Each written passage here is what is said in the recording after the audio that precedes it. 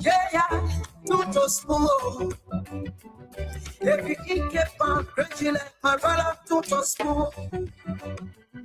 You got a small TV, you got a small radio, tutto smooth. Yeah, yeah, yeah, tutto smooth. You want to get a news update, tutto smooth. What? Yeah, Rastafari. Kilibamba, kilibamba, kilibamba. Kilibamba, kilibamba, kilibamba. What I want? Yes, party. TV. Yes, party.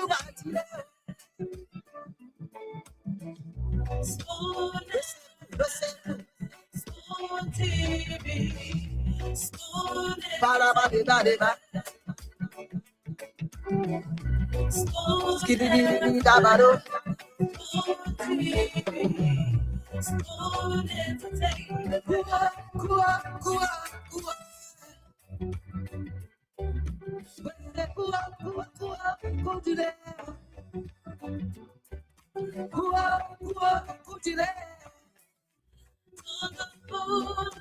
Yes,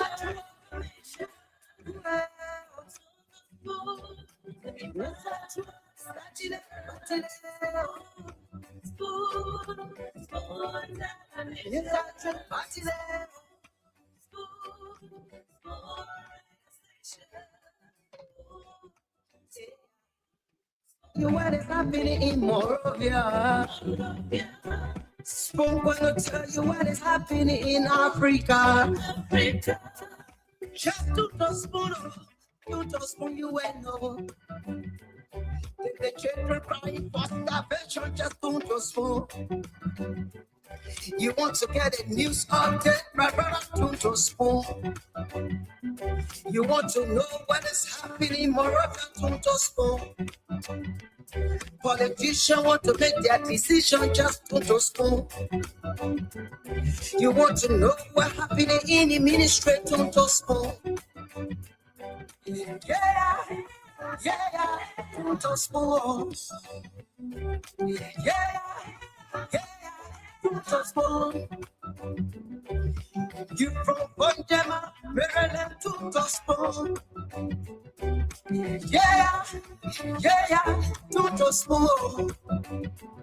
If you eat it from crazy like my brother, to the spoon. You got a small TV, you got a small radio, to the spoon. Yeah, to the spoon. You want to get a news update, to the spoon. What? Yeah, Rastafari. Kilibamba, kilibamba, kilibamba. Kilibamba, kilibamba, kilibamba. What I want? Yes, party. TV. Yes, party.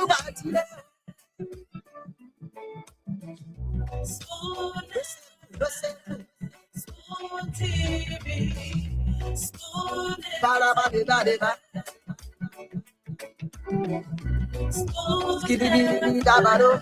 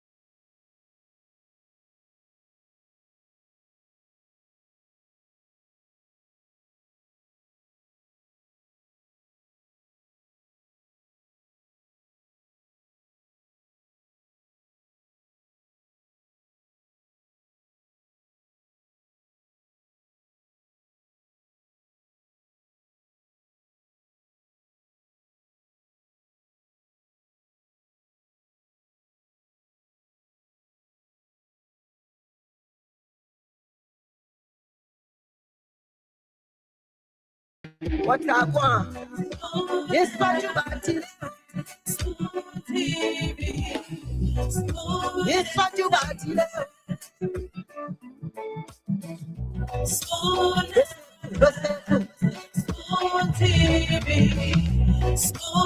Bada bada bada bada. Skibidi da bado.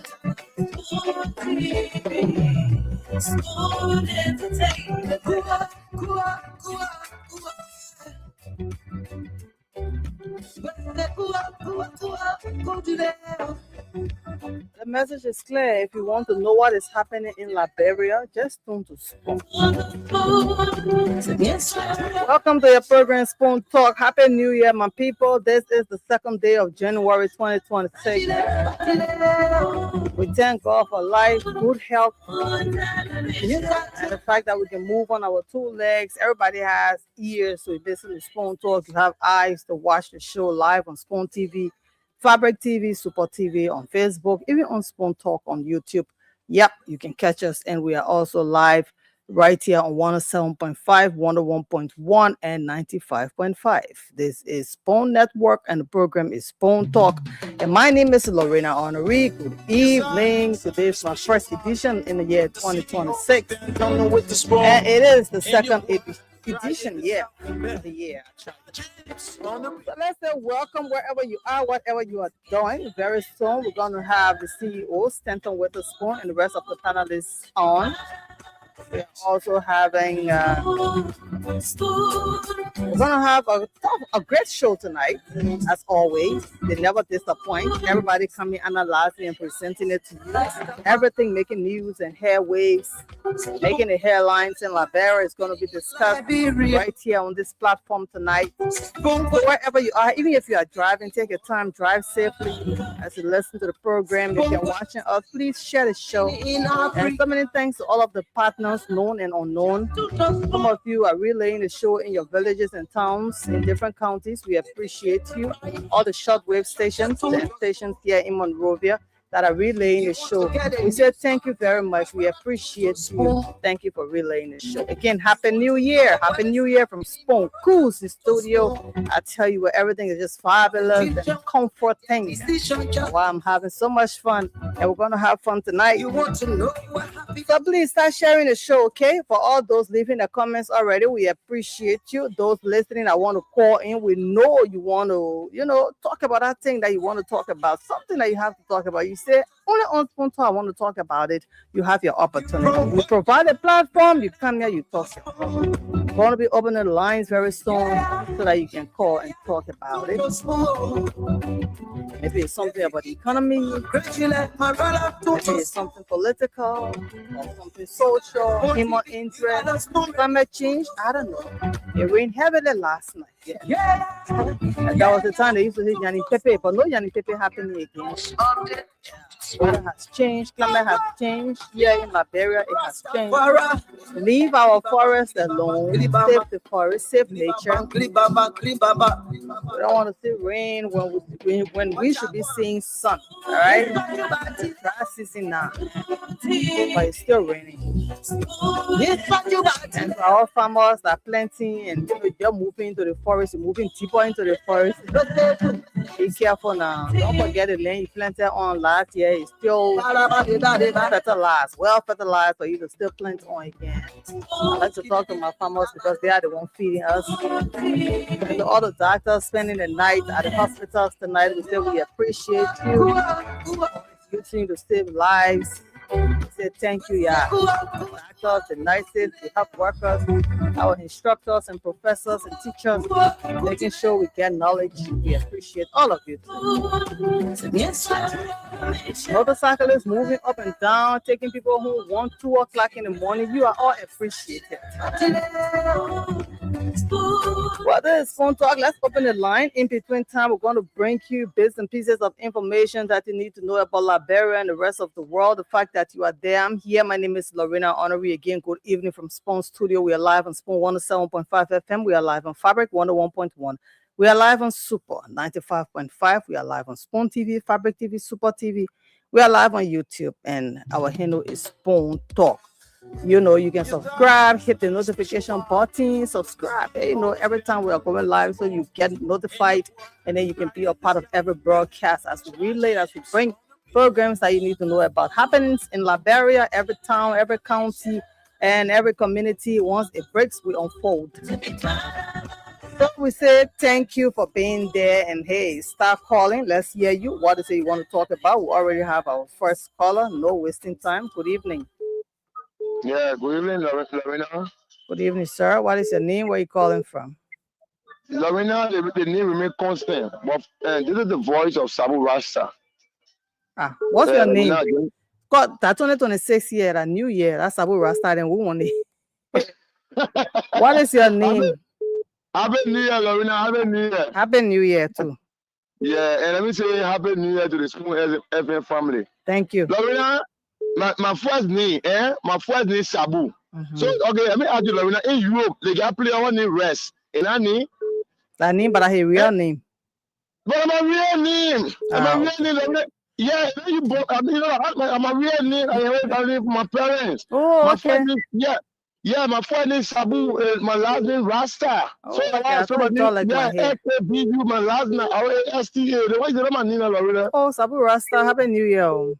Yeah, Lorena, I love you, but you put the old name. Happy New Year, Lorena. My name is not the issue. Yeah. What's the issue? What that's on your mind that troubling you? You want to talk about? Thank you, Lorena. You know, Lorena, you clever student. You clever student because you can ask questions. Lorena, you know what? Yeah. Teach me now. Lorena? What's on your mind? Thank you, Lorena. What's on my mind this evening? I want to speak to my CEO, Stanton Waterspoon. Who is Waterspoon? Look, yes, Stanton Waterspoon, the biggest CEO, the best CEO. Look, CEO, I want to say Happy New Year. I want to say Merry Christmas first and Happy New Year, CEO. Look, CEO, like your son Sabu Rasta, your beginning Sabu Rasta 1.4. CEO, I call to now purpose to appreciate you for what you for what you always doing for the Liberian people, for what you continue to do for us. Look, CEO, let God bless you, let God promote you, let God bless this station that Stanton Waterspoon will be number one in the world. I want Stanton Waterspoon will be the number one in the entire world, to be the best in the entire world. So I just call tonight to appreciate my CEO, my best. I'm talking about you now. When you say I'm CEO, that's my business. But for me, Sabu Rasta, I'm a CEO. So I call tonight to say, CEO, let God bless the network. Let God promote the network. Every evil against the network, let that evil die. As soon as they come to an end, let every enemy against the Waterspoon, let them die. Amen. In Jesus' name, let's say, let God promote everybody on the Spoon network. Amen. Let God bless them. Amen. Let God open doors. That's why I call to tell you, Lorena. Thank you, yeah. So God bless you. Yeah, see you. I want to hear me. I want to see you hear me, Lorena. Yeah, he listening. Okay, thank you. Thank you for the show, Lorena. You're welcome. Continue. Yeah, you're welcome. Thank you, sir, for giving me the go ahead. 077771075 055101075. What is it? What do you want to talk about that is troubling you? We're in 2026 now. You know, what is it? You want to talk about your resolution? Okay, let's see you and then we'll ask the other question. But let's hear what is on your mind. Good evening. Yeah. Let's hear you, sir. Your life. Yeah, I get problem with the police from Congotan Barrow. They roll a favor beyond Zone 3. The motorcycle you don't come on there to enter Peace Alley. They're not hitting the mirror. But the boy check on what they bought out about $50 to come from beyond Zone 3 and Barrow to go Peace Alley and not go inside the mirror. I saw that. I saw it too. That's why I get problem with so what the police to look at that movement. All right, thank you. Okay, I saw that too. You know, since they said they shouldn't go to the no-go zone, you know, now they should be in a community. They are in a community again. You still want to put checkpoint in a community and they have to be dropping money in that community. I don't think the police checkpoint should be in the community, on the community road, because you say that is where the guys should run. So why are you in the community again? Good evening. Yeah, Lorena, good evening. You're live on the show. Yeah, this is Poema William, and I join you from District 13 People Village this evening. All right, Poema, what's on your mind? Let me say good evening to our CEO and happy New Year to all the Spoon Network family. Happy New Year. And let me say thanks to the Spoon Network family for at least expanding the network to Voice of Liberia. Let me say kudos to the family.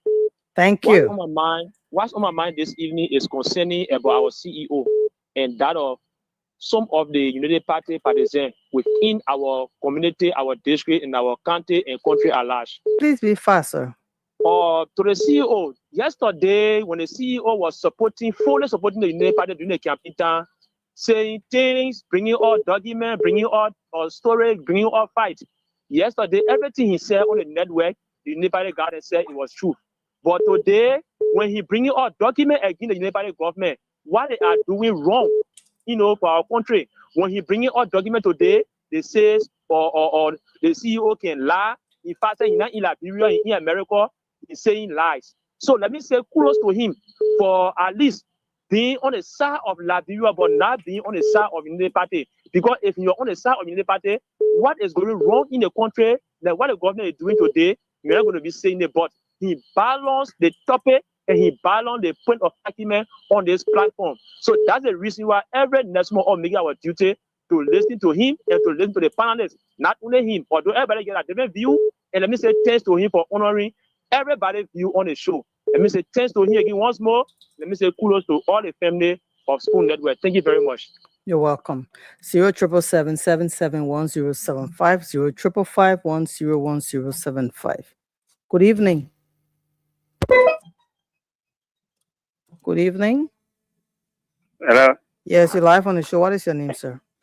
Yeah, my name is Jion Pekin, calling for Tinga Village. What's on your mind? Yeah, what's on my mind? I just want to appreciate the United Party government for what it has started for the past 2 years. But we're expecting more. A lot of we see is going on. So we appreciate for the past 2 years. Okay. Thank you. Yeah. All right. He says the government is doing well, but he wants to see more since we are not too far from 2029. We are in 2026. Next thing you know, 2028. Good evening. Yeah, how are you, man? I'm okay, sir. What's your name? Man, this Adama Kanen Joseph Wagai first song. Okay, Joseph Wagai speaking. United Party Intellectual Bureau, Johnny Fontala. Okay. What's on your mind? Mama, thank God for my life. Mama, today, so at the time they are in Sobe, what a new year. God has blessed me. All the party, Mama, my labor woman. Mama, it's good for your man to bless you. Then today I installed my labor woman. Whatever one leg get to go red crown on my head. Oh. Yeah, Mama. I'm lying to you. But I want to ask you, if somebody put red crown on your head, and Allah, the person said, it lie on you. If you so go to 15 years in prison, that person can go into that same prison when the person lie on you. I want to ask you here. No, it doesn't happen. We have never heard of it. Okay. Maybe it's on the books. They get lie on my knee. Allah, she look at no way they want to balance to the chair today. Allah, she bring the leg at grandma to beg me to take it when they talk family way. So you both didn't go to the police station? No, but then when it will go back there. Tomorrow, I didn't go to the police station because one of my friends calls me. I'm going to the police station tomorrow. Let's rape me because in case that leg or now somebody here got that time that in Sobri. You know, in Sobri where they kind of lie. But why did they get you? I put it on you now. Okay, thank you for calling the show, yeah?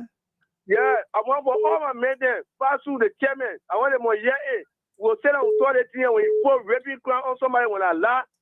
What kind of law behind it? They should put people in jail for lying. Yeah. All right, thank you. They try to go to jail because you want them to go sorry for me to lead there forever. So Ben as lie on my knee, their case will go far until you go to Minister of Jana. According on then Adama Kane Joseph Wagai song. According on you, they cannot smoke it. Thank you very much. You're welcome. Man said, if you lied that somebody raped you and it didn't happen, well, you should go to jail too, because you could have sent someone to jail for years. And as we have gathered, there are people in jail for rape that it didn't do. Yeah. Yeah, compliments of the CC to the entire Spoon Network family and compliments of the CC to my fellow Liberians on Radio Land this great Friday evening. And special compliment to you, dear Sis Lauren Institute in Liberia. The need remain constant upon AS once You again can always back get to our to school too network. lucky. Yeah. Says Lauren honoring what on my mind as a training issue is this. It has to deal with the issue of our speaker, Ricky Namweku.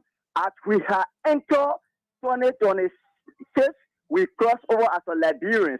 We are not going to tolerate the characteristics of the speaker based on his wife in the book talk about the mayor, and the mayor is also a deniable personality that cannot travel to America. The mayor that's supposed to hold speaker position as a reputable society, I think it's time for Liberian people to rise up. He cannot contribute anything to the society. And first foremost, he is now a Liberian, he is a Nigerian by nationality. So we cannot take our power, the mouthpiece of the Liberian people, to alien to serve that post. Look at the medical division in the House of Parliament. Them took over the House of Parliament. They just their profession, divisional, all kind of status, not benefiting the Liberian people, and then make appropriation of all kind of funds. Then look at the kind of characteristics they may present. He's supposed to serve as speaker. So this coming around as we are about to resume administratively. When we resume administration, we are not going to set a Rachel Namweku serve as a speaker. What happened yesterday is will happen today. The mayor does not the position is occupying today as an occupant. So we rise against it. Just don't want me off. Thank you. I a pastor come out to put his feet to fire. Thank you very much. That mayor, I say, you're not credible to even serve the university that is teaching AMU as an instructor. Those who have graduated under a supervision of Rachel Namweku, they need to revisit that course in depth because the mayor is now a course teacher. He is now rational in making any decision. Sir, thank you. Following his long period of time. Look at the kind of characteristic.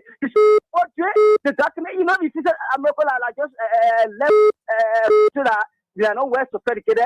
You feel the criminality that you feel you're doing to Liberian people. We not know, then you go apply in America. Let me will resign from that position as we have. Towards over 2026. We will now will be resilient Thank to you him. very much. What? Let's talk to this next person. Good evening. Yeah, please speak up. Yeah, my name is Emmanuel Lomo. I pop on Chigot. Emmanuel Flomo from Chikotan. Yeah, What's on your mind, Emmanuel? what on my mind concerning the police is What happened to the police or with the police? Go ahead now. All right. 077771075 05551101075. Good evening. I'm okay. What is your name? Where are you calling us from, sir? I'm Sabi Kemo calling you from Johnson Panya. So what's on your mind? Well, my mom had a day. There's a LC pool right opposite the funeral home, the Bonafont, and the Bogner funeral home. There's a 2 LC pool there, dropping almost falling on somebody house there. It's very dangerous there. So, anybody from LC listening, they can go and move up and better planning. Other than that, of course, when it falls somebody, of course, probably. Number two, I'm concerned how to do with the speaker. We cannot get a speaker. I think they marry a biological sister that to go to America. The CEO coin like a mayor. So now we start to resign. Or add it to the state there will be a serious pressure behind you when I leave it. Let me resign. Thank you. Thank you very much. All right. So we are just here to provide a platform. You talk your own. The next person come and talk their own. 077771075 05551101075. Call us. Let's take this person on our WhatsApp line. Hope it goes through right. Hello. Hello. Okay. Well, that's the number. You call us and be a part of the show. We'll take our local callers. Good evening. Good evening. Hello? Good evening. You're live on the show. Yes. No. Yeah. Okay. Possible New Year to you. My name is Egu Fufana, member of the International Bureau, Anybody in the ledger belong by the ready tonight. Although you know my issue, my wow, my mouth tonight get to do the last summer. Why George will help me in his for the grand chess last year? Oh, George will talk about the project because the completing project will the United Party is on. I may not believe George will because George will is doing on stress because the many consulted. Because the men say during the campaign, they say there is no way for Ambassador Baga to deal because they will empower. The party will empower, they be there. So he by empower is doing everything, they will not put it not possible. So impossible become possible. So the man is going on, the man now in a real man, why you saying this? Because if you want to tell me that, they'll come to the solar farm, why the United Party will put it a project. Look at the matter, the retiree, the money why the United Party, although we agree they are not infrastructure development, but they are a project. So let me say this. Anything you started when not end, you are a failure. So the person that will end it, the person will take the goal. So you are a failure. You will there all the good things what you do. While a blood vote for you power. Caution yourself. As you say caution. Because everything that one good government can place power, everything can be reviewed. Finally. All right, 055510175 is one of the numbers to call. 077771075. Let's talk to you. Good evening. You're live on the show. Good evening. Yeah, your name? I'm Christopher Neiman. Christopher, what's on your mind? Well, yesterday I monitored the show. I noticed that you guys coming from Clarksville to come and get to create the entire show. So I want to say Mr. Spoon need to be very careful.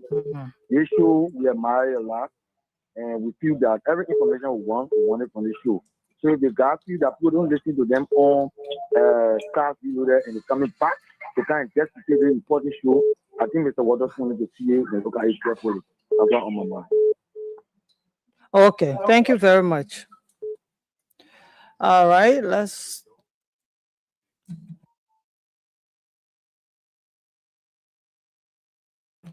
take roll callers. 077771075 05551101075. Good evening. Hello. Yes, what is your name? Where are you calling us from? Miss Emmanuel Christopher Ngesa, calling from Bonal Farm, Blue Continent. Okay, Emmanuel, what's on your mind? Well, I just want to appreciate our government. Hello? All right, we'll take another caller and then we'll take a short break and be right back. Good evening. Good evening, my happy new year. Happy New Year, sir. You're live on the show.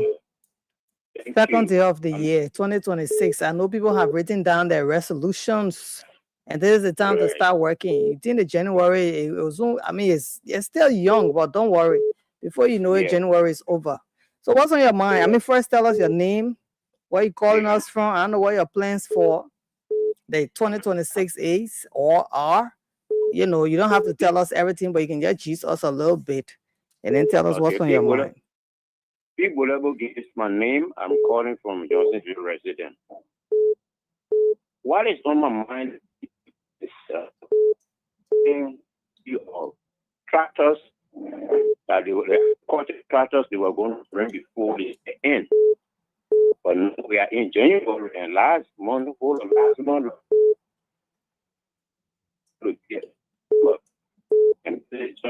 and nowadays agriculture time. Anything that is on my mind, you will be able to give. Okay. Everything. So is why I call. Okay. We don't know what is happening. It's what on my mind. So Thank we need you. to go back to the soil. Okay. So you going back to the soil too? Right.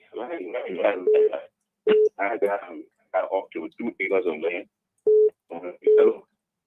Okay. You know, and now I'm on the process, but I trust it will overcome before I decided based on the distribution because I got on point in my DB.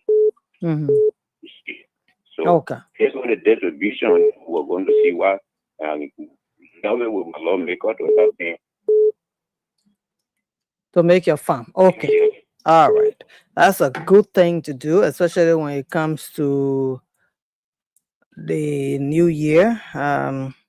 So we pray that your lawmaker will listen and help you out because we need more farmers. Hello? All right. Hello? So, thank you. Okay, you're welcome. 077771075 05551101075. Good evening.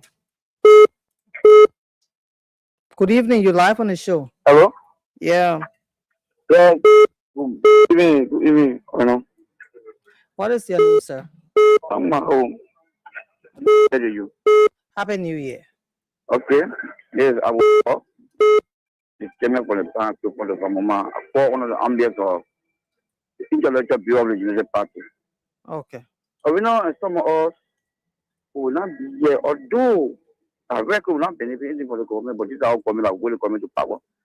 And Chief Kanu always blow the home. Salome, I mean, Salome, and you know, the thing that are happening today, the small event the president gave. That we are saying that the 300 people who meeting today in the community to organization. If they were not the normal advance to fit promo and the other secretary, the MCD, they will not think about divine arrest to organization here. They are asking us on the street, not for organization. No, they are what happened here. Okay, personal okay, people okay, give it to 300 people the rest of the group. People will protest for the MCD for me and for the government every day to come to the mosque. Taking the data for MCD, the middle of today, I hope what we are hearing in the corner. And I choose what more I want to attend the meeting today. But what pulling a dollar attempt today, every one thing to go back. Please, Mr. Secretary Director, to not jail our red to organization here.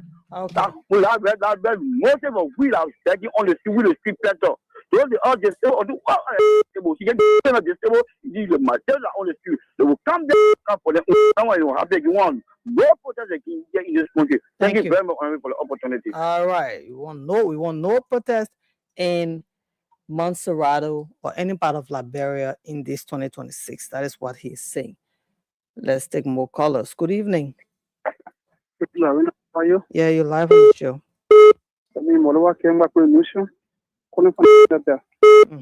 What's in worrying you? You want to talk about it?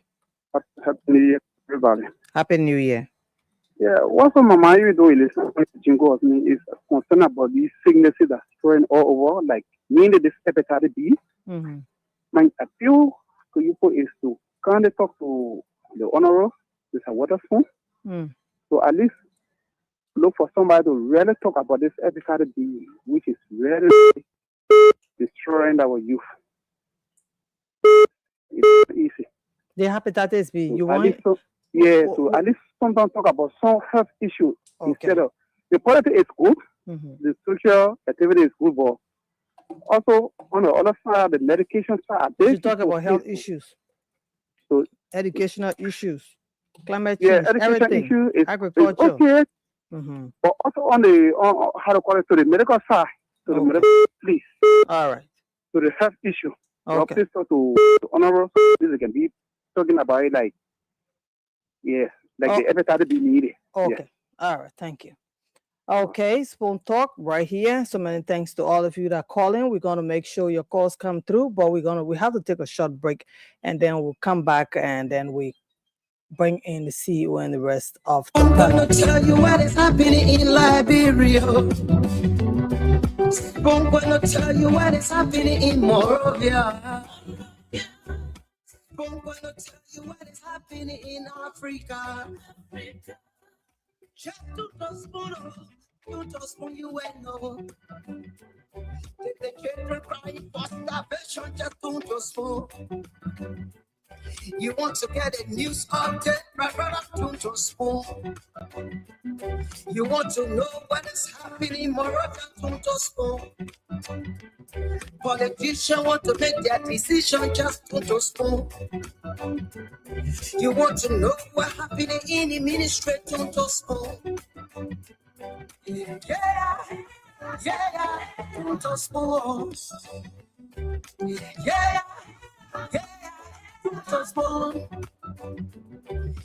You from Bonjama, Maryland to spoon. Yeah, to spoon. Every ink on gradually, my brother to spoon.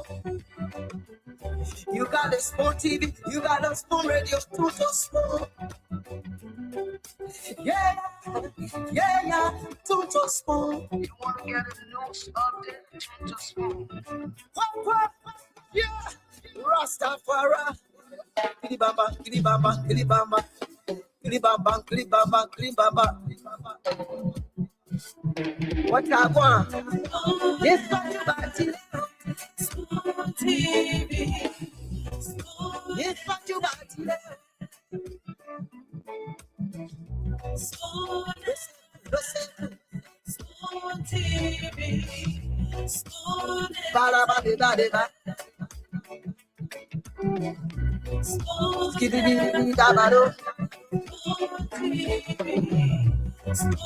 Entertainment.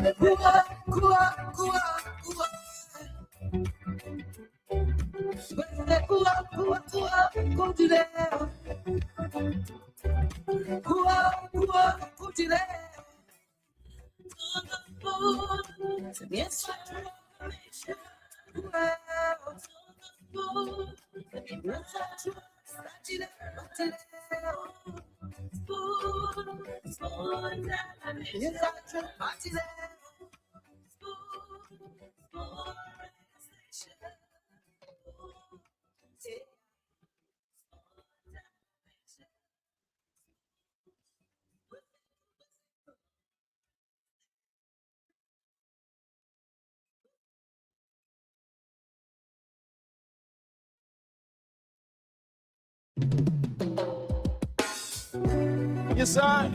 It's been on from the CEO, Stan Tony with the spoon, and your boy. All right, so we are back. We told you how to take a short break. Now that we are back, you can put your calls through. Tell us what is on your mind. What is that thing that is disturbing you? You want to talk about? This is Spoon Talk. If you just tuned in, we are live on 107.5, Fabric 101.1, 95.5. That is Super FM. We are also live on Spoon TV, Fabric TV, Super TV, and on YouTube. We are live, and our handle is Spoon Talk. All right, so let's take more callers. Too many people want to talk on the show. Good evening. You're live on the show, sir. He's calling for Ting Labrador, Love Labrador, and Joe Labrador. Yeah. Okay. What's on your mind? The one on my mind was appreciate the president for his great work. Yes. The thing on my mind is our former president of country. Every time you take the church to be to be addressing people and be everything will be like a project. So now you get project, but now you get a project. So who take the project and make the project and make non-Labrador getting better? Then you'll be there, you get for example, make it plan with the person. Where George we are what we are for. Thank you. Thank you, yeah. Hello. I'm here. Yeah, when our former president we are for taking to be male, giving mentor, but in behaving a ball. Thank you for the show. So there's a difference between me and Bob. 077771075. I understand. 05551101075. Good evening. Lorena. Hmm? Good evening, Lorena. Good evening and Happy New Year. What's on your mind? What's your name? Happy New Year, Lorena. This is David King. And I join you for my residence this evening. David King, what's on your mind? What's on my mind has to do with what Mr. Bwaga said the other day concerning reconciliation, a New Year message. Mm-hmm. There's a complete contradiction. Contradiction in the sense that you cannot be the president. You see something today, you do something different. If President Bwaga is very serious concerning what he said, then by now, Musa ability to be called for a dialogue. But now, former President Weah should be called for a dialogue. But now, Ellis Comey should be called for a dialogue. But since the inception of this government, the guy is not for reconciling the country. Mr. Boakai have not been able to call political leaders and other interest groupings to have a sit-down to discuss as the way former President Sirleaf did, as the way former President Weah did, about calling them to Better Casa Hotel and telling them the way forward to move our country. But all we see, President Boakai will be seated with his speaker, who is a pedophile, who married his sister, telling people that the former government official are. I thought we're living all those things in 2025 now. In 2026, so thank you for calling. He Yeah. sat there and he was laughing with Lufa. How can you be somebody who wants to reconcile this country and somebody who is the most powerful person in the country making denigrating statements to former official of government? Then you sit there and laugh with him. Thank you, sir. I think he's not serious about what he's saying. If he don't want to reconcile the country, nobody forcing him to reconcile the country. We ourselves know how to reconcile with one another. But if they go gutter with us, in the official community will go gutter with them. Thank you. Because I listen to that. Good evening. Good evening. How are you? I'm okay. You're live on the show. Your name, sir? My name is Daniel Fedi. I call you from the Mosquito Lodge District, district number 10. District number 10? Yeah, district number 10. How you call it? How you refer to district number 10? Mosquito Lodge District. Mosquito lies. Yeah. Your community could be mosquito lies. It means somebody, the whole district thing is mosquito lies. What's on your mind? Yeah, so okay. I already it's not really unfair for the district. So, but what's on my mind is this thing that this field former minister having Weezer on the radio the last time, saying that the result should make George Weah be the president 2029. In 2029, we have been born 2027, 2028. But then in 2025, saying if George Weah not win, he will not accept. He will not. He's not speaking for himself. He said the CDC will not accept the result 2029 if not George Weah winning. So I want to send a serious caveat to the entire CDC. Look, if this coming from an hour grader and Samuel Twitter and all those, high CDC RT, if you know what we know, we United Partisans, we still we waiting for year 2029. Since 2029, I already stop getting the fear, to make it look like by all costs, George Weah must win the election. Out of that, when the commissioner announced that Joseph Boakai won the election, I say, oh, that's okay. Thank you. Thank you, sir. Thank you very much. All right, so this is Spoon Talk. If you are there, we are here. We're live on Spoon 107.5 FM. We are also live on Fabric 101.1. We are live on Super 95.5. And we also bring you some developments making news in the print media that is also on the internet. And from the Liberian investigator, this mother is crying for help. She says, "Help me live." A Liberian mother battles advanced breast cancer as family appeals for support. In a modest home in Johnsonville, a 49-year-old mother of 3 is fighting a losing battle. All right, and she's asking for help. We also have on the Liberian investigator, circular economy, green jobs promise sustainable future for Liberia, Action Aid. And as mountain waste, plastic pollution, we're just talking about it. Rising youth unemployment continuing unabated. Liberia recently held a 2-day national training. You want more on that story? Just go and get the Liberian investigator. Speaker in marathon talks as lawmakers insist on SONA boycott. Right, I know you're going to hear more about that tonight. House Speaker Richie Nkoon recently entered a prolonged high-stakes meeting lasting more than 4 hours. All right, get more of that. And insufficient funding falls weak enforcement threatens chimpanzees. Biodiversity in Liberia's national parks.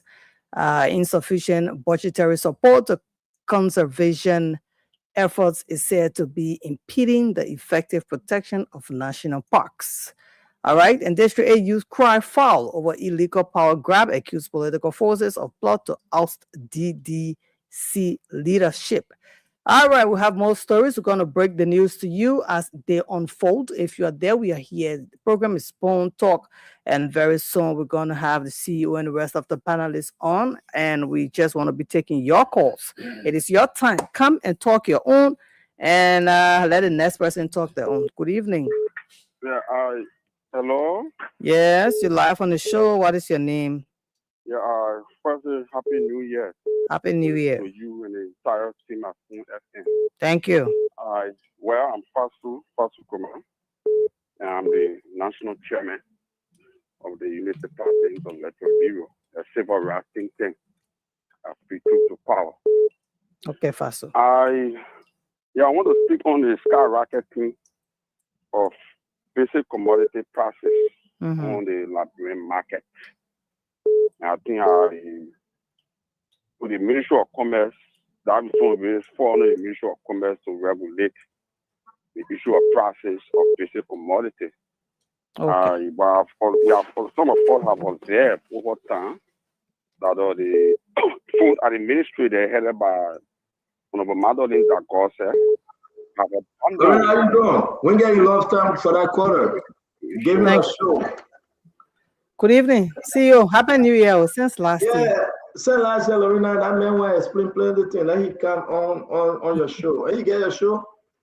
The man here already. Oh, he said No. Your caller that was on the line gave an invitation to come on the show. Yeah, we got 6 more minutes to do our own thing. Lorena, Happy New Year. It's good to see you. How's your Happy New Year? Yeah, New Year is going great. We thank God for life, good health. Fact that, you know. So I know I'm going to get very New Year. I don't know what I'm going to do. But one day you get plenty hair, one day you get low hair. What happened with it one?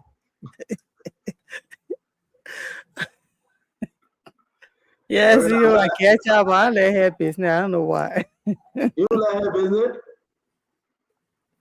I tell you. The other day again last year I see you with long hair on your back, and then I see you with no hair. Lorena, I don't know if you're the real Lorena said because you're confusing me now. I'll be trying to wear hair, see you.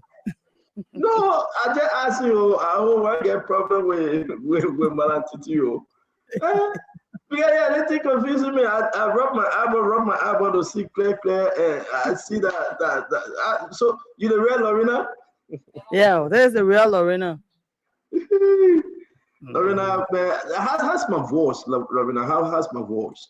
It's clearer than the other time. Yeah. But see, why you forced her to come on the show the other time when the voice was not too clear? I mean, what time are you talking about? The time you had a cold. Some people said they wanted to send ginger for you, for you to drink ginger to clear. Yeah, I ate all the ginger. I drank all the pepper soup. I saw the fufu. It's just a season, Lorena. It's just a season. The whole house, get cold, and God got us. God manning us. It's okay. And, it just made us to drink plenty of pepper soup. The dry fish pepper soup, right? Yes. We eat the seafood pepper soup. We want the dry fish pepper soup. But you know what I want, Lorena? I want the bony pepper soup. Yeah. Yeah, the bony. Don't just wash the bony and just put it in the pot. Don't take nothing or don't peel it, nothing. Wow. You know what I mean? With all the skin on it, just put it there. Yeah. That brown pepper soup. Then when you cook that pepper soup, then you can put what a leaf. Guess what kind of leaf you put inside? Yeah. And that one was shaking. Huh?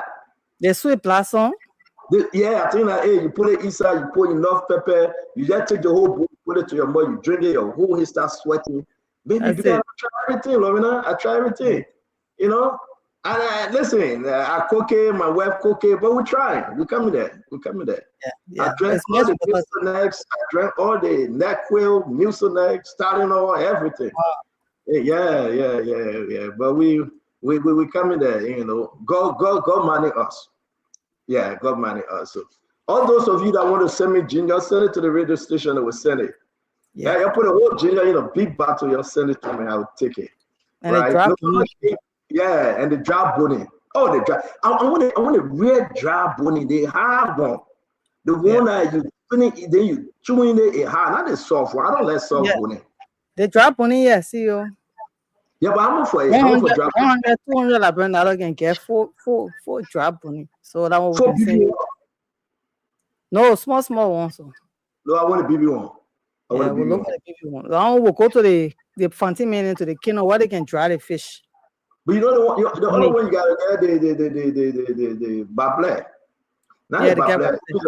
No, bablé. You're talking about bunny. I know bunny. No, I know bunny, but there are other small fish there. Like when you go on the beach, the people that catch them small. They're flat. That the bablé, you just call it. Yeah, that bablé. Yeah, and you fry it as so bone. Nothing inside as so bone you get to eat. But you go a dry result. When you eat it dry with the pepper, you get that one. Oh man, it's super. It's super. Right. Yeah, we need that. Lorena, I can cook. Lorena. I know how to JBC. Jump before you play. Yeah, man. I want to welcome all of you. We have the honorable man, Representative J. Marvin Cole from all the way Bon County. There's a lot of stuff happening in the country. We want to say yes, indeed. Today, the Liberian flag was put very high at the UN for the non-permanent seat. We have, what's his name? The representative, the permanent representative to the UN, Louis Brown, and others were there. They were present. We'll play that video. Again, it was a good program. Liberia is on the non-permanent seat. We got to give it to this government. And yes, it's for you, the Liberian people. It's not for President Boakai. It's not for John Maden. It's for you, the Liberian people, and we deserve it. So we want to say we'll be having a great conversation today. We will talk about everything from the House of Representatives. We got an audio tape. And don't forget, I promised to discuss with you that the LDEA boss, he punched, Lomina, the man took a hand and punched somebody in the eyeball. The whole eyeball sweat up. Yeah, he won't bodyguard. He look at a bodyguard, he do like you boxing, right? Lomina can box him. Then you box him 1-2, you get a guy TKO, technical knockout, boom. He punched the guy. Look at that. If anybody come by way of my left hand, I don't think they're going to survive. Yeah, my left hand is so powerful, Lorena. I want to boom. 1-2, boom. And he punched the guy in the face. Yeah, he did. Yeah, give me the officer in charge for the LDA. Give me a picture. He busted my eyeball. The boy went to the cleaner the money. He begged the boy not to complain to Boakai because Boakai will fire him. We got a clip. I'll play the recording. The boy crying. He cried to me. I said, my man, don't cry to me. Go cry to the justice minister. He crying. And this is bad though. The officer in charge of LDA, and I was telling the Boakai, listen to me. I was saying to President Boakai, that President Boakai, listen, these are the people President Boakai keeping in government. These are former rebels. These are former, they don't want to kill people, you know? And we're talking about it. Look at that, it's bad. Listen. He punched the guy in the eyeball. And this is not a joke. We got good news that the Liberian flag is high at the UN. We get the LDA boss punching people in the eyeball. We get Rachel Kuhn threatening lawmakers because they say he loved his own sister, he married his own sister. And we got people in America complaining Rachel Kuhn to the Justice Department for immigration fraud. So what do you want to tell us? What do you want us to talk? We got to counter me that Lofa is up. Thank God Lofa is up because they weren't going to be too bad for President Boakai. Lofa cheated, Lofa out. My wife from Lofa, she can get red, but Lofa out. And thank God Lofa is up. Grandkid man, it will be grandkid man. I know more Adam will get vest, but it will be grandkid man, and the whole thing will be settled. Because the Lofa people keeping grudge. Because now they're out, they're praying for them to be grandkid man. So it will be grandkid man. So we're going to have a wonderful show today. Wherever you are, Happy New Year to you, the second day of the year. Can you imagine? We're in day number 2. Yeah. Second day already. The year moving fast. So quickly. Seriously, CEO. Can you imagine we're in day number 2? Almost finishing. The year moving very, very fast. I don't know about you. We in day number 2, and we are grateful to God that we started a new year on a good note. We want to end it like that. Don't give us your wahala. Don't tell us anything we don't want you to tell us. We moving forward ever, and we pray for a better Liberia. Okay? I want to say to all of you, my brother, the name is Damo, David Bakulo, Ezekiel Sako Nimbo, Florence Naku, Steve Wilson, Lawrence Mupu, Liberian Element Intellectual. Fede Bala is here, Steve Wilson is here, Ryan Change Kamara is here, and we want to say Victor, whatever. You can find us on Voice of Liberia, on Super FM, on Fabric FM. What's the other FM again? On Spoon FM, on all the FM. You can find us there. Find all the FM. Yes, indeed. We want to say before we bring in the representative Marvin Cole on, I like to play something, right? Lady Supreme. I like to play something. I like to play something, Lady Supreme. Hey, Lady Supreme. Yeah. I can't tell anything because I don't know her, I don't know. But let me leave her alone. I will get in trouble with Madam Titi. So let me leave that. Let me leave that thing alone. All the human rights, female activists, they will say, what's the no say no hair? Making him speak freely in this place. Then they will get very with us. Yeah, man. Lorena got to the studio, no hair. They're getting very with me. Let me tell Lorena to come with no hair. So let's play this, Lorena. I want to play this because we'll be speaking to Representative Cole on this, right? Representative Cole from Bon County. And I do believe he will be running against Prince Moyi. Lorena, that's my own. He can deny it, right? What I'm hearing, he will be running. He considering running against Prince Moyi. So Prince Moyi is in trouble because Prince Moyi is losing Bon County.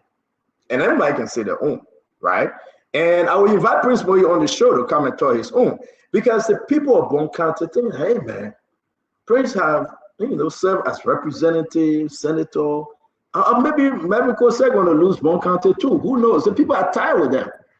They are tired with them, Lorena. They are. Lorena, Bon County people, Bon County. Is there any change in Bon County? No, let's ask the Liberian people. Is there any change in Bon County? Can anybody tell us about the changes that have taken place in Bon County, Lorena? Hey, I'm waiting for you, Lorena. You got an answer. CEO, we are still looking forward to at least having some guest houses. That guest houses? What were the schools? We just tell you the schools there. When we talk about university, they say they have Cottington University there. Hey, but that Bon County get Cottington University now? Yes. That Bon County own Cottington University? No, that where it is. They did the lawmakers. What? Anyway, it had, it just had to talk, man. It had to talk, Lorena. It had to talk. But my own, I would talk. I would talk because I think the people deserve better in Bon County. And you got Prince Moyi still going to run. You got what's the other representative name? You got Johnny Quay. Is that him? Senator. Yeah. And you get Fode Fambula. Can you imagine? Then you get what's the other guy named James Colette? What are these? What's the other lady name? Mema Bridge Mensa, my own sister. Then you ask yourself, they just dead, they just sitting there. What are they doing for the people? Representative, senator, they just sitting there. Man, we talk here. But I want to play Representative J. Marvin Cole. He's in studio. We'll be bringing him on shortly. I want to play his recording. Let's listen. This recording was leaked, and we have a copy. So let's listen. Comrade Kun, distinguished colleagues, I want to say good morning to every one of you, and thank God that we're in 2026. This is a very pleasant morning. All we can say, we want to tell God thank you for life. He has given us another breathing space. However, I am reminded of the conversation that was in the chat room yesterday where the speaker validated that Cecilia Bokun is his biological sister. That leads us to the fact that Richard Kun, at this point in time, you should recuse yourself, that you have committed crime under our marital law, the domestic law of this republic, that incest is a crime. So until we get reasons why you marry your sister, I think you have lost legitimacy to preside as speaker. So it is just the right thing for you to recuse yourself. And one thing, there are a lot of colleagues calling me and say, oh, you're from the Fanatic of Blood, they fire, you're not supposed to be commenting, you're not supposed to be talking. There is not a no damn blood thing that we're talking about. We are talking about the credibility, the image of the House that represents every one of us, the legislature as a body. Do you know what happened? That a woman is claiming that she got a marriage divorce certificate from the Civil Law Court. The reputation of our judiciary is placed on a question. Now the executive is also placed on a question. The legislature is placed on a question. And the lives and the status of our Liberian brothers and sisters in the United States of America now being in danger. I mean, this is a grave allegation. I'm hoping that our dear speaker can do the right thing. I'm not talking about removal or Richard Kun. I'm only saying he should recuse himself because they are also saying the woman fake document and blah, blah, blah, blah. In the state of Delaware, you did it marriage, and then now we have credible information. The documents will be available today that, pictorial evidences will be out that you did marry and you exhibited acts of husband and wife. And if those papers are provided today from now to 12 o'clock, I think Richard Kun will not be speaker anymore. I am only hoping that those information that we have received will not be 100% factual, but if they are factual, I think this country is heading to a serious problem or the House of Representatives. Thank you. God bless Richard Kun, the recused speaker. Thank you. Now, here is the thing. Those guys who will be speaking in the back and don't want to fix the reality, it is my hope that every one of us will face the reality. When y'all spoke about the document that were in Comrade Emmanuel Dan's hand on the floor, asking for the passage of that document, that spoke to the fact that to preserve the dignity and prestige of the House at all times and maintain quorum on the floor. Now, this is not just about just maintaining quorum on the floor. We're talking about preserving the dignity of the colleagues. From whatever point you stand from, I want us to realize one simple thing. Tomorrow, all of us, posterity with Joshua, that every one of us were members of the 55th legislature. The third highest person of the Republic of Liberia, name is being mentioned if we were in a civilized and democratic environment, but now just by that accusation, my dear comrade will no more be speaker. However, it is his right to defend himself. He must be given due process. All we are asking, Comrade Kun, all the documents in your hands, now you have validated one of the arguments of this lady that you were saying, oh, you don't know the woman, and now it has been proven, your family has come out, they have spoken, that the woman is a biological sister. Okay, be as it may. If this woman is a sister and then she's displaying marriage document from the United States of America, immigration document that you file for green card, she's displaying all of these documents. She have given these documents out. And we're also concerned. Angeline Kun, when did you divorce her? Have you divorced Angeline Kun? There's so many unanswered questions that we have. All we want you to do, comrade, is to answer those questions. Nobody after you. Nobody is fighting you. I mean, this is a food that you cook and you're dishing it out, and you must be able to be man enough to eat the food that you cook. That's all I'm saying. And nobody got a personal issue. We've gone almost 1 year.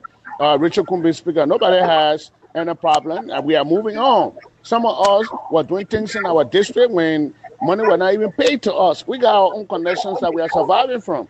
Thank you. If you're introduced the culture of impunity, meaning that somebody commits an alleged crime, and that will not be an issue. Comrades, let me remind each and every one of you, one of our sessions today, Comrade Kun was seated in his speaker's chair, threatening men and women, that if you go out there and make any sweeping statement without proof, you will be dealt with decisively. And it brought an uproar in the section at that day. There were complete disturbances. Now, Richard Kuhn has gone up there and burned the credibility of the House of Representatives. And then people say, oh, that a man personal thing. No, you don't got no damn personal thing. I mean, his life is a public life. His life represents the House of Representatives, the legislature, the head of the legislature. Name is dragged in a public conversation. So at this point in time, our brothers should be able to just stand up and tell us, say, look, oh, that's my sister, and I made this mistake, and I asked for mercy. And these are the things that we expect from an honorable lawmaker or colleague. But it's not for people to start taking the, oh, that black issue, oh, you know, that I'm having code. No, it is not a black issue. They're not for Nantikova Black to Richard Kuhn to go and get multiple relationships as alleged. No, it's not for Nantikova. So every situation, everything that we do in secret, we should be aware that it will come in public. That's what the Bible says. People like us who believe in the Bible, that's what the Bible says. Everything that is done in secret will be exposed. And if these are some of the things that Comrade Kuhn has done in secret, I mean, it will come to pass. The building that Comrade Kuhn has on 3rd Street, around that area, he has an apartment there. There are deeper revelations that are coming from that apartment. Those apartments, I mean. So we are not ready. We have gotten this information almost about 3, 4, 5 months ago. We got all of this information. We've kept them because we don't want Richard Kuhn to think that anybody after him for any reason. I mean, life is about time. And when that is his time, he was something. People, we got insulted, abused here for alleged issues. And nobody had a problem with it. So your thing will sit down, we shut our mouth because somebody will come stand there and say, oh, that blah, and that this and that. This is not about black. It's about the House of Representatives. Thank you. And I want to say a happy new year to all the comrades who are thinking to stand up. Don't be afraid. There's nothing about fear. We should stand up. Up to now, when you were being dragged as little boys and girls, and people were distributing millions of dollars, donating all over, when they could not even, they determine how much this is one of the most dangerous things I've seen. Your just benefit, people determine how much you should get, how much you should not get. Everything was done by this speaker. So why are we afraid to speak the fact? Thank you.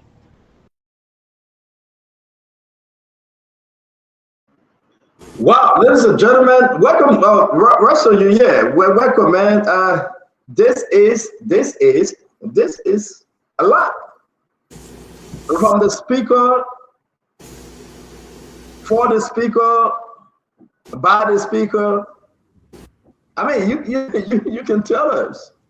But imagine though, we have the representative Jim Mervyn Cole. I welcome you, Russell, and I welcome my Karis Moses Gray, celebrating his grand Kip Cutter because yes, they won, and Lufa is out, and I'm happy that Lufa is out. But we're talking about that later. You can just tell your own. Yeah, where they coming from, man? I see you long sleeve shirt tonight. Yeah. For 2026. Oh, how are you? For 2026, I'll be wearing long sleeve shirt. Okay, I will change my muscle arm. Yeah.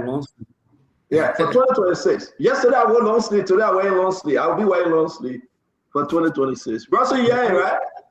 For 1 month, the whole month I wear long sleeve for 2026. And we will hold you to that too, though. Yeah, the whole month I wear long sleeve for 2026. People say they like to see long sleeve shirt on me. That carries great. That moment, no man. That 10-10. No man, that skinny boy. I'm thinking, don't go muscle great. But I come back to the team. No, the muscle growing now. But Russell, you heard Mervyn Cole. He's in studio. He's coming on. Briefly though, this is concerning. Let's hear you, and we're bringing Greg. It is concerning, and what the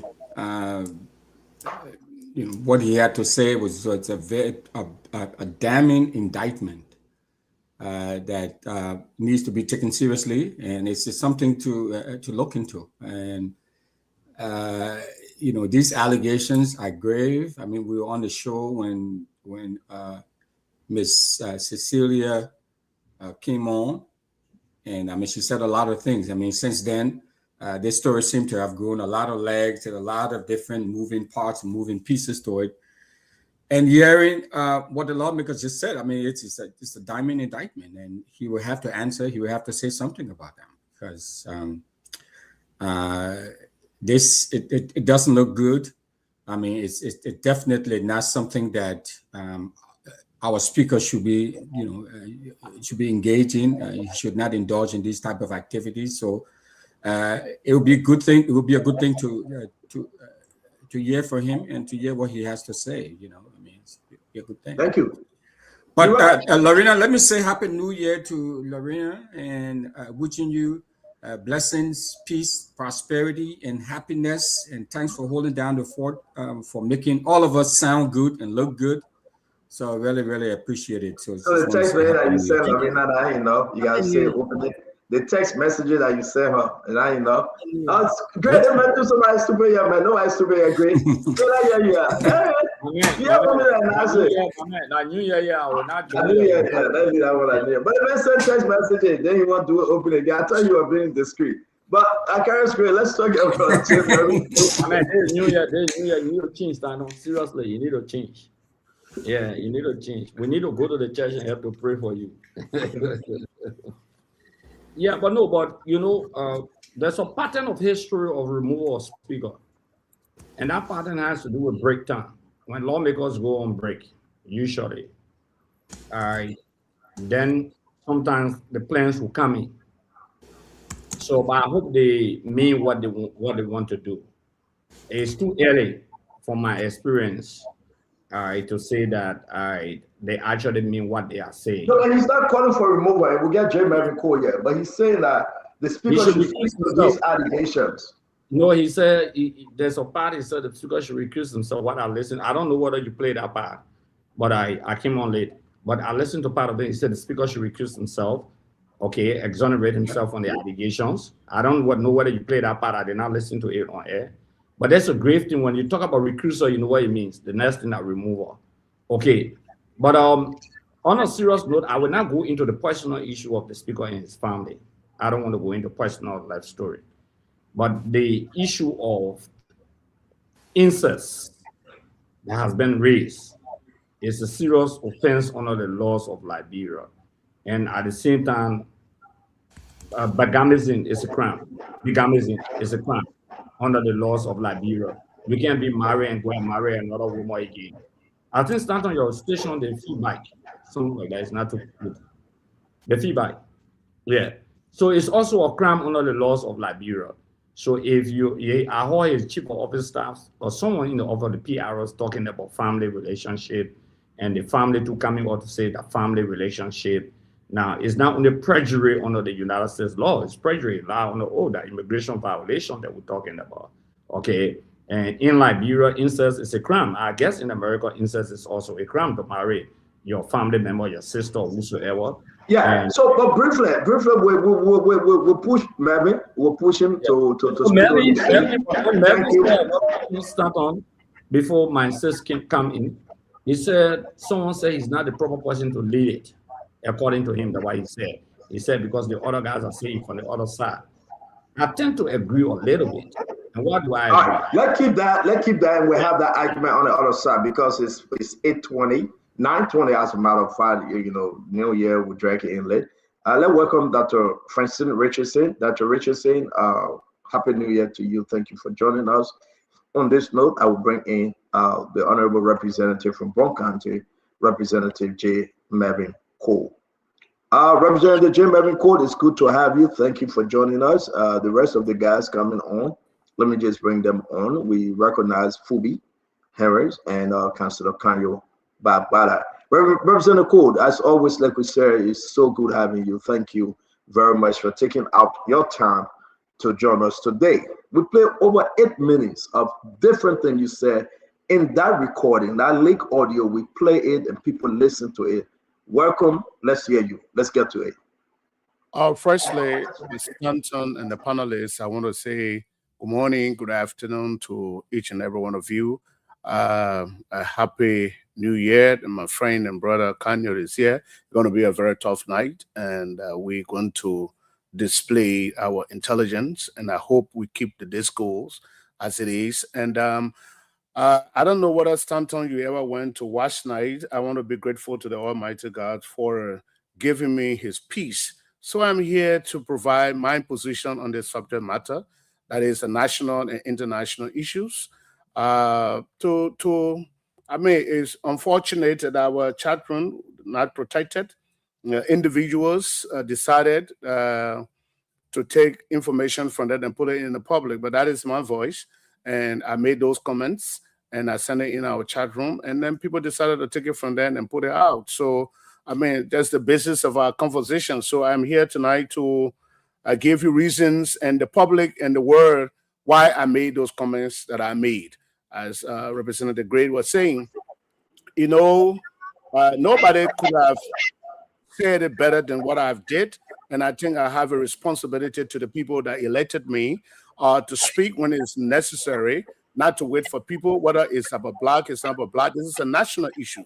It got nothing to do with Funati Sai or Richard Kunsai. It's about the image of the national legislature. It's about our country. So I'm not going to be waiting for somebody from the other side. I have maintained my position. I'm not talking about removal of speaker. If these allegations are not true, there should be no reason for anybody to talk about the removal of Richard Kun. But Richard Kun should be given the opportunity, because as member of the Rule of Law Caucus, I believe in the process of due process, that everyone that is accused of any crime, that person is proving, proving maybe innocent until it's proven guilty. That is where I stand from. But the basis of my conversation, I send you our rules. Please put it up from Rule 40, 41, 42. Those are my basis of my argument. So I'm not going to wait for any lawmaker, whether you're from side B or side A. It's clear. It talks about 40.1. It talks about honesty and transparency without any prejudice to the provisions of this rule. Every member shall be honest and transparent at all times. 40.2. No member may introduce false information or unsubstantiated matter pretending that it is true. 41, it talks about using powers. That is not important to me.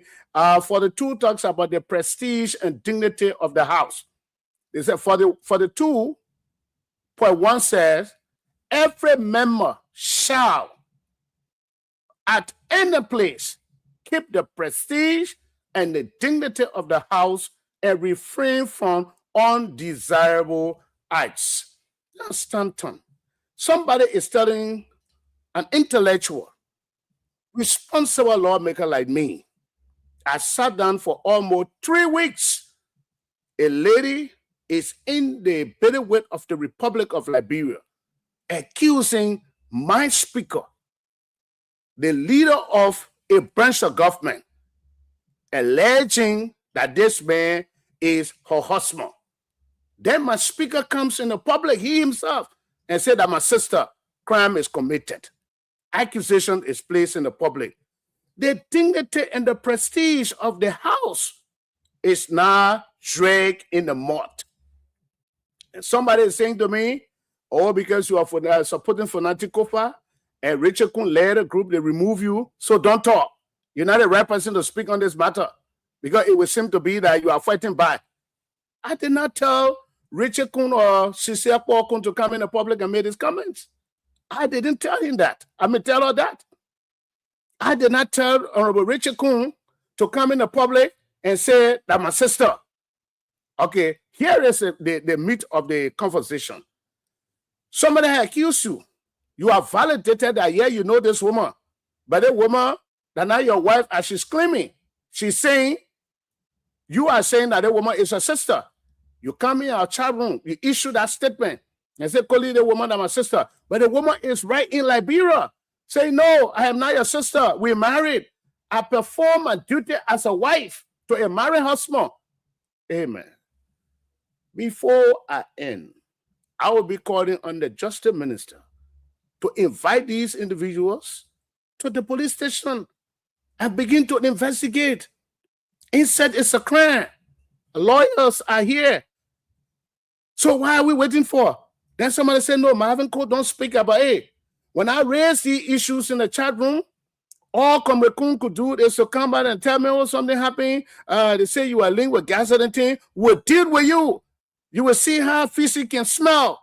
I am not one of those that Richard Kun can ever threaten. He does not have the capacity to threaten Marvin Cole. It's never going to happen while I am alive. Because as far as I know, it is my right in the democratic and the civilized world, in the democratic system and the governance process that led by His Excellency Joseph Yuma Bwaka that should believes in the freedom of speech and the democratic tenets. The speaker is telling us that I should not speak about this issue. I should not ask him to come and clear his name. Mr. Speaker, I want to reiterate my position on this matter. You must recuse yourself. And I'm going to go one step forward. You were just saying something. 2029, all of us are going to be opting for elections. Look at the Senate. Look at senators. Look at the caliber of people. That place I produced president twice and vice president twice. But the Senate has not been able to issue statement of condemnation on this subject matter. So I am waiting for the SONA. I will appeal to all of our colleagues. Honorable Marvin Cole will not boycott the SONA. The President of the Republic of Liberia has nothing to do with this matter. It is on Richard Kun hands, and he must deal with this matter. So for somebody to say, we are 50 lawmakers, we're not going to attend the SONA because Richard Kun, no, Richard, the President. We'll get a Representative Cole. It's good. Representative Cole is good to have you.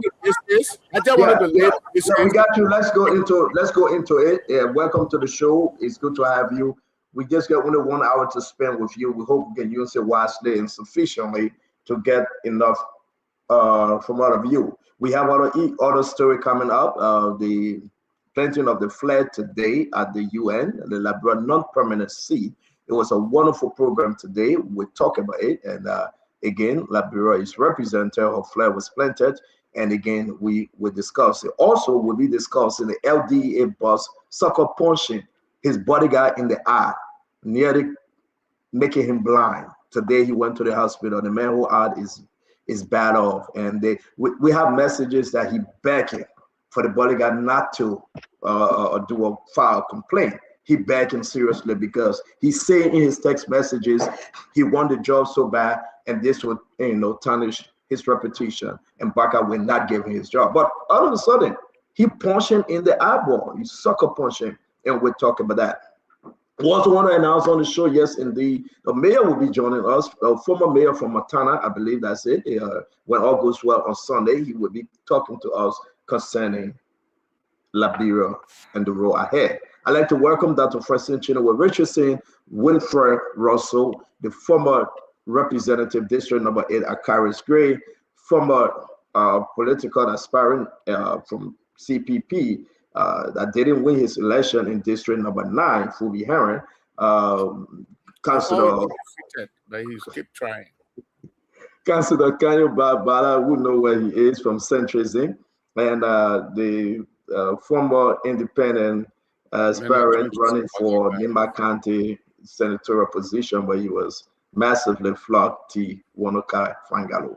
Again, the next person that ran on Unity Party ticket to beat him, he came on, but he left. That's Jefferson Chessing. I want to say to all of you, Happy New Year to all of you. Thank you for joining us. Let's talk to our brother, Representative J. Marvin Cole. So we discussed this issue concerning Cecilia, or Madam Como. She's going around and making this case. We understand here in America it's a crime, Representative Cole, to have 2 women that you marry fine for you, right? That's the issue. So I was taken back when I received information from your chat room, the House of Representatives chat room, and this is Tar One-Way. And Tar One-Way says something. I said, oh my God, this is damaging not only to the speaker, but how would this, I'm trying to find this also going to be a problem for Liberia, you think? Tar One-Way said people are planning lawsuit, they are going to court. I want to put it up, but my mouse is frozen. Can you put it up, Lorena, from your end? But I really want to ask you though, talk to us about it. How serious is this internationally? Because we'll get to Liberia, but he's a speaker. He represents Liberia. And his green card was revoked. They took it away. The temporary document was taken away. Are those some of the things that you are talking about is a bad image, getting all of Liberia on the international front, Representative Cole? Well, but going on the international scene, let me tell you what this conversation has done to our Liberian brothers and sisters in the United States of America. You know that the American government going to start to double check, and DNA tests going to be conducted on those individuals who travel to America on the DV programs, because it is not understood that people going there, brothers and brother getting married, or sister and brother getting married, or family members getting married. I listen to other people who are misleading the speaker and telling him that's a domestic affair. No, when you become the speaker of the Republic of Liberia, the life you live is not a public life. There's nothing about your personal life. No, I don't want to agree with it. Internationally, that is what's going to happen. Other people are not going to get embarrassed because investigation will be conducted. Now, it tells us that people are invading the immigration policy of the United States of America. Because I'm the only one that's seeing Representative Cole. You guys can see him. He's up. Okay. Go ahead, sir. So I'm not seeing some of you guys on the kind of Babala I'm seeing. I think we're off. Yeah, I think we have it. Yes. So Lorena, can you make a switch? He can take your seat like we did yesterday, the guest, and maybe we having problem. Yes, sir. With that. Thank you. While you do that in the back, I want to play this while you guys make the transfer. This is Representative Taiwan. Let's read. Representative Taiwan wrote in the chat room, the 55th legislature, where you see all of them, and he wrote in the chat room, he said, there are 2 organizations in the U.S. already about to file lawsuit against our speaker. I was in Charlotte over the weekend and got information on one. Someone also called me from Arizona, and the group is planning one also. They are writing that Attorney General. This issue is going beyond just Liberia. It's going to impact the reputation of the House. And then there are whispers in the UP colonels that they are being embarrassed with this, and the president and the country don't need this sport distraction.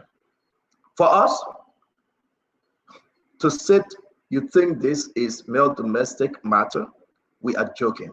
I don't want to be in anyone personal issue. It continues. But why are they making this switching in studio? Dr. Richardson, welcome to the show. Let's hear you. I want to say Happy New Year to everyone and hello to all of the panelists. And I wish our guest was visible so I could also tell him hello as well. This is a very interesting issue. I wanted to add that the United States have always done DNA tests, especially if you come into,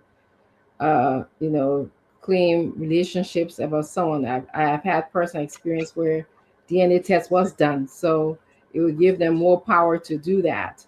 But my question basically to Honorable Cole is, you want to protect, and I'm glad you, because I like to go by evidence, I'm glad you pulled out the rule. Rule 42 says that you wanted to protect the prestige or dignity of the House by having a speaker who are not engaged in what we consider to be undesirable acts or acts. If I remember, that was specifically what you're.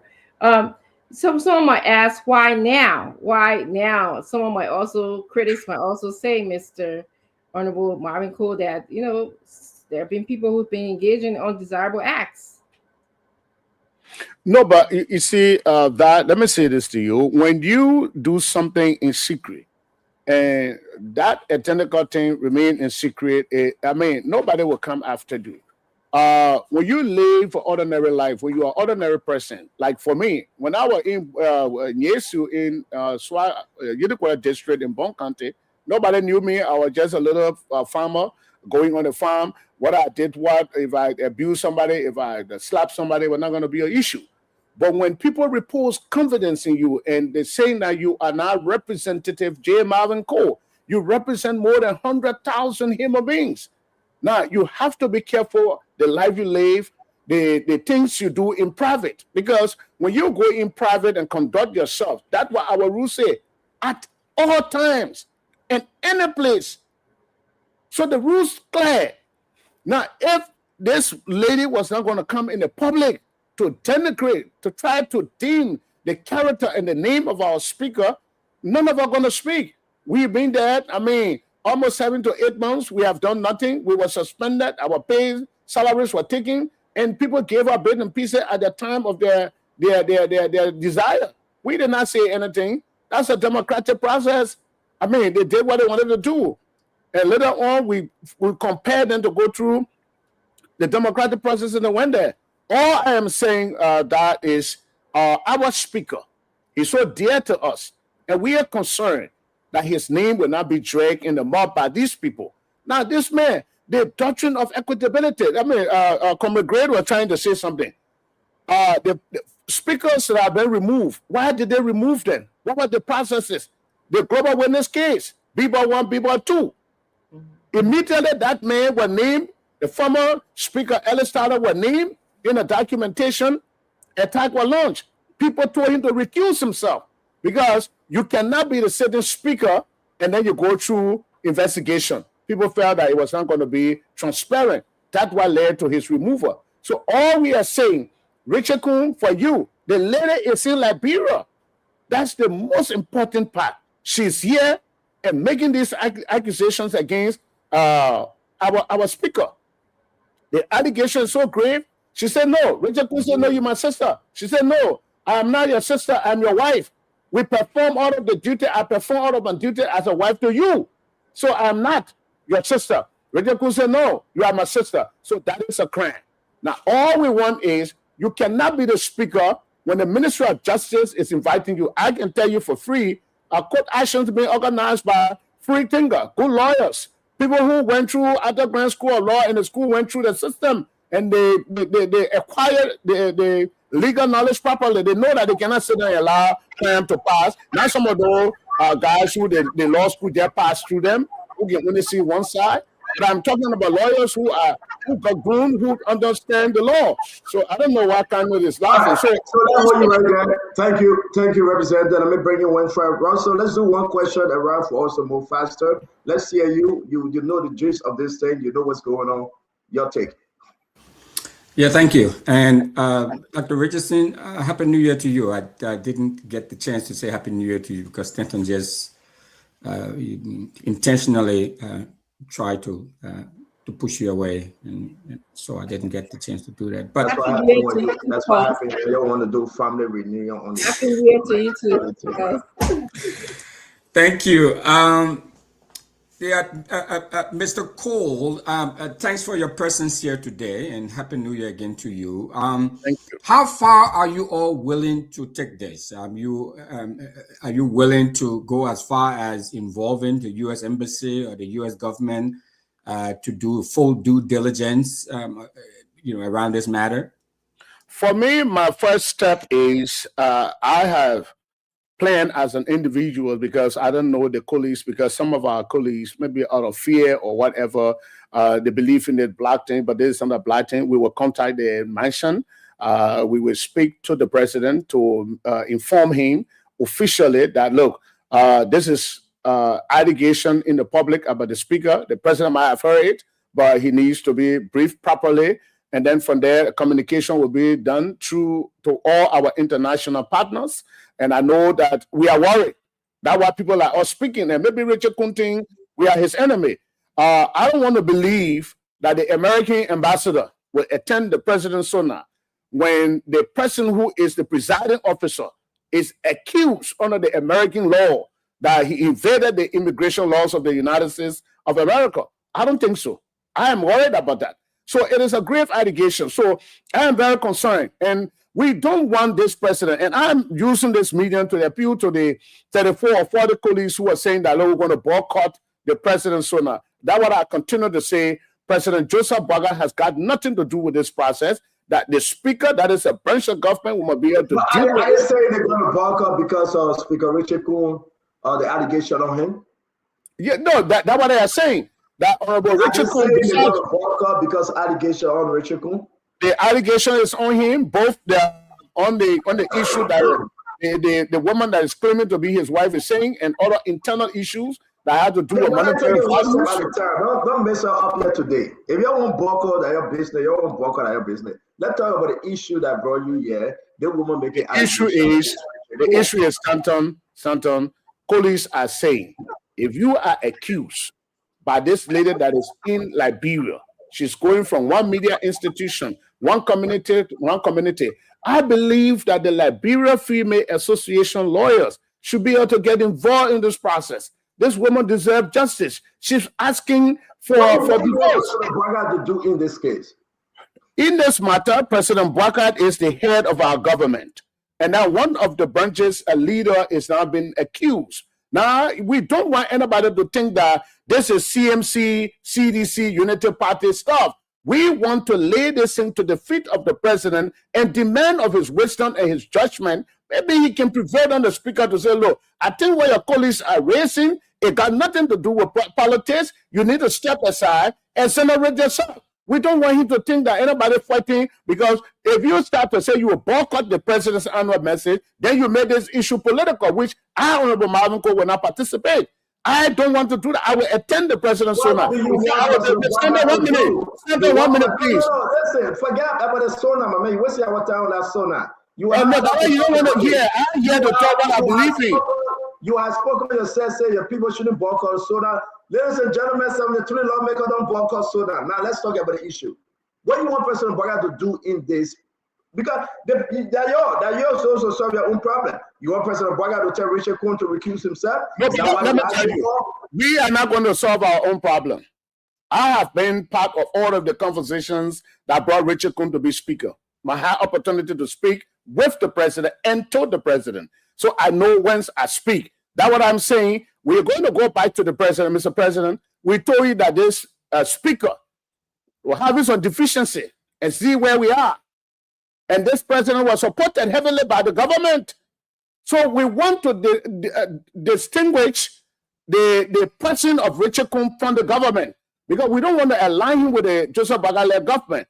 Maybe President Bouakai thought what we were saying it was not true. So he wanted to give Richard Coon a try. And Richard Coon has proven himself. So we go back to him, Mr. President. We said to you, it was not a hate. It was not any personal issue. We said that Comrade Richard Coon was having some administrative deficiency. Now see where we are. We are asking you, Mr. President, it got nothing to do with political party. The mayor, who is the deputy to this mayor, is a close ally. Let Richard Coon step aside, go to the place, go through an investigation, exonerate himself. Let know whether the woman is lying on Richard Coon. That's all we want. I think your message now is getting clearer by the meaning, and let's bring in Akaris Moses Gray. Representative Gray, let's hear you. Okay, I'll just make 2 points, and then probably he can comment on them. This issue is grave. Stand on. I'll just reading on the issue of the situation with Somalians in the United States of America on the issue of marriage, fraudulent marriage. Now the DHS is reviewing, as I speak to you, they are reviewing the status of many Somalians in America who, quote unquote, I believe to have gotten married to relatives or family brothers or sisters. Now, just because of one situation in America, now Somalians are now in trouble. All Somalians, they are reviewing their records to know who got married. That could happen to Liberia. That's 1 point. With this immigration alleged fraud of brother and sister getting married in America is similar to the situation of Somalia, what they are undergoing now in America. It could affect Liberians. They could begin to review the immigration status of Liberians on marriage.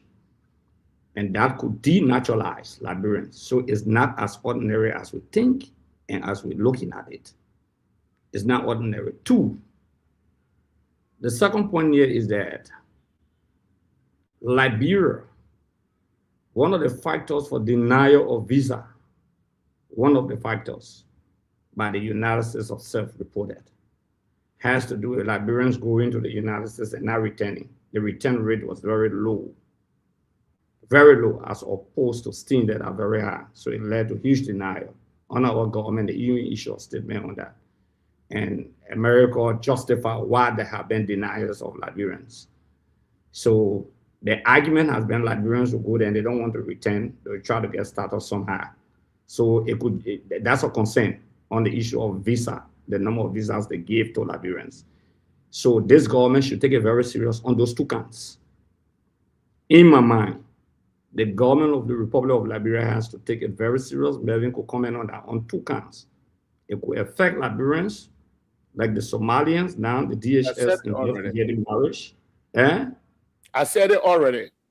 Yeah, that could affect Liberians, not just the 2%. Also, the visa issue, that's a justification.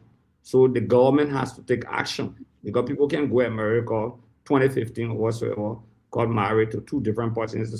It's not just perjury, it's a crime, both women and abroad, to be married and marry another woman whatsoever, and there's not divorce. Those are my concerns. And I think not just the dignity of the house, but the integrity of the country, and Liberians in America should be concerned if that matter gets investigated by the United States government. Well, thank you, Honorable Gray. I think Stanton gone somewhere. Yeah. So I can respond. I think Stanton is talking to somebody. I think the issue is Ta Wongbe sent us some conversation in our chat room that Stanton were talking about. Several communications have been written, and then investigation will soon start. In fact, for the lady herself.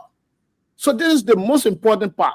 The lady herself is saying in the state of Delaware, I got married to Richard Coon. This is the document. And Richard Coon is saying, you're not my wife, you're my sister. So what is happening? So you got married. Now, one of the things we asked for is the divorce paper from the court that Richard Coon gave this woman that made her to file for Richard Coon. We want to know which one of the women he divorced. Because there's several divorce cases pending before the court. That brought into the credibility of the civil law court that we have to now ask. Now, when I talk about the three branches of government, integrity being placed, I mean, yes, put at risk. Because before you get married, you got to go to the archive where you want to get your marriage certificate from or whatever. Now they are now saying, you want to tell me this government or whatever Liberian government issued Richard Coon and his sister document from here, because you left from here, you went to America, then you went to the state of Delaware to get married. So I want to know all of these women that one is saying that you marry me in America, another one say you marry me here. Angeline Coon is saying you marry me here. Gifty is saying you marry me there. So we just want clarification on these issues. That is why we continue to ask. Just come and clarify. Look, colleagues, the issue that this woman has raised is not true, it's faulted. This is my side of the story, and this is the actual story. As he have done, you can't do it halfway. You came and said, a woman that's my sister. So what? Did you marry her? Come and talk about it. No, I did not marry her. She's my sister. She cannot prove document. What in your hand you have to bring a counter to say the document in your hand is faulted, it's lie, it's misleading. They will have to question or get an information from the state of Delaware to know whether these two people appear in the court and they got married. Then it's an issue. So those people who are telling, like the Kanye Bagbala, who is one of the, chief of staff to one of the lawmakers from the majority black, he needs to sit with Comrade and say, look, you know what I mean? This issue got nothing to do with politics. Let me tell you the strategy these guys are trying to use is to run to the president. Oh, Mr. President, that's for 90 people, they want fair, they're lying on. No. That's not the issue. The president Can we bring on Fubi now, Representative Cole? I just wanted to learn, please. Okay. The president is man of wisdom. And this man will be able to discern lies and truth. Anything close to truth that is right, the president will know. That these guys are not speaking politics, they are speaking reality. I must say hearing it. The woman is saying it. Documents is coming. The capacity that the president has to hear and to get information, none of us here have it. He can just make one call and he will get the facts. Thank you. Okay, thank you. Let's move on. Okay, Fubi, let's hear you. What's your contribution? What would you like to? The 9 defeated Kennedy. So good evening, everybody, and happy New Year. Nothing wrong with being defeated, so I got the courage to continue. So I will run again. Yes, there's nothing wrong with that. Nothing wrong with it. There's nothing wrong with that, brother. Joe Biden ran 4 times before he became president. Yeah, I got defeated before I won. I don't know what Kanye had ever made an attempt. Okay. So let's hear you. Yeah. So my point, there are several points that I'll make few points quick. I will not ask questions. First thing, the president should not intervene because the House should do their own thing. If you guys in the majority don't feel that the speaker should not preside because of this issue, you all put yourself together and do it. So that it's got nothing to do with the president. You got your own rules to set. You set your own rules and your own enforcement order. The executive should not meddle into your activity affairs. The fact that you even running for the president says a lot that the House does not even trust itself. And because there's a separation of power and the president should not intervene. On the other note, the speaker, for me, I said he should have managed this thing outside of us a long time ago without even allowing him to get to the public. But there are two claims. The woman is saying she's not related to the speaker. The speaker is saying he's related to her.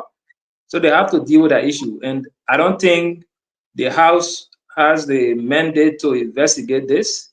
They can push on their integrity issue. That's their own cup of tea they can do. But the investigation between the speaker and the lady, so she has to go to court formally if she actually wants to do that. Instead of running all around the place, go to court and you guys go there and trash it out. And under that brand law, marrying your relative, my sister and brother cannot get married. The marriage by default is not involved. So let her go to the court. Let her go to the court and sort her issues out. You know, the House of Representatives, you can spin it all the way you want to spin it, but it has to be the majority voice. The majority says, this is the direction we're going. Mr. Speaker, with this thing hanging on your name, we want you to go and recruit yourself. Go and clear your issue before you come back and preside as speaker. You can do that. So the president should not intervene. And I will advise the president, don't meddle into the House affair. Let them do what they want to do. If they think this is something that is border on the integrity of the House, they should take that fight to the speaker and deal with it.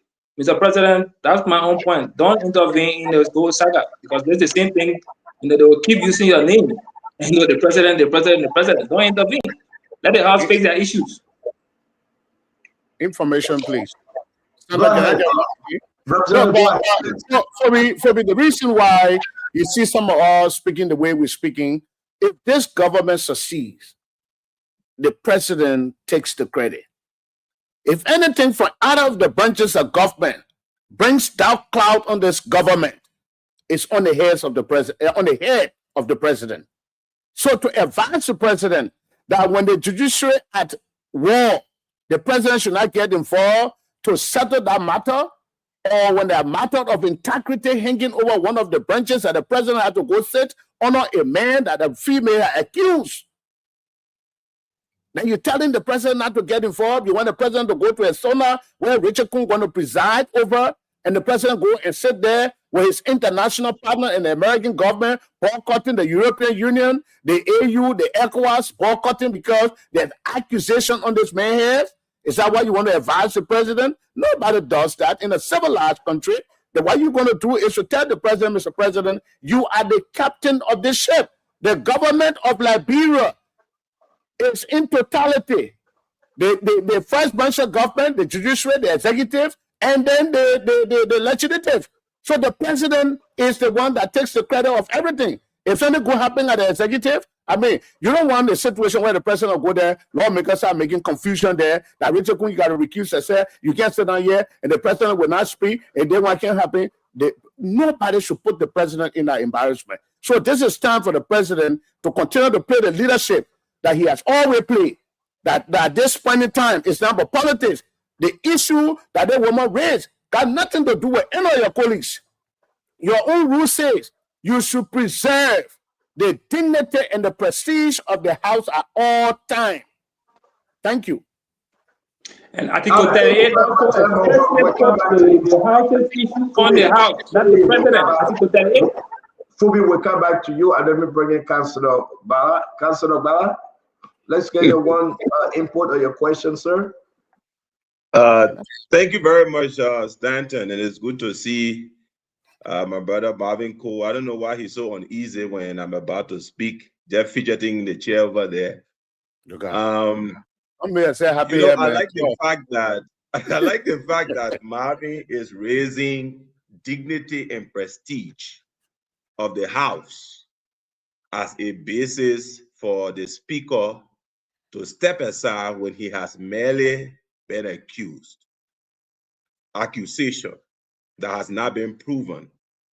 I wonder where Marvin was when Yeke came up publicly on all platforms, insulted this president that he wants now to intervene in a separate branch of government. Yeke has routinely insulted this president on all media platforms and on video. I have never heard my brother Marvin Cole say a pipsqueak about that kind of conduct.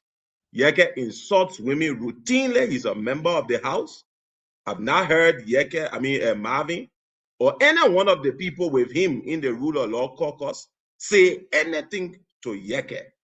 Yet Marvin wants us to believe today that this is a question of prestige about the House. Secondly, let's come to the Marvin man himself. In November of 2024, Marvin, you were ordered arrested for persistent non-support, which is criminal under our law. I don't know if you know, again, I don't want to go there, but you open the door. You're the one raising dignity issues here about women. Go right there. Don't be afraid. I'm here to answer. Go right there. I'll continue. He shouldn't interrupt me, please. Sorry. In November of 2024, you were taken to court for persistent non-support. Now, let me break it down for those who may not understand. Persistent non-support means that you have a child by a woman, obviously, and you refuse to take care of that child. And after repeated attempts by the woman to get you to take care of that child, they can't make it. They sue you, and the court order you arrested for your failure to take care of the child. You are talking about dignity of the House, Marvin. Do you think that your action was dignifying of the House? Have you solved that persistent non-support now as we speak before you want to talk about Honorable Kun? Beyond that, you again, Marvin, just in 2023, you were caught driving without a license. The police arrested you. It's on video. You rain insults on the police, obstructing justice. You refuse to be arrested, even though you are in violation of the law. You are the same 1 year raising dignity of the House.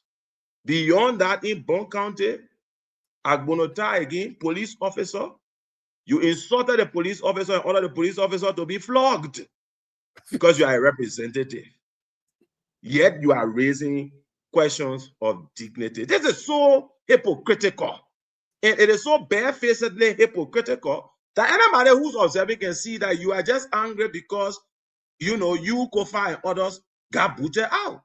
Just now you were talking about money you were not paid, and that's why you are angry. Because if this was really about dignity of the House, as you will lead us to believe, Marvin, then you would have condemned Yeke. Then your own conduct was going to speak to the dignity of the House.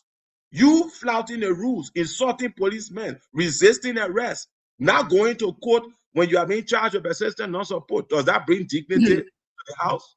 I will end on this note. Thank you. Let me bring in Honorable. You want me to respond to Daniel? Let me bring in Honorable Marvin Cole. We'll come back to you. I just wanted to end on this note. I'm going to recite you, Marvin. All right. Honorable Cole. Let's allow him to end. Go ahead, can you? Yeah, and he should address the issues I raised. He shouldn't come attack me. Whether he was now arrested for persistent non-support. And on your note now, we got to move on.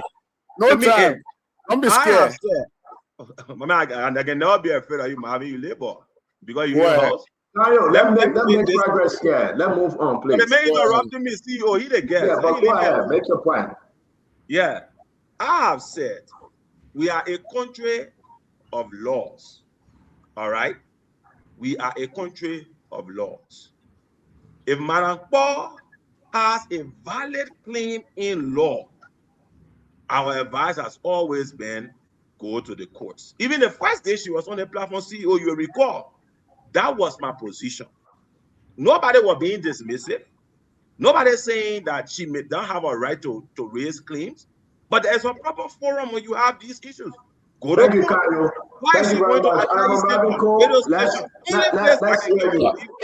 CEO and our panelists in the word are listening.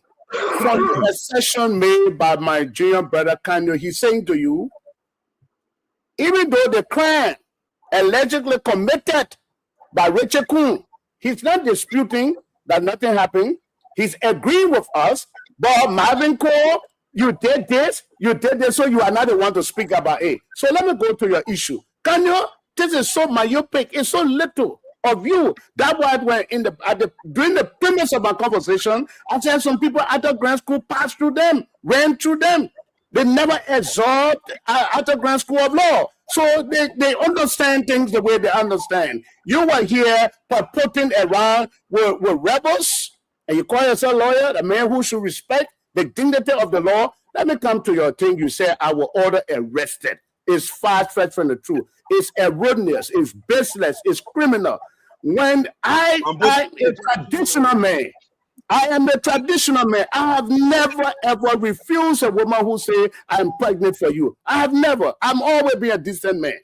When we was involved in a fight, somebody went and cajoled a lady to come who I met in 2009. And then I would publicly state that I had a relationship with a woman. I was never married to her. Since 2009, she never met me. I never saw her. She said the child that I took in Accra for more than 15 years, that child belongs to you. I said, you should have come to me. You have not seen me. The judge asked her, have you met this man since 2009? She said, no. Like, I see her. I said, but madam, you can't do this to the man. Then he refused to support the child or a very beautiful daughter. I said, so you want to give me the child? We'll take the child. That's what a responsible and a traditional man will do. And that's what I take on you. So don't come here and try to mislead the public that I'm irresponsible like your master. I'm not. I'm not marrying people from place to place, divorcing people from here and there. I have never done that. The police stopped my car. I ordered my driver to park. That was act or obedient to law. He asked, who are you? I said, look, the front of my car is spoiled. The plate cannot be there. This is the plate. I'm Representative Marvin Cole. He said, but we'll arrest you. And that was where the agitation started. And I think he was being political. And when he said, we will discipline you, the opposition, and that is why I told him, say you are now political, you're not on the act of rule of law, I will deal with you as such. And I dealt with him. When you stop being law enforcement officer, you become political enforcement officer, I will deal with you as such. What was the next issue? Because I know they are all elementary and they have no place in civil life. No, come back. Come and remind me if you can. We got to move on. We got to move on. So, Stanton, that little boy is saying his master had married a lot of women, committed bigamy, committed incest all around. He's not addressing that issue. He come and tried to attack the president of J. Marvin Cole when he was giving aggravation to lawlessness at the Capitol building. This man, I've always said his license needs to be reformed. He should not be bearing the name and the document that has Arthur Grant School of Law. Arrest there. Come back. Well, I'm going to bring in T. Wanoka. Let me bring it in. Which one? That's it. Honorable Cole. We have quorum in here. Let's keep it like that. We have quorum. So let me bring in T. Wanoka. Go in and advise a master to live right. I'm going to tell him to live right. Marry or divorcing Honorable Marvin Cole. Honorable Marvin Cole, I don't think you want us. You want us to have a show like this. Honorable man. No. CEO, take it back. Don't tell me I'm honorable. I just threw a word to him. Yeah, but just tell the. I'm honorable. That's what I'm responding to. You are an honorable man. Thank you. Let's try to do this show in an honorable way. Thank you. All right. Can you please tell the producer to adjust your camera, please? You get to the off camera. T, let's hear your question. Yes. Let it adjust your camera, please. T, let's hear your question. So you quoted Honorable Kara's grade. you talk about equity, and that's something he frequently says on the show. He who comes with equity must come with clean hands, blah, blah, blah, you know. So you've come here tonight. You belong to one political institution, and the speaker belongs to another political institution. You politicians are very good at trying to take advantage of any little thing that you can find. But we look you up tonight. As you were speaking, if you saw my head bang, my bald head shining, I was looking you up. You have very important records in the United States. So when it comes to violence, beating a police officer, accusing them of things that were outside of the law, your record, long before you became a representative, you have a track record of aggressive behavior and committing so many crimes. You're supervised or released back in somewhere 2023, I think just before you became representative of so. From that moment all the way up to this moment, you beating police officer, you disrupting section of the Capitol building, all of those things. Liberians that are listening to you tonight, before you comment on it, I want to ask you a question, and then I will conclude. I got two questions for you. Number one, based on your past, only one, okay, no problem. Tomorrow morning, if you woke up and a lady accused you, J. Marvin Cole, of you said Marvin Cole had a supervised release, T? Where? Yeah, I'll forward the document to you right now. Yeah, I will forward it to you right now. Where? Take your CEO. What state? Let me say it to you right now. I have it on my phone. Yes, sir. Yes, sir. Yeah, go ahead. Right now. Yeah. Give me like 2 seconds. So, what I want to say to you here is, all of your colleagues that were accused in the Capitol building fire situation. Recently, I think the last 2 weeks, there was a vote on Capitol. I don't think T should continue with us providing that kind of information. No, I don't think you should interrupt the show, Jefferson. Please. Hey, just leave it, man. Go ahead, T. In the last 2 weeks, there was a vote on Capitol Hill. Some of your colleagues were accused of doing that, including fire on the Capitol building. Did you ever advocate that while they were under that accusation and facing trial, that they should not vote for the passage of the budget or all of the other important votes that they have cast since that time? Did you ever advocate that they should recuse themselves from such important process? Since you come with equity and you come with clean hands. Question one.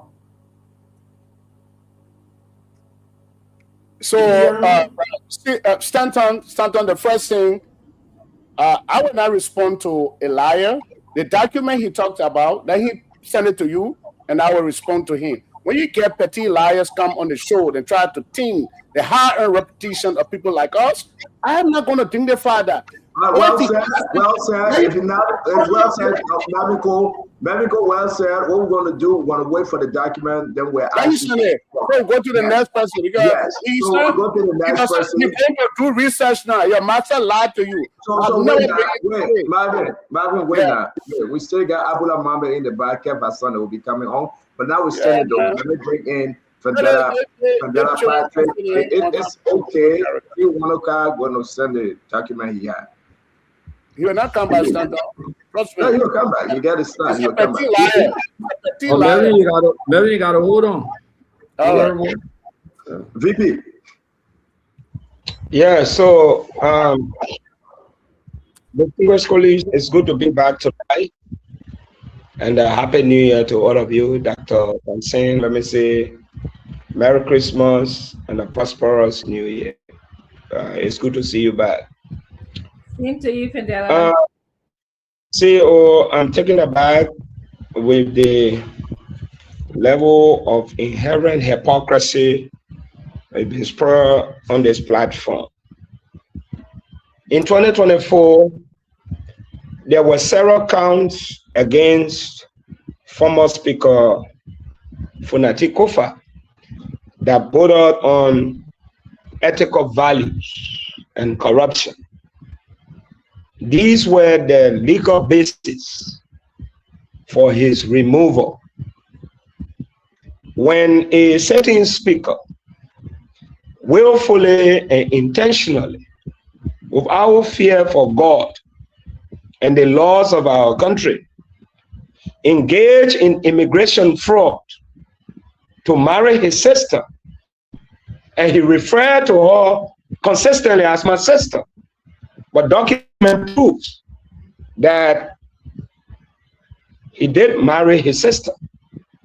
It becomes an issue of ethical investigation. Secondly,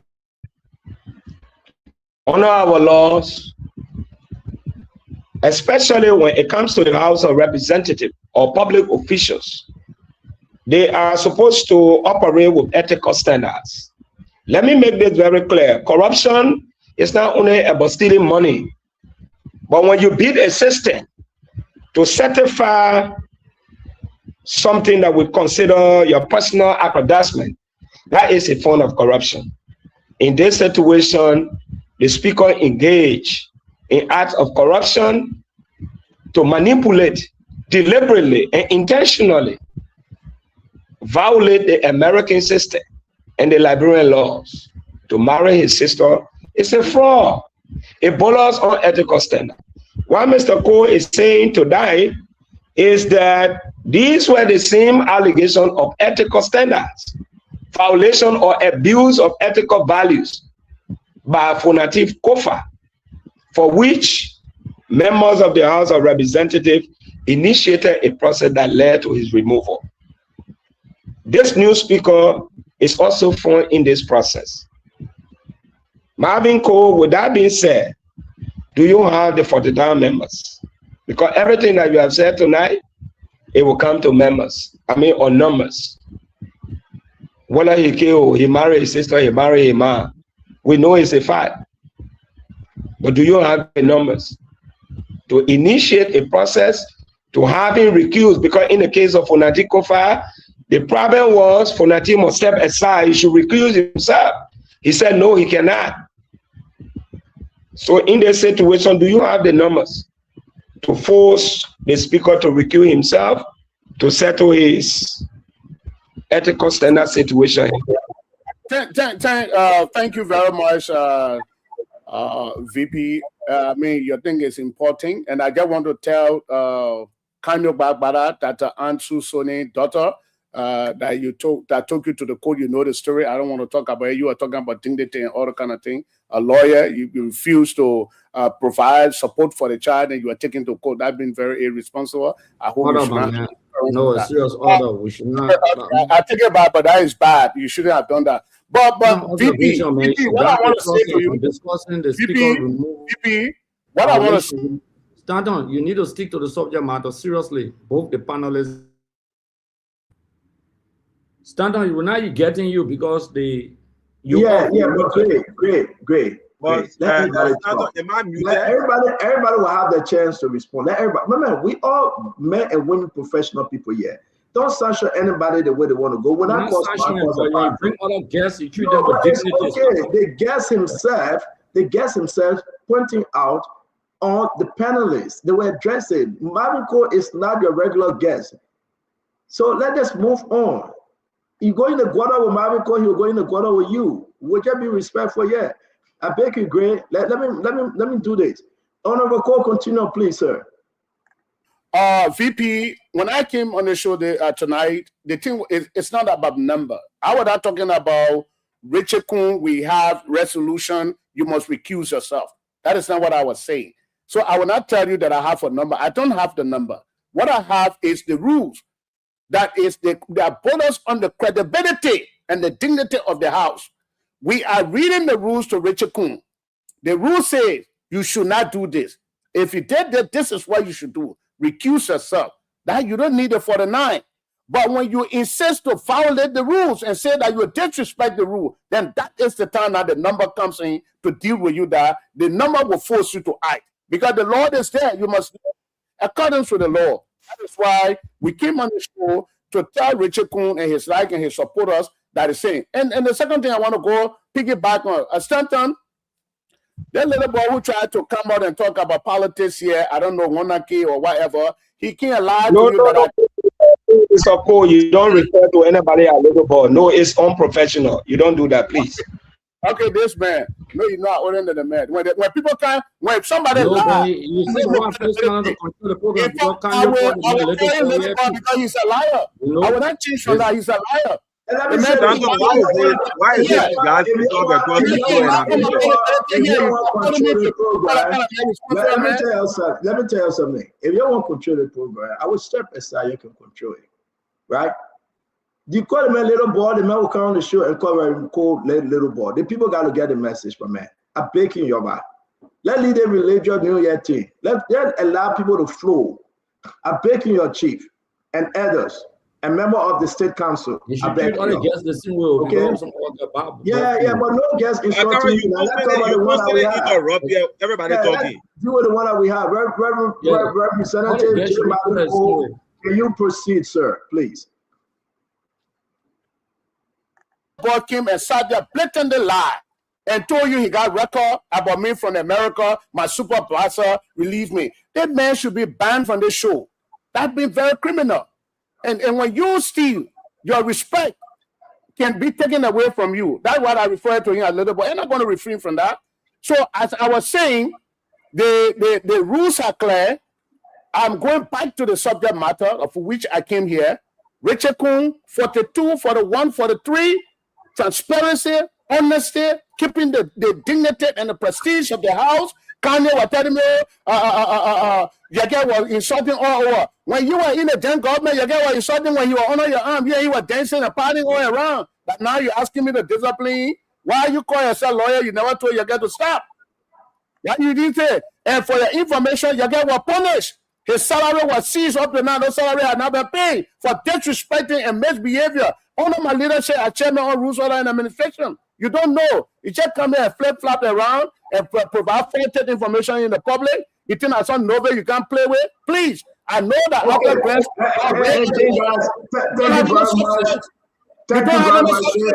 Jim Cole, thank you very much. And I will say this to all of us. We show respect but speak freely. It's freedom. We are not, threatening anybody. We just got to say exactly what we feel. This is very, very important of a case concerning the Speaker of the Republic of Liberia. That is a subject matter. Thank you, and I like what Vendetta said.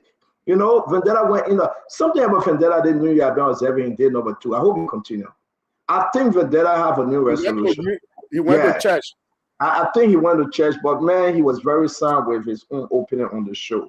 I'm going to bring back, Fubi, allow me to put you in the back for a bit. Let me bring back Chief, how you call him, T. Wanokai, because he sent me a document. I will flag the document that have James Mervyn Cole name on the end that he talked about it.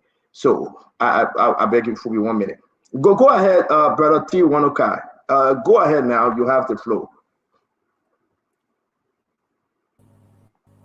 So, as the representative was speaking, based on the fact that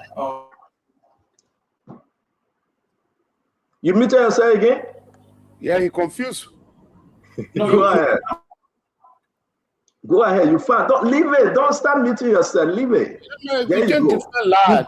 You could not. Go ahead. Yeah. Based on the fact, I don't know this representative Mervyn Cole. I know the political party that he belongs to. So when people come on the show and they talk about character and personality and dignity and all these things, it prompts the reason for us to try to figure out who that person is. So I wanted to ask a question about a document that came before me in that process. Before we began throwing the insult at me. So I saw a document that came on my screen that said J. Mervyn Cole, the process for his supervised release. And then I also saw his name on the case that came out in Bunker this some time ago. So how do you call me a low boy? You don't know who I am. You were born like so let's talk about the supervised release. Let's talk about the supervised release and let's show it to the public. And you sent this to me, correct? I will pull it up. This is what you sent me in the state of Montana. Yeah, in the state of Montana. The person name is Mervyn James Cole. That's the person name. All right. But on the document, if you go on the document, it says the document was filed December 19, 2024, which was last year. So let me pause now. December 19, just last month, and 2 years ago. Let me go ahead. Ask your question on Mervyn Cole now. Let you defend this one. It's struggling. Go ahead, Auntie. So my question, so I'm asking my question. I said, why you were speaking this document came before me. And since he comes in the name of equity, I wanted him to comment as to whether A, he was this person, or whether he knew who that person was. And number two, then I was going to move to the issue of the good. So the case was on July 7, 2015. The document was filed 2024, December 19. But again, you didn't ask the question from the beginning. You accused Marvin Cole. So Marvin Cole, is this you in this complaint?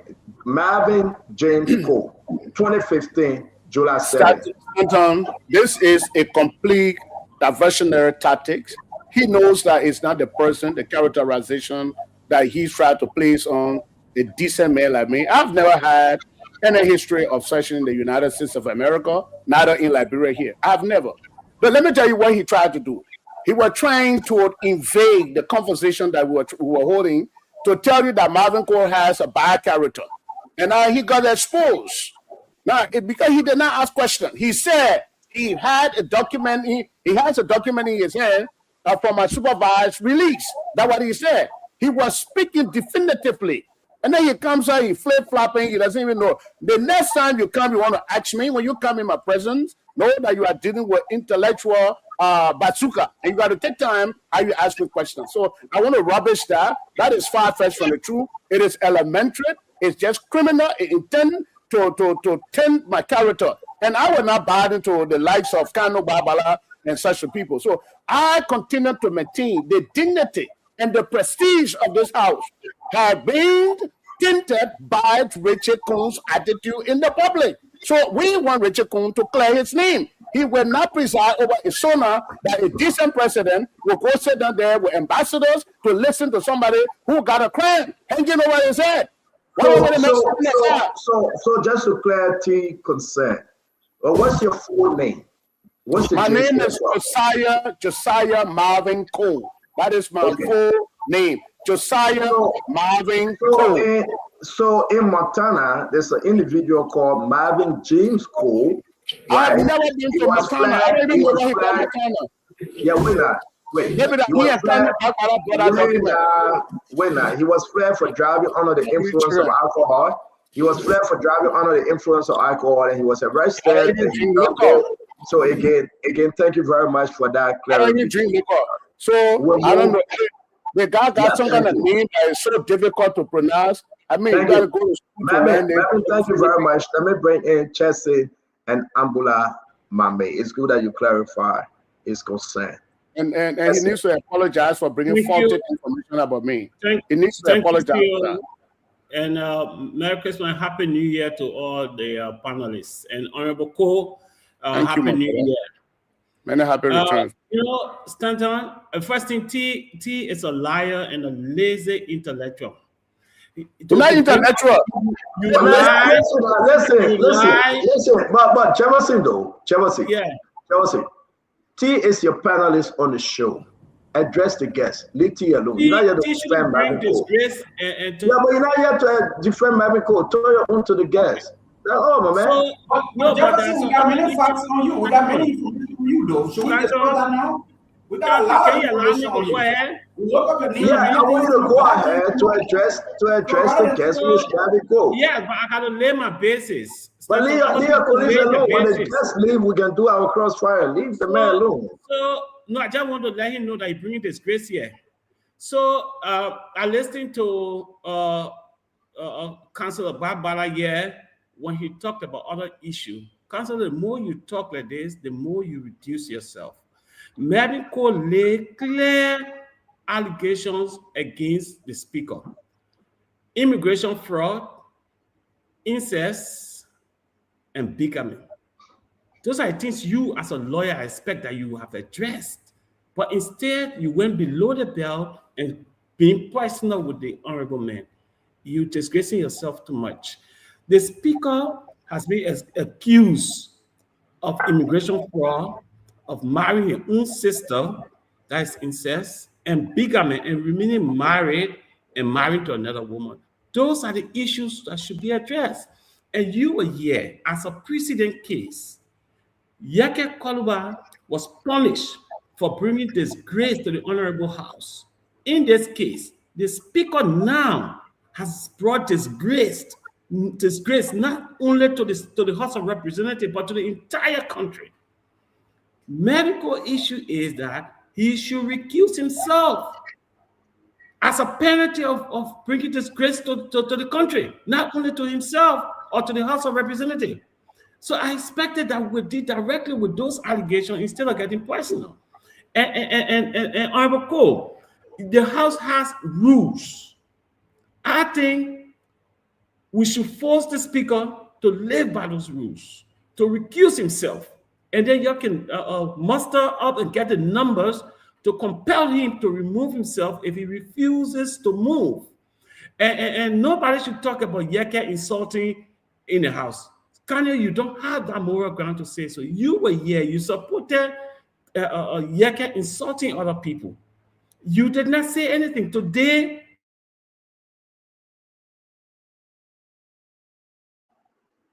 is that me? He doesn't have any. Okay, I think that's Jefferson Internet. And now, Richard Coon to recuse himself for the disgrace that he has brought to the House of Representatives and to our country. That should be the case, and I hope his member in the House of Representatives can raise the numbers and force him to recuse himself, and then allow him to go and sort out his 3 allegations against him. Those allegations are grave. We talk about immigration fraud. That's a grave allegation. People are in jail in America today for immigration fraud. You talk about incest in our country, it's a crime. Bigamy is a crime in our country. So the Speaker has committed these crimes and he needs to recuse himself and address them. I don't want to go into the nitty-gritty of his personal issue with his wife and all the kind of things. But the allegation level against him are grievous allegations, and the Speaker should recuse himself and resolve those issues. If he is not guilty, he can be restored to his position. But as a stand, a Speaker cannot be representing the people of Liberia and have those allegations hanging over him. Thank you very much, Jefferson Chelsea. And everybody, yeah, JJC, thank you. Everybody saying, I mean, everybody's own contribution, yeah, is unique. We have a problem. Say what you want to say, right? What affect America, traditionally will affect Liberia. We have a problem. We have a Speaker. He was accused of marrying on a false pretense. And he married, he admitted that he get $10,000 to his sister. He said it. He married his sister, gave her $10,000 because he wanted to be a United States citizen. He admitted. On the Delaware document, the immigration document from Washington, D.C., he married another person called Christina, 2. He married 2 ladies. Madam Cecile Kun said, that's not my brother. He, the Speaker, saying, I married my sister and I gave her $10,000 because I wanted to be a U.S. citizen. He brought the other sister from Nigeria. The other sister saying, my brother told me that he's going to marry his sister because he won't be a U.S. citizen. My Liberian people, forget Marvin Cole argument yet. Don't you think, in common sense, in a rare country, the Speaker gone like yesterday? Don't tell us that the House business, but it's the moral right of President Bouaka to now not to remove the Speaker, but have a conversation with the Speaker. Because this is, President Bouaka cannot remove the Speaker. But he got to have a conversation with the Speaker for the image of our country. This is an international embarrassment. Thank you. We put a flare up today. No permanent representative. Look.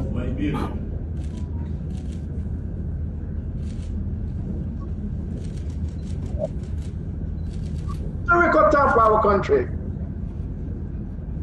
But then we have a Speaker that's trying to mawa his way into citizenship. a speaker that trying to destroy our image, not to each his own. And let me go how his own life. That's very historical. Take a look at it, folks. Now Louis Brown planted the flag. Placing the flag. And we'll listen to Louis Brown later on what he said concerning this great job. And bravo to all Liberians, home and abroad. You deserve this. We're going to have a speaker that will not even attend the UN non-permanency program, maybe. Oh, he can go there. We're going to have a speaker that his green card was revoked. He can't go there. Document was tinted as fraud. Leave us with Liberia business. Leave us with the Capitol building.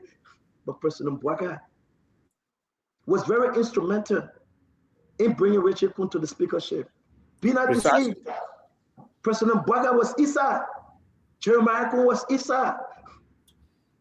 Imagine the senators, they were all involved. You remember the opinion that came through that Youngly said we accept from the justice minister? When they say ultra-virus, is that the speaker we want? Information, Stanton, please. Go ahead, and we'll bring in Mommy. Thank you. Stanton, thank you for this opportunity. All of the likes of Kanyo, the rest of the people, I don't want them to divert our attention from the meat of this conversation. What is it? They want to politicize this conversation so that Richard Kun can get escape route. That, oh, you listen to Spoon, that so the CDC, the CMC people, they're the one fighting Richard Kun and blah, blah, blah. Mr. President, this is not about party. This is about the country and your legacy. If you were not passing anything, this is the time for you to pass. Not to listen to men like Kando Bakbala who were at the LACC, procurement fraud. He was caught and he had to do refund and pay and beg for mercy. Why can't your wife divorce him? So was a personal attack on Kanye. When he tried to attack my character, I just tried to expose it. But we need to make the president to know this subject matter. It's not political. It's subject matter.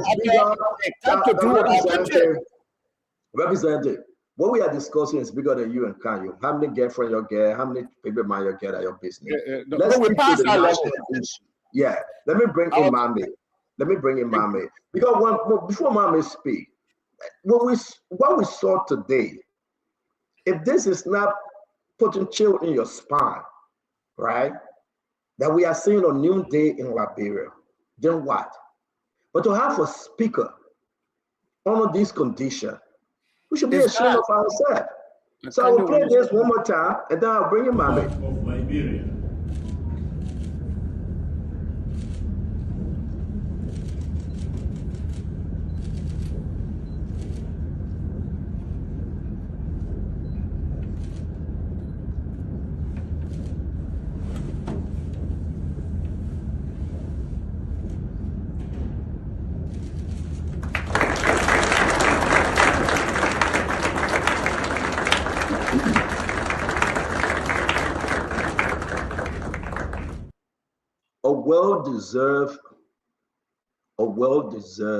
well-deserved. We all should be proud. And we should address the issue holistically. Mami, welcome. Thank you, Stanton. You can hear me? You good? Good news for Liberia with the hosting of the flag. We look forward to seeing how we can use that to reposition ourselves in the Committee of Nations. Regarding the situation with Richard Kun, I can recall during the debate with former Speaker Kofa, one of the issues that were raised was issue about things that he did in America. People made argument that, oh, it's in the past. But the petition of the majority at the time included that. It included what happened in the past, Funati. They also included issues about conflict of interest. And they said on those basis, they brought to public disrepute the national legislature or the House of Representatives. What Honorable Melvin Cole is raising today against Speaker Kun is similar to what other people raised against former Speaker Kofa. I think Richard Kun as a speaker should see this as him being in the same shoe of Speaker Kofa. And since he had a political horse,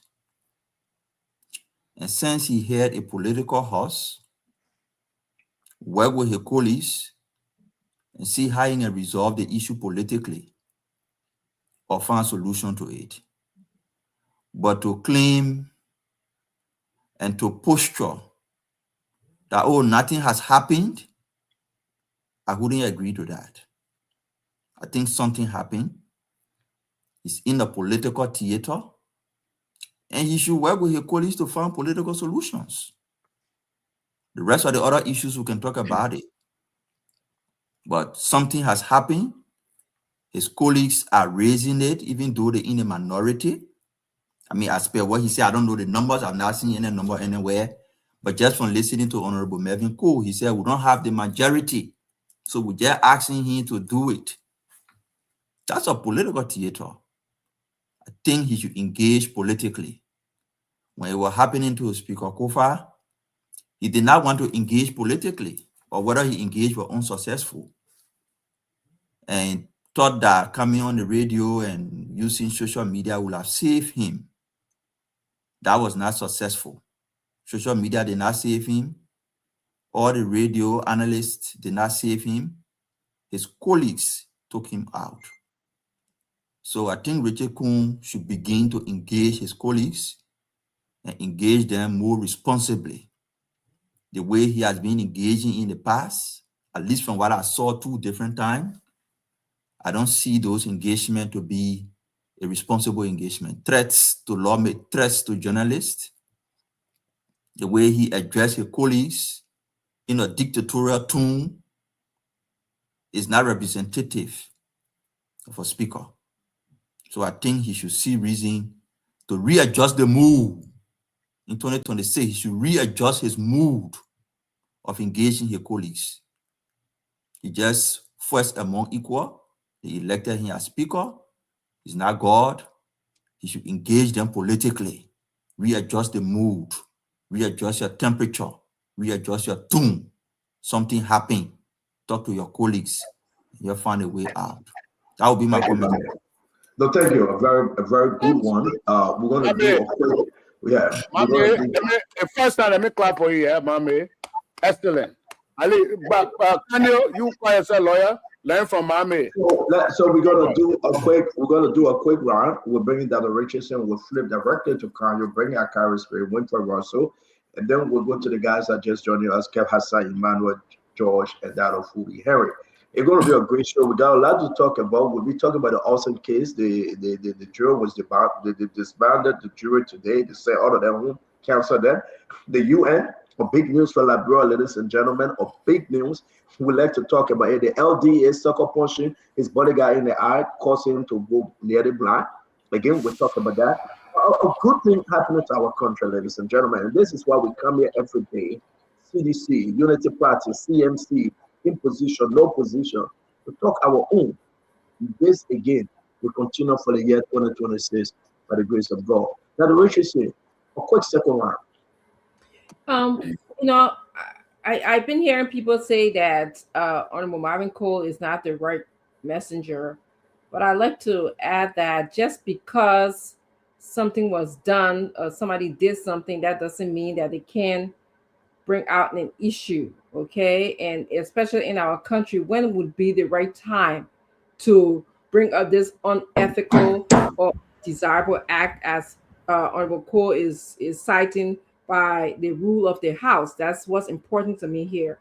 But I want to also ask you if you just add the issue about public trust, undesirable act, unethical behavior, illegal behavior, all of these things erode public trust. That's one of the major pieces in our government that we need to amplify. Can you please speak about how the behavior of Representative Kuhn or Speaker Kuhn has eroded public trust? So Dad, you're asking me to speak to that, right? Yes. Let me say something to you. The first thing, for the past 9 months at the Capitol, the conduct of political activities at that place got the Liberian people to even hate or more. And at this point in time, we are on the path to regain the trust of the Liberian people. But when you see women in the public or a woman in the public saying, this man and myself, I perform my duty as a wife to a husband, and the man is saying, no, you're my sister, it raises a lot of questions than answer. So nobody's going to have respect for the House of Representatives anymore, including the Senate. Because this man that we are talking about, he's the head of the legislature. He's not just the speaker. When the two chambers meet, Richard Kuhn will preside. He will be the presiding officer. So Marvin Kuhn needs to conduct himself in a way that the public will have confidence in the House of Representatives. That even police officer gets respecting us because of some of the conduct of leadership at the Capitol. And I must admit that the way we conduct ourselves. You see lawmakers being very abusive. You see lawmakers punching almost each other. You see a lot of stuff in the public. I think we need to refrain from these kind of behavior. That's why with 42, 43, it talk about being transparent. You should do everything to avoid corruption. Corruption is not only taking money. When you carry on acts that are undesirable to invade public confidence, to invade the immigration policy, our marital law of the Republic of Liberia, when you have to engage with 4 or 5 women, marry them at the same time, what happens to the Liberia Female Association? Women are crying in the public, whether true or not. They are crying for divorce. Angeline Kuhn is crying for divorce. Then Cecilia Paul Kuhn is crying for divorce. Another lady is crying for divorce. So who Comrade Kuhn has actually divorced? So you think anybody going to respect us? Nobody going to respect the House of Representatives. When they sent for the members, the SOEs, all the directors from the MPA, from different places, when the House sent for them to come and tell the House why they have not contributed to the Liberian national budget, they never voted there. They went to the Senate hearing. They refused to sit with the members of the House of Representatives. It was a serious commotion between the Senate and the House. But you know, when the fight was at the Capitol building, some senators say, oh yeah, we accept the man. He's a regime speaker. That's why we are trying to distinguish from Richard Kuhn from the Unity Party, so that people in the Unity Party cannot see us as fighting for CDC or any other thing. Thank you. Thank you very much. The guest for tonight is J. Marvin Cole, Josiah Marvin Cole, not James Marvin Cole, but Josiah Marvin Cole. Thank you, the youngest king in the Bible. That one made me very clean. A man of wisdom. I hope you realize his situation in the Bible. But let me bring in Councilor Kano Bagbala. Councilor? Oh, he not beg you to talk. Let him talk. What do you think? All right. You know, we have a famous legal maxim that I think all of us here on the show will know. And it says that he who comes to equity must come with clean hands. And that is the standard we are holding Co and others up to. Before I approach that, let me just very categorically address this point about Co saying that I was ever taken to court for child support. No, Co, you and I are not the same.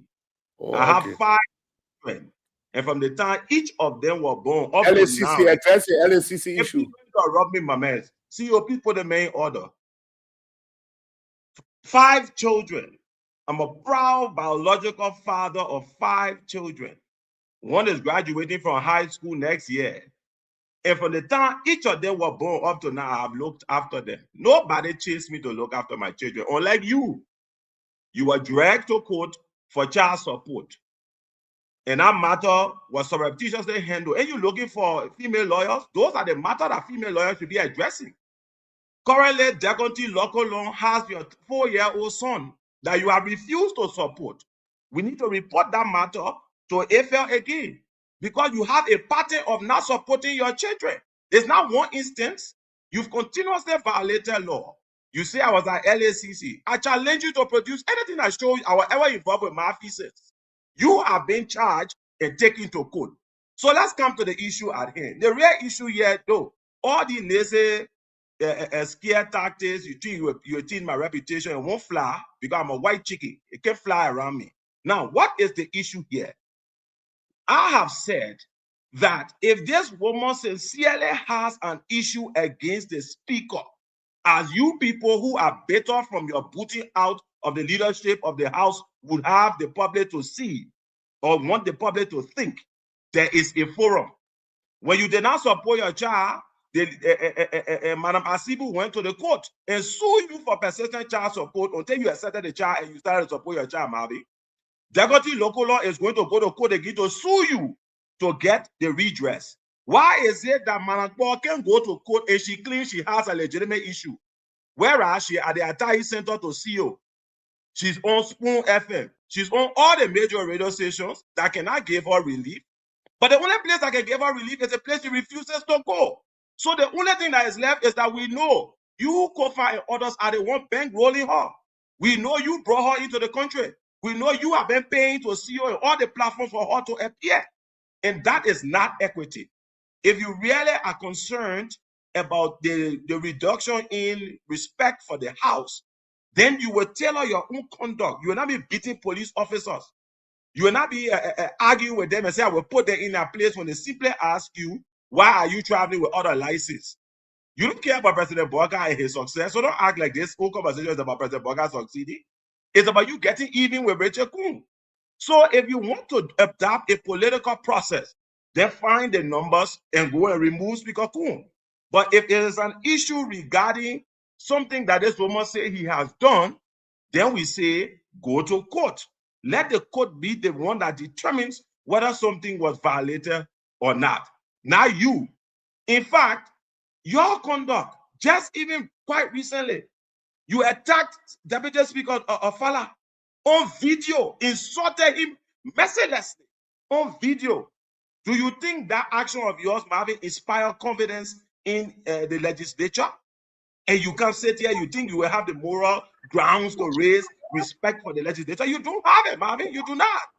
All right? Thank you. Thank you. May I see you? Apparently, in this thing, I never get to learn my thoughts. But that everyday talking. It's everyday saying. So finish your level. Yeah. But I just want to know that if he comes for equity, his hand will be clean. And Dagonti reaching out to me, she said, I'm a father case in Banga. Dagonti Local Law for your 4-year-old son that you have refused to acknowledge and support. In honor Liberian law, when a woman identifies you as the father, you are the father until you go do DNA. So if you want pay, go do DNA.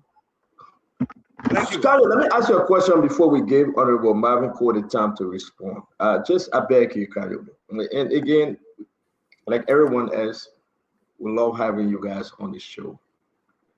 Is that an issue?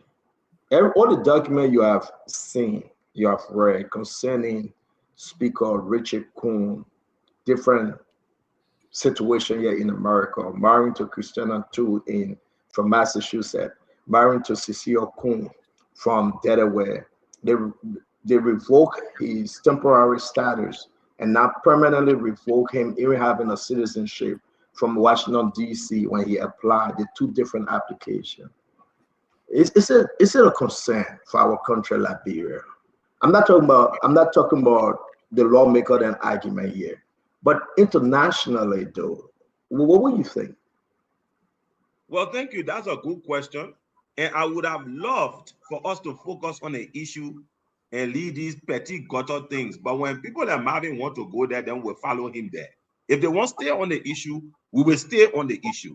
Like I've said, I believe in the evidence.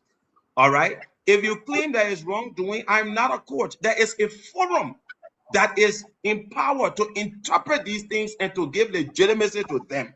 That forum is the court. If people have issues, let them choose the forum. For example, if the United States has an issue with Speaker Coon, the United States will take particular steps in regards to Speaker Coon. I don't know whether any such steps have been taken because nobody has put that out here in the public domain. If you now claim it is not the United States, but it is in Liberia because you want to remove him as speaker in Liberia, that's the argument. So I said leave Liberia. I was very clear. Let's come back to America, can you, please? The United States took action. They revoked his temporary status. It's on the document. They cancel any application for citizenship. Again, it's right there on the document. It's in our chat room. We're discussing. Can you, as speaker, not as representative from Sano or from Moserado, no, or from Bon County, but as speaker, representing Liberia, don't you think this is a concern for our country that our speaker, right, came to get U.S. citizenship or any country citizenship on a fraud? U.S. citizenship is not a right of any national. It is the right of the U.S. to give it to you and to withhold it from you. It is not something that you go there and you are deserving and you say, I meet the legal ground, therefore there's an obligation. There's no obligation on the part of the U.S. to grant citizenship. You can meet all of the boxes. We understand all of that, but I'm asking you, the condition in which, I will come to you, Gray. Gray will come to you. My last question, because I want Kanye to be fair with the discussion. The condition under which he was rejected, and that's our conversation here. Let's say you, Kanye. You are rejected because you married 2 women, right? You are rejected because you falsely applied to the USCIS. You're rejected because the story that coming with it, Kanye, don't you think that just, we know that it's the right of the American government to give anybody citizenship when they meet the requirement. Let's forget about that argument. But let's speak about the issue that our speaker is in a serious trouble yet, and he represents us. Well, as I've maintained, and one thing I like about the U.S. government is that when they have a matter with you, they deal with you. There are structures available to the U.S. government, and they routinely utilize.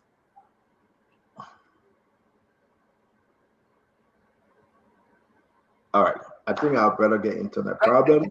Let me bring you in. Let you finish. Can you finish off? Yeah, you want to finish up quick, can you? Yeah, like I was saying, the U.S. government is always very direct in terms of how it deals with its rules, with the results that come as a consequence of violation of their rules, if any. In this particular case, once they have an issue, they will act. But when somebody like Marvin comes now, thank you very much. I think we get with the American issue.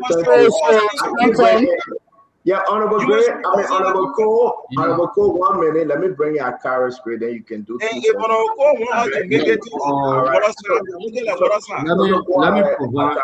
provide I know your strategy. I'm not going to follow you. We're gonna go to Honorable Gray. Honorable Gray, you got the floor, sir. Yeah, okay. Let me provide a constitutional protection for the lawmaker quickly under Article 42 of the Liberian Constitution. I act done or perform, and all statements made in the chambers of the legislature shall be privileged, and no legislature shall be held accountable or punished thereof. So whatsoever that was done in the chambers of the legislature, whether insult, what they did, that they cannot be punished for that. So Melvin Cole is protected under that in exchange and disagreement with Thomas Farrar. But there's the issue here. There's the issue. The question, the cardinal question raised by the lawmaker now is this, Rule 42. Does the action of the speaker brings the body to public disrepute? Only the lawmakers can make that determination. Let me repeat. Only the lawmakers can decide whether a colleague action has brought the body to public disrepute. And on the basis of that, they can act. And Melvin Cole, under the rules of the legislature, is invoking that provision of bringing the body to public disrepute, where he could write a communication to ask for recusal or complain, and the speaker could be subjected to the Committee on Rules of Administration. He could be asked to recuse himself, or Melvin Cole can go on the floor when they open and call for an order. And that order asking the speaker to recuse himself. And that decision can only be made by the plenary. Whether the crime was committed in America or whether it was committed in Jupiter or Pluto. And any place. Excuse me, Melvin, you will come in. If that body feels that that action brings the body to public disrepute, all the other thing about whether Melvin Cole went to or whosoever or Yerike insulted or whatsoever, the body has been brought to public disrepute. That is subject matter and that is discussion tonight. So, on our call, there's my issue. Will you write a communication or will you call an order? Because what I do know is that, make no mistake, on the legislative floor, 20 men on the legislative floor can cause the speaker down to preside. 20 persons. When if 20 of them committed to go stand on the floor and say, speaker not presiding today, he will never preside, there will be no session. Even if they reach 34, let me repeat, if they are 34, because there is no way you have 73%, not 34, when they walk up, there will be no quorum. Because you will never have that number of 73 in session at any point in time. You got a lot of issues. So it's a serious issue that people are joking with. You remember when, I will say this, and I will voice this, when Fonati was abroad, and the guys were talking about removing one of the first person who called in and told him, say, they got an signing document, I think they reached the number of 2030, that I joke. For the fact that just 20% will sign a resolution or get very serious, it's a grave issue. So what Melvin Cole is raising, bringing the body to public disrepute. So whether under American law is not a crime, if Melvin Cole then believe that the speaker action of marrying to 3 women, 4 women, lying on an oath, marrying family member according to him, because the chief of office, a press secretary issued a statement, left on record that the man paid the woman to get married to her for paper. Does that bring the body to public disrepute? Melvin Cole. That's the thematic concern, and that's my question. And if it brings the body to public disrepute, anybody can say Tabata on the show tonight or also of the show. I'm sorry for my language, but also of the show. Anybody can say Tabata. That's the subject matter. It doesn't matter where the crime was committed. What matters is the lawmakers are concerned that his action has brought the body to public disrepute, and that the same concern of Rule 42 by the high against Fonati Kofa also. So all the other kinds can be nothing but public disrepute. They are the only interpreter. Only due process the scope will look at. So on what bringing the body to public. Let's hear you. Stanton, thank you very much. You know, I've understood the little strategy that the surrogate of Richard Kun on the show trying to use and attack my president. You see, as I am, I'm an African man. And even if 50 women were to come and say, Honorable Marvin Cole, we have children for you, I would take those children because I'm an African. And my wife proudly married me because of that. We've been together for 25 years. I have not changed that. I don't think you got that kind of character. I don't think you got that kind of history. But let me say this.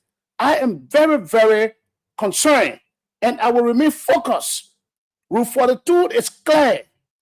Our comrade, Richard Kun, will not invade that. Even if we send people here, I thought by the time Mohamed got through speaking, the tone of Tando Barbara could have changed. But because he's cultured the way he's cultured, he's been with rebel gangs. So he will continue to think that this is a man who went to the law school and the law school did not help him. He still speaks like ordinary person. So I will not blame him for that. But I am saying Richard Kun action has created international credibility for the House of Representatives. The legislature, that's what I'm saying.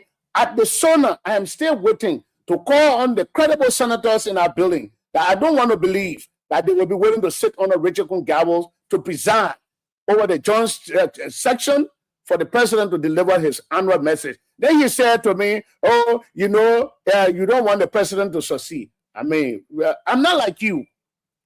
You are very inconsistent. You don't have morals. A few days ago, you were all abusive and very disrespectful to Joseph Baga, but now you are going to inhale him. I have stood up and I've kept my position as the opposition. I will not say that the government should fail, but when the government does right, I will speak about it. Government does wrong, I will speak about it. It is my hope that they made the mistakes that they are making, so it gave me opportunity to come back to power. You think I will shout from that? I wouldn't shout from that. But I am saying, Comrade Richard Coon cannot be the presiding officer of that body, because you who talk about the act of equitability, Richard Coon, the counts that led to the removal of Fonati Kofa, it was for budget manipulation, bringing the house into public disrepute. Those were the counts that were leveled against Fonati Kofa. Today, the very thing you talk about, you are not caught up in the web. All we're saying, Richard Coon, this is our rule. Rule 42. Richard Coon is on record saying, if anybody, the rule says you should keep the dignity and prestige at all times. Anybody go up there and say something that you cannot substantiate, you will be dealt with decisively. That statement for him brought the house into an uproar. Everybody got angry with him. He made that statement. And let me correct that. I never insulted Thomas Fala in the house. I went to Thomas Fala to ask him for my benefit. And we had altercation. In that chamber, I played for heated debate. You can debate. You can argue. You can yell at each other. And that matter was resolved. So you're not going to bring it here to divert our attention from the meat of this conversation. Tonight, again, I want to make a clear call. And Richard Coon, wherever you are, you're feeding Kwame Bagbala to come and make those sweeping statements. When I go into your personal life here, it will be so disastrous. And the next time I appear, you encourage Kanye to come by here and talk. I will talk about your adoption. How you went and adopt your own children. I will talk about it. What all you did. On 10th Street, the apartment you have there, what all you use that apartment for. Well, videos and footages, we have it. I dared him to come by and make something a sweeping statement. I'll begin to pull this video out right now. Take it back, Melvin. Take it back. All right, so okay, Melvin. It will be disaster for him. Melvin, you're free to talk. Melvin, Bagbala should learn from my statement. Something happened. Melvin, we gotta move on. We gotta move on. Don't take anything back. Just open all the Pandora boxes. Don't listen. Because once I send a video now, you want to the man want to contact. Let me bring video on Richard Coon so he can know that we are going somewhere. Okay, thank you very much. Let me bring in my brother Russell. Russell, you got men marrying all over, divorcing all over, marrying all over. Even student, he abusing them. Is that the man you want to come talk about? He telling you information to guy attack me. He try to be bad. And I don't want to fight. Let me so Representative Nicole, I beg you 1 minute. So are we putting aside the question about the young lady of 14 or 15-year-old that were in 9th grade? But that's what I'm telling you. That he messed with as well. Of course. We're not putting it aside. Representative Cole now. Wait 1 minute. Hold your peace. I beg you. Instead of number 10 now, Brother Russell in Liberia, that the babies can say he raped me, and everybody think it's okay because we don't have the evidence, we don't have DNA machine. Like the IG said concerning the accused when it was alleged that Brian Michael raped somebody else. Up to today, that story died because no one DNA machine, that story died today, and the leg stay hanging out there, open to every grown man out there. Is it something normal that somebody said I was in 9th grade? And this speaker, Richard Coon. And Richard Coon replied to Kev Hassan in a text message that we have. He said to Kev, but the guy buried by Fambulet. Kev sent me that message, I'll put it up. Kev asked him over and over. So is this a taboo that grown men, 50, 60, sleeping with under 15 years old and 18 years old, and they are proud. No, Representative, hold your, put your finger down. Let our own yeah, man. And this is horrible, right? Now people will come and defend and say that it been 10,000 years ago. So the speaker should be the speaker because under 15, under 14, Drummer came on the show. But when the phone, I want information. I want you to leave my hair, please. I beg you, honorable man, wait 1 minute. Bubbling in my hair. I don't want you to. Honorable man, I will have to meet you. You're trying to interrupt the show. I beg you. And she said that. She said that. I was in 9th grade. Also, I was in 9th grade. But the only reply Speaker Coon sent in the text message, because he and Kev went back and forth because Kev called him a pedophile. The only reply, he said, Harry Fambula slept with the girl also and get a baby for the girl. Can you imagine how bad and dangerous our country is? Like he said, but I was in the West, sleeping with a 14-year-old. He said, but I mean, I went at the first. Somebody 82, so I went there. And that's the speaker we have today. But anyway, go ahead. I sent it to you, Stanton. Yeah, Russell, go ahead, talk. Thank you. Look, let me just put up a couple of disclaimers here, right? So what the speaker is alleged of doing is troubling. It is bad for our country. It makes our country look bad. If these allegations are true, and by default, I like to believe the women, especially the one who came on and talked about being 14 years old when she first met the speaker. I felt for her. Because like I said on the show before, I have 3 young daughters.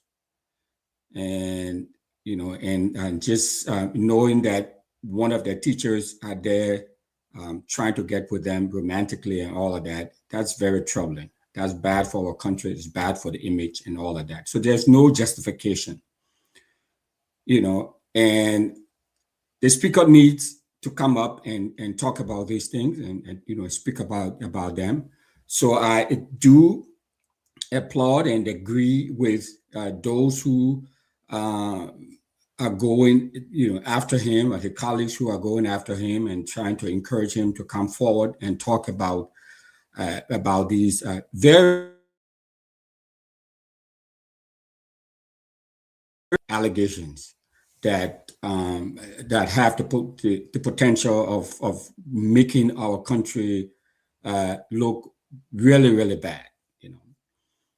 Having said that, though, I would go back to so we're talking about the rule of law. I mean, this is, I know I'm not trying to I'm not trying to divert from the conversation at hand and to stress it again how important it is.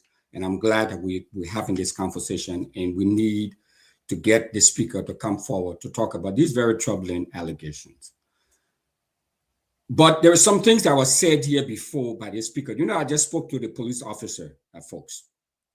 I spoke to the police officer, and they did register. One of the problems we have in this country is issues around law enforcement and the disrespect for law enforcement and the rule of law, primarily by lawmakers. They're not the only ones. Government officials, embassy drivers, NGO drivers, they all are, flaunting the laws, not respecting the law. Exhibit A is Representative Cole. The police officers I just spoke to acknowledge that Representative Cole even tried to run over one of the officers with her car. They stopped him. He refused to stop. He fled from the police. They chased him down. He had a flashing light in his car. He's a lawmaker. He's not a law enforcement officer. He should not be carrying flashing lights in his car. He did not have a license plate on his car. They tried to get him. He refused. He was very, quote unquote, belligerent, according to the officers I just spoke to. I spoke to 2 of them. He was misbehaving So let us just set the record straight. This is not to take away from the serious issue that we're discussing relative to the speaker. I just wanted to put that out there. Thank you. Yeah, Russell, just quick point. When you say flashing light, what do you mean? Let bring in Honorable Jim Marvin. Like let me say this. Emergency. Emergency light. The lawmaker has that right. If the police officer will inform you, he's not inform you, he has the right to carry that siren with him. No, he has the right. No. That's not true. At least now, that's not true. No, that's a law. That's a law that will pass. We're not arguing. Guys, that's okay. Reverend, Marvin, go ahead, sir. No, you're not wrong when you call me Reverend. You know, the youngest king in the Bible, so you would not be wrong to say that. But what I said for Stanton, I don't care how you shake your head. I will speak for myself, you speak for yourself. The first thing I want to say here, when law, I don't want these guys trying to divert my attention. Again, I want to come back. Rule 42 is clear. Comrade Richard Kuhn, all we're asking you is to do the moral thing, that your name be mentioned in all of the delegates in this country, everywhere, in all corners, and the third highest seat of this republic have been desecrated. That is the meat of this conversation. But you can't people coming to ring down attack and forth. You saw what the other Labour did. When you can't put up something and say from America you were released by a swap after, now you know that it was false. Now somebody come and say the police, the man get 50 women. You say, oh, you're not going to that. I am here tonight to call Richard Kuhn, because if Kanyo Bagbala was to bring Richard Kuhn and myself here on the show to talk about our moral life and our private life we're living and put her under the microscope to examine her, I think the bacteria will even be more than the HIV for Richard Kuhn than comparing that to Marvin Cole because of the character. I don't have that kind of character. But what I'm saying here, Rule 42, is clear. It says, do not at all times maintain the prestige and the dignity of this house. It got nothing to do with something that happened 4 months ago between the police and I, which were not there. If the police felt I committed crime, I should have been invited to the police station, which I have done. They have invited me before I went there. These same group of people say, oh, Marvin Cole is arrogant. He part of the burning of the fire. When they went to investigate, Marvin Cole was exonerated. So, Stanton, all I am saying to Comrade Richard Kuhn, you are listening. You have your people here, kind of go for research, and he coming back. So you need to inform me. No, if you want to help me like what Mommy helped me with, to say something has happened. Even if the lady went to court, Richard Kuhn is under moral obligation and per our rules to answer to us. You have brought the credibility of the house in public disrepute. That's a separate matter. We're going to be disciplining our member. That's what our rule says. So it got nothing to do with the lady going to court or the lady not going to court. Thank you, Marvin. We got to bring the other 4 panelists. The rest of the guys like to come in and ask a question too. But Russell, the police issue and Richard Kuhn committing all these things, what's the 6 and 7 to that? No, I mean this was brought up before. Again, not to conflict the issue. I mean, this was brought up before, and so I just wanted to add some legitimacy to it because I called the police to verify what was brought onto the show. Yeah, but we discussed. We discussed, Babby, and we discussed this situation. But I have no reason to lie, Representative Cole. No, I have no reason to. I know you from Adam. I don't know the speaker from anywhere. What the speaker did is abhorrent. There's no question about that. Yeah, we are on the speaker now. They think when we leave the speaker and go to Marvin and find the reason why he killed the cat, why he killed the dog, whether he can eat all these things. We are talking about Liberia, and you're a strong advocate, right, Russell, for a better Liberia. And what the speaker did, listen to what he said and what he said in his text message, right? To Kev Hassan. They were back and forth because Kev called you a pedophile. I get over 20 messages that he sent. And just read this. It's very clear. This is his response. He said, you know that Verma is the lady that have his child, that he denied the child, and the token to child support, right? And they did a DNA test. He ran away from child support, right? And the DNA test said 99.99.99999% that's your child. And up to now, the status of the child and the well-being, right? You can ask Verma, she's complaining. The man said, I'll give you $10 a month, I'll put it in the bank. When the child turns 18, I'll give you all the money. $10 US. Look at that nonsense. But read what he said to Kev. He said, you know that Verma had a first child before I met her by Fambulette. Now, who is this Fambulette? Kev, who Fambulette he's talking about? We got so many Fambulette.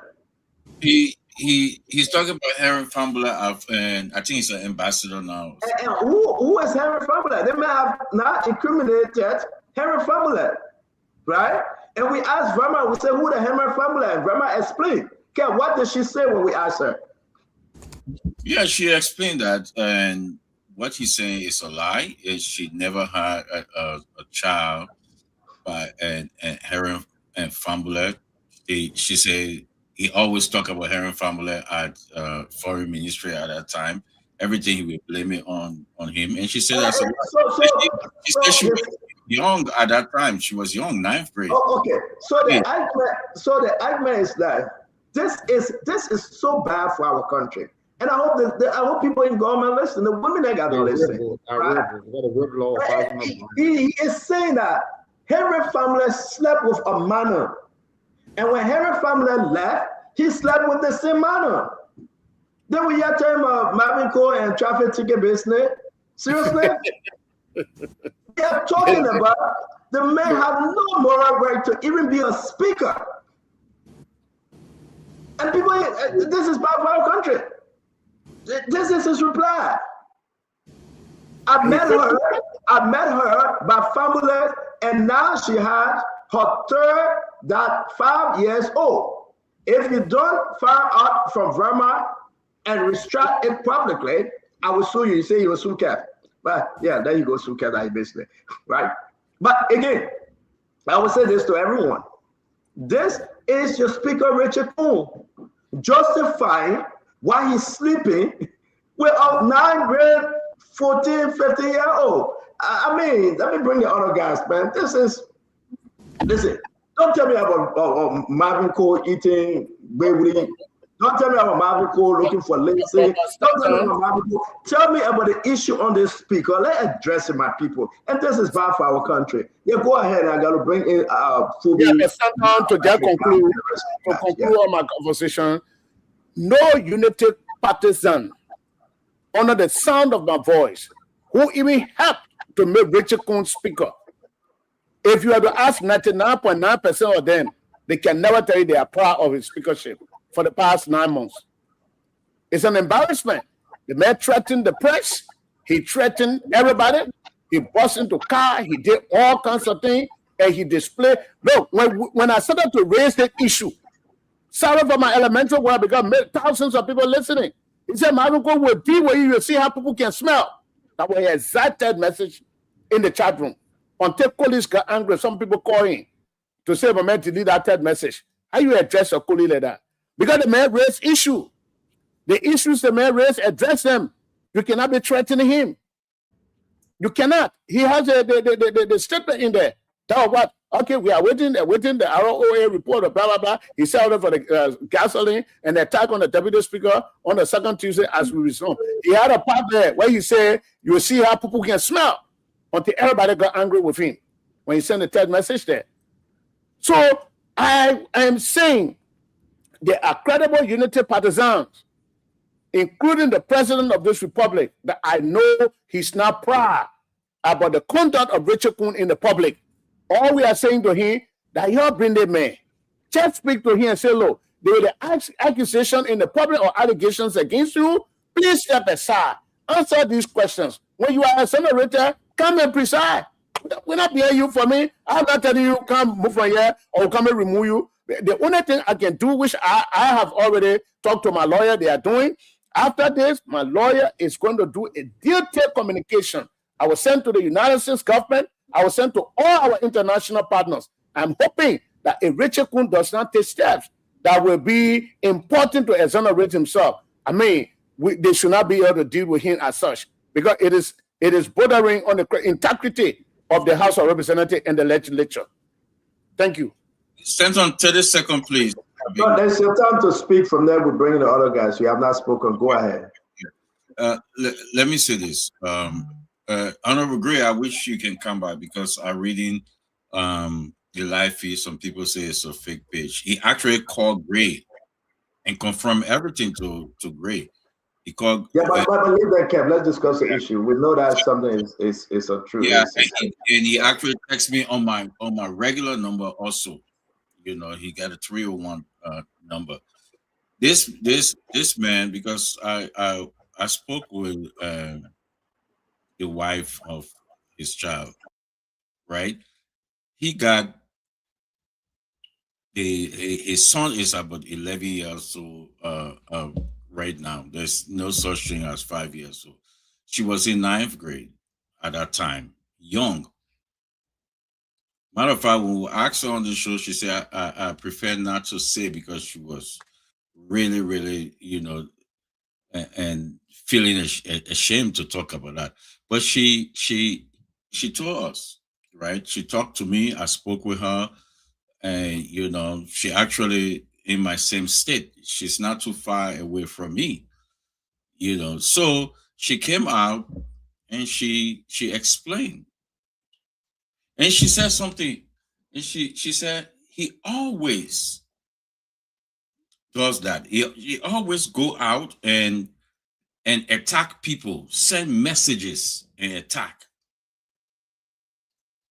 You know, so at this moment, the only thing I will say, I have a problem with you, Melvin. You are responding to political hustlers. You're a lawmaker, my man. When you're responding to Kanyo and Atiga, those are political hustlers. Don't waste your time. Go straight to the message. That's why I get problem with you. Richard Kuhn himself went on Facebook. Let me read what he said.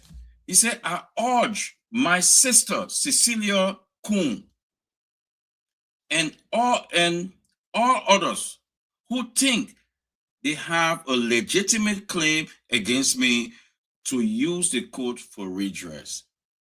The key word, I urge my sister. So he accepts that his marriage was fraudulent. This is not about accusation. So we shouldn't use the word accusation. Nobody accusing him. It's a fact. It's an established fact. So nobody should use accusation here. He said it. He said, December, Christmas Eve, he went on his page. He said, my sister. So he acknowledged that Richard Kuhn, commits a crime in United States. So why he should be speaker? My question to you, a fraudulent marriage in United States, a fraudulent marriage in Liberia, if there's a crime, Melvin, because he admit to that. Go on his page. He got 2 Facebook page. Thank you. You will see it. My question to you, it is a crime. Yes. The first thing inside in the honor of our Lord is a crime. If you marry your biological brother or sister, that is a crime under our Lord. So for me, one party is saying, you are my husband. Another party is saying, you are my sister. That leads to the question of investigation. That was my point. That I don't just want to jump the gun, because everything that this woman said about Richard Kuhn, I don't want to take it as a faith value to say, oh, yeah, it's law and gospel. Richard Kuhn must be given due process. He should be allowed to explain his side of the story, to say, oh, yes, I'm married. At the point now where now the documentation that he gave $10,000 and he married a woman for documents, that is where the crime was committed. And once the documents now been provided, then it is important for Richard Kuhn to step aside. The best thing to do You know, somebody was saying, no, don't let the government get involved. Don't let the Unity Party. I mean, the government is striving to correct so many mistakes. You know, I said to some group of people, I don't want to believe the Liberia that Joseph Boakai envisioned when he was 1 year old, up to the point where he opted for the presidency. I don't think this is a Liberia that he's leading, because there are actors around the president that have hijacked is that a woman is in the delivery room, wants to give birth, but the midwives that are around her cannot assist her properly to give birth. And that is what happened to President Boakai. There are people like the speaker who have hijacked the delivery process of the kind of Liberia this man envisioned. I don't think this is the kind of country. So all I'm saying, Speaker Coon, please, for all of these comments that have been made, documentations provided. That's why I always say, when the documents are provided and established, you marry your sister for DV, to several things that you have done. Liberians in the Americas, you have indentured them. There will be barrage of deportations. He also going. We gotta go. We gotta go. Let me bring in. Phoebe. Phoebe, let's hear you. I didn't end, Santa. We gotta squeeze in time now. It's 11:27. I beg you, Chief. Phoebe, let's hear you. Yeah. So firstly, like I said earlier, Article 38 gave the legislature the exclusive right to handle her own matters. And that's why I said the president should not get involved. On the issue that, Mabe raised earlier about, the points that the majority black used against Speaker Kofa at the time to remove him, similar things happening. Yet, with all those issues hanging around the former speaker, Marvin Cole stays true with the former speaker. He didn't care about integrity at the time. And he stays true with the former speaker. Up to today's day, he stays standing with the former speaker. So integrity was not an issue at that point. So like I said earlier, get the numbers. If you want a speaker to recuse himself or even remove him from being a speaker, gather the number among your colleagues. That's how you do it. It's a legislative battle, the battle of numbers. So as long as you can get it, you have all the authority to legitimize your position. So put official communication on the floor, rally around your colleagues to get the numbers, then your points can be made. If the speaker can secure the numbers with his colleagues, definitely, what are you be doing? You're going to be empty air. You're going to be blowing. Just make the noise. But what he has the number to protect his seat, he will stay preserved, and he will stay the speaker. If you have the number to get him to recuse himself, automatically he'll also be out. So rally around, get the number, and like Mame said to the speaker, also this is a political issue. Reach out to your colleagues to ensure that you have the number. And the issue of the United States government, the United States government will work with anybody that protects our interests.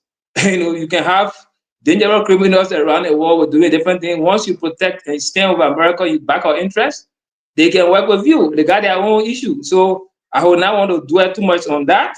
Then they get also Verma. Verma said she was in 9th grade. She didn't say she was 14. And so there are people that can be in 9th grade, that be 20 and 25 and 30. So being in 9th grade does not automatically mean you are 14-year-old or you are minor. Phoebe, we spoke to Verma. Verma called me, right? We'll bring Verma on the show. She was 14 years old, going to 15 years old. She got Richard Kuhn child. Richard Kuhn reached out to Verma after when she called in. Sent people to talk to her, to back her.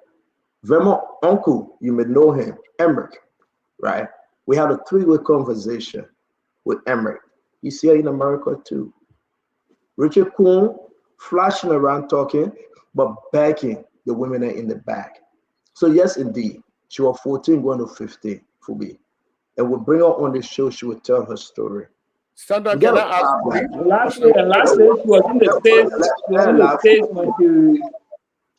she was in the States when she gave birth to the child, according to her the last time, unless it's something out of the way. She was in the States when she gave birth. So I don't think she was also underage and gave birth in the States with Richard Kuhn. Understanding. She gave birth to a child, but the situation started from Liberia. She's not saying she was pregnant for Richard Kuhn and she got Richard Kuhn's child in Liberia. Richard Kuhn is saying She was loving to Henry Fambula. I think he ran for election before, or you were one of the representatives. Richard Kun saying, Richard Kun saying she was loving at that time to Henry Fambula before he met her. But Richard Kun met her when she was in 9th grade. She would tell a story. It's even more concerning. But our women, that lawmakers today, right, it is concerning. The female lawyers. That she's not in Liberia. She's here in America. She's trying for her kids. I want to. That's the speaker. I will also go back to Camille's point. If you have issue, the only theater to take your matter is to the court. So let all of them take their issue to the court and get Kun to answer to his charges. Yeah, that would be the better thing. Maybe hold on 1 minute, Marvin. Hold on, please. Maybe you guys are not foreign. Since you have taken Richard Kun to court, she's in court currently. She didn't only sue Richard Kun. When we put all the document in the chat room, then sometimes you'll say you don't see it. It's disturbing. No, I agree. What I'm saying, let her continue with the court process to close the matter there. But you cannot tell her how to put pressure. She's in court and she put in pressure by way of social media. You cannot restrain her, say leave it in court. Do it beyond Jade, and we shouldn't talk about it. Let's do it in close door. No, that's her right. This is a lady, right? That's this guy's scam. It's not only her. It's not only her. Yo, but this speaker, and if we don't care for man, to tell you the truth, we all have our skeleton in the closet, but we should come out like people and speak. She's in court. I don't know how many times I say, if I allow her for the Kalando law firm say go talk, she talking, that the people own a strategy. Don't blame them for that. Every lawyer get their own way. Let me ask my question. Real quick, I'll bring in Abula Mambe and Jefferson Chess. I listened to you that when I was with Fonati Kofa, he had all of the crimes hanging on him. At that time, I did not speak about integrity, right? So does that mean if I speak about integrity now, it's wrong? Because with Fonati, I did not talk about it. And why am I speaking about it? Is that your question? I mean, is that your position? No, I didn't. I didn't mean that you can't speak about it. What I'm saying, you supported Kofa regardless of the tinted character. So definitely you have other lawmakers that will support him regardless of all the points they're making. So all I'm saying to you, gather the numbers. When you have the numbers, you have your day. If you don't have the numbers, you don't have your day. Let your one at a time, man. Please, you ask him the question, he answering you. Be patient, sir. Yeah. All I'm saying, gather the numbers. If you have the number, you will have your way. If you don't have the number, it's a waste of time. I agree. Okay. I agree. See, one question. One statement that I want to make here is the character of Fonati Kofa. We don't want to do this thing as a Fonati Kofa and a Richard Kun issue. But because you talk about it, let me just go back and pick it back. They came and said Fonati Kofa was convicted, he served a term, and he got cleared by the United States government. But this one, Richard Kun, is indicted in my mind by people. He invaded the law. He's now being investigated. So if somebody committed a crime and the person got cleared, according to the information and documentation, without stopping from dealing with that person, that is on the basis that I dealt with Fonati Kofa. And I did not support only Fonati Kofa. I stood on the side of the rule of law. If you want to remove the speaker, get the 49, go through the procedure of the House to remove the speaker. But to come and violent, so that's why somebody like me is saying Richard Kun recuse herself. When he refuses to recuse himself, I will do my communication. If he doesn't listen, we will continue to lobby for the number. We will get the number. The number will go through the channel and the procedure to have him recuse himself, and then he'll be investigated. That is my position. Thank you very much. I'm going to bring in Mame, Vendetta Patrick, Jefferson Chesson, and we'll close with Kanye. Then we're going to excuse you for tonight. Again, Thank you. Jefferson, let's hear you. I'm sorry, Mame, let's hear you. Yeah, Honorable Koo said what he has to say. What I have to say is the speaker is facing political challenges like Fonati face, like Edwin Snow face. like Ellis Ellis Tyler. Tyler Alex faced. Tyler, yeah. I mean, he's facing that political battle. I think he should go back in chamber and begin to engage with his colleagues. That is the solution. What I saw him, at least the very few times he was speaker, the way he came out, the comments he made, they were unrepresentative of a speaker. I think he should tune down, he should readjust, and begin to engage his colleagues like he engaging honorables. That will salvage the situation. That will bring harmony. He enjoys the confidence and the support of the executive. And as I'm hearing the majority in the House, but that's not sustainable. That's not sustainable.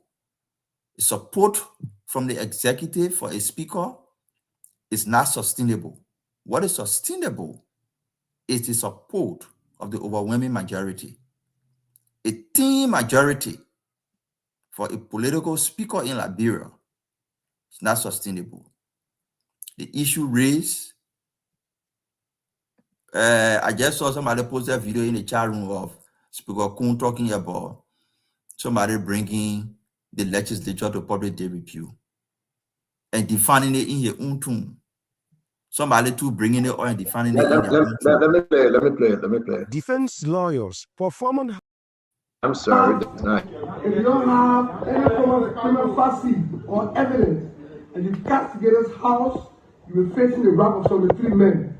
I'm telling you the truth. Most of you get out there and say anything you feel like saying, well, there's no political favor.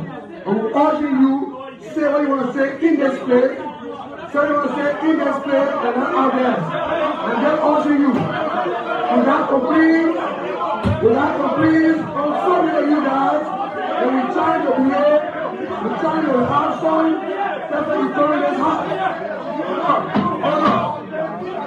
I'm the king, my country, honor, every honor, anyone saying what they're out there.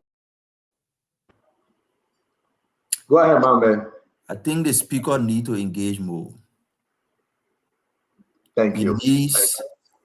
He needs more than exerting power and authority. He needs not to exert more power and authority. He needs to engage and collaborate. That collaborative part of a leader is what he needs to exert now, rather than showing strength, showing power, showing that he's supported by the executive. The executive was supporting, I agree with that, and the executive was supporting. I support the executive for supporting the speaker. But the speaker should be able to work with the people who elected him. Speak to them in a tone that they are honorables. They disagree with you, engage them. That's my advice to Richard Kuhn. If my comment is anything that can be taken as an advice, that would be it to Richard Kuhn. Otherwise, New Year is not starting good with him. And again, Mama, thank you very much. Thanks. Exactly. I mean, we just got to continue to say this here. Hey, if you love this government and you want the government to succeed, that's not a way to start a new year under the speakership. And I want to say to all of you, it's very, very important for us to look in that direction. To bring in the name Henry Fambula, most of you know him. I believe he's an ambassador. He worked at the foreign ministry. I wanted to say something on that small Stanton because 30 seconds, sorry. I listened to keep saying the girl denied the allegation from Richard Kuhn. The girl denied that she can have a baby by Henry Fambula. Correct. She denied. Good. Yeah, Richard Kuhn saying, but when I met her, she had a baby for Henry Fambula. She's saying the baby that Henry Fambula baby, but that's not her baby. Got it. Okay, so Richard Kuhn always accused her because he took her from Henry Fambula. She will explain her story. I don't want to get in there, but the fact remains that. So he and Henry Fambula met a ninth grader, and they messed around for a ninth grader. That's embarrassing. No. So the story I got is Henry Fambula had a relationship, and this girl was living there. That's why the girl is denying that she doesn't have a child for her family. Go and explain that to Richard Kuhn. Richard Kuhn accusing the girl of loving to her family. He's a jealous rapist. It's true that he raped the girl. I mean, this is embarrassment, but let's move on. Bobby, you run away again. Let's move on. Let me bring in my brother VP, Honorable from Data Patrick's. So, thank you. Let me just caution the lady that is preparing to come. My sister, you are residing in the US. This is not a threat, just to give you a piece of advice. This platform is widely listened to. If the accounts that we are getting that some family members of yours knew about the alleged abuse, and they are residing in the US, they did not speak out and they kept quiet. When you come on this platform tomorrow or anytime to speak, they'll be held under American law for deceiving them, knowing that America stands for women's rights. It may be construed that they willfully and intentionally protected somebody who violated your rights. They are enjoying the comfort of the United States. I hope when you come tomorrow, because when you hold robo, those that you inform and they knew about it, like in our case here in Liberia, grandma, grandpa, auntie, or uncle will say, oh, let's leave it. They will keep the secret while you bear the consequences. You become a victim. Now that you are somewhere and everything is okay, you are protected under American law, and they too are in the United States. When you speak out, we'll ask them why they kept silent. Why they did not speak out? So this question will come out. With that being said, there is a precedent in our country. CEO in 2005, Speaker George Dewey was suspended indefinitely and later on removed after he was probed by his colleague on allegations of misconduct and corruption. Not just him, his deputy editor Vama, along with Tapedo and Edward Bolan, for spending $92,000 without authorization from their colleagues. So there is a precedent already on ethical standard for which lawmakers were suspended. Secondly, George Santos of New York, he was expelled from Congress for lying on his credentials. Ebola's unethical standard. Let Mame say,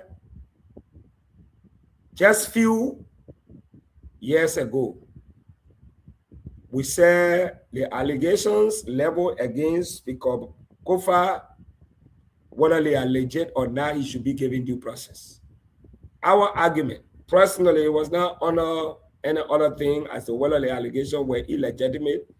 Our argument was get the number and remove him if you so believe that he committed unethical standard. In this case, you look for the number. I don't want us to start any other thing we will drag on. If you get the number, you ask the brother to recuse himself. At this time, he's not prepared to step aside. Power sweet. Power is romantic. The man is enjoying comfort, God comfort and everything. So just by talking here is the problem. At the end of the day, you're going to borrow on the numbers. I'm encouraging you, if you have the desire and intent to have this man remove or recuse himself, let's get the number. I don't want us to start with the State of the Nation address, people boycott, the other one this. It will not help, but let's look for the number. Federa Patrick, thank you very much. I will play this before I bring in Jefferson Chelsea, and Kari Babala will be the last speaker. We'll give the last word to our friend and brother, Honorable J. Madman Cole, before he leaves. Let me play this.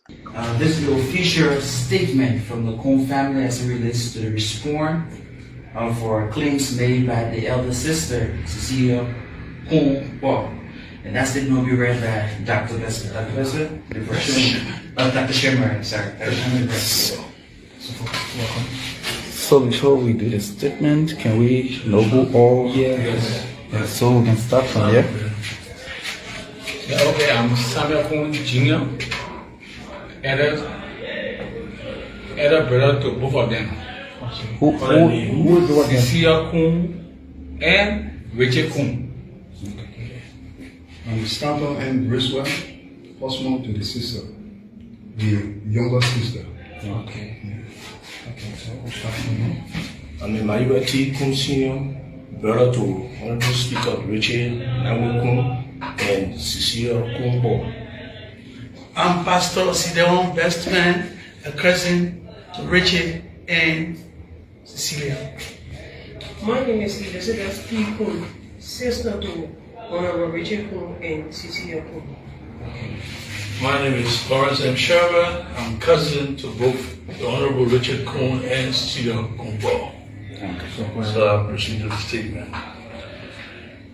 The Blamo Kun family has taken serious note of ongoing public statements and circulating claims made by Madam Cecilia Kun involving the Kun's name, urging her in the strongest terms to immediately desist from actions and utterances that tarnish the name, reputation, and integrity of her younger brother, the Honorable Speaker of the House of Representatives, Richard N. Kun.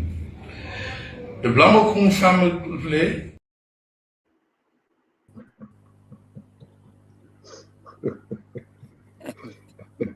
This is embarrassing. This is just foolishness.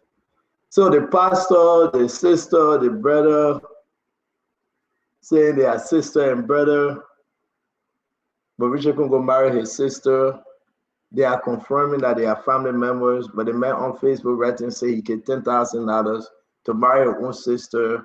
What's going on with the pastor? What's going on with the cousin? What's going on with the bishop, the deacon, the minister? This is an embarrassment. But they will figure it out. That the Kun people are cool people. They will figure it out. Let me bring you in, Jefferson. Yeah, they're cool people. They will eat pepper. This is foolishness. Go ahead. I don't tell my staff. I beg you. Don't tell my. I know you are coming there, but yeah, man, come on. And they go get it. They put us on video too and say, a cousin of the bereaved, sister of the bereaved, bishop of the bereaved. When we're going to have the ceremony for the wakekeeping. But I go ahead, Jefferson. That video was embarrassing. Yeah, so Stanton, Kun is not just a representative. He's the speaker. He's the third man in line to our presidency.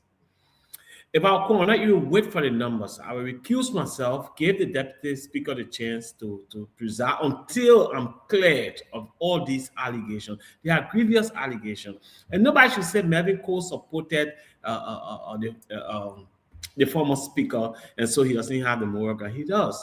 Because that removal set a strong precedent in the House of Representatives that if you have this kind of issue, you should be removed. So yes, since it happened, now Melvin Cole is right. Since the precedent has been set, let's do it. So recuse yourself or remove you now. And nobody should say Bwaka shouldn't get involved. You were here. Bwaka was fully involved in the removal of the former speaker. Nobody spoke against that. He was fully involved. Everybody knows it's an open secret that he was behind the removal of the former speaker. So this time, this thing is bringing a serious reproach to our country. It's bringing disrespect to the Honorable House of Representatives. I think the president should step in and ask Richard Kun to recuse himself, go to court, and resolve his allegation against him, and come back and take a seat. Instead of removal, I think he should recuse himself. If he's found guilty, then it's a different thing. Nobody can say that there hasn't been any action taken against Kun. But the fact that his green card has been revoked by the American people, it tells you that he has a serious legal issue. Serious one that he needs to address. So until Kun can address those legal issues, I think he should recuse himself and don't embarrass the Liberian people. The House of Representatives is a straight and direct representation of the ordinary Liberians. Kun represent our legislature. He should recuse himself and allow the deputy speaker to replace him until he can resolve all his legal issues and all those allegations. They are serious and grievous allegations. You talk about immigration fraud. It's a serious allegation. You could go to jail for that. You don't want them to jail a sitting speaker. You don't want that. You talk about bigamy. It's a serious crime, and can you know that? We talk about incest, and he agreed to the incest. In fact, the family in this video acknowledged that yes, Richard Coon committed incest. That's a serious crime under our laws. These things should be addressed. Coon should just simply recuse himself. Any intelligent person, anybody who means well for the country, at the level of Coon, should simply recuse himself. And can you know, even the judges, if they are conflicted, they recuse themselves from cases. So in this case, Richard Coon is highly conflicted. Let him recuse himself from the speakership and allow the deputy speaker to preside until he can solve all his legal issues. As simple as that. I don't think he should even wait for his colleagues to be able to get the numbers to remove him. That would be more embarrassing. Or even more embarrassing if the member cannot, his colleague in the House cannot get the number to remove him, and with all these allegations hanging on him, he still remains and preside over them because they don't have the political power to remove it. It's embarrassing. Coon should recuse himself and resolve his legal issues. Thank you, Stanton. Jefferson, thank you. Councillor Kanyo Bala.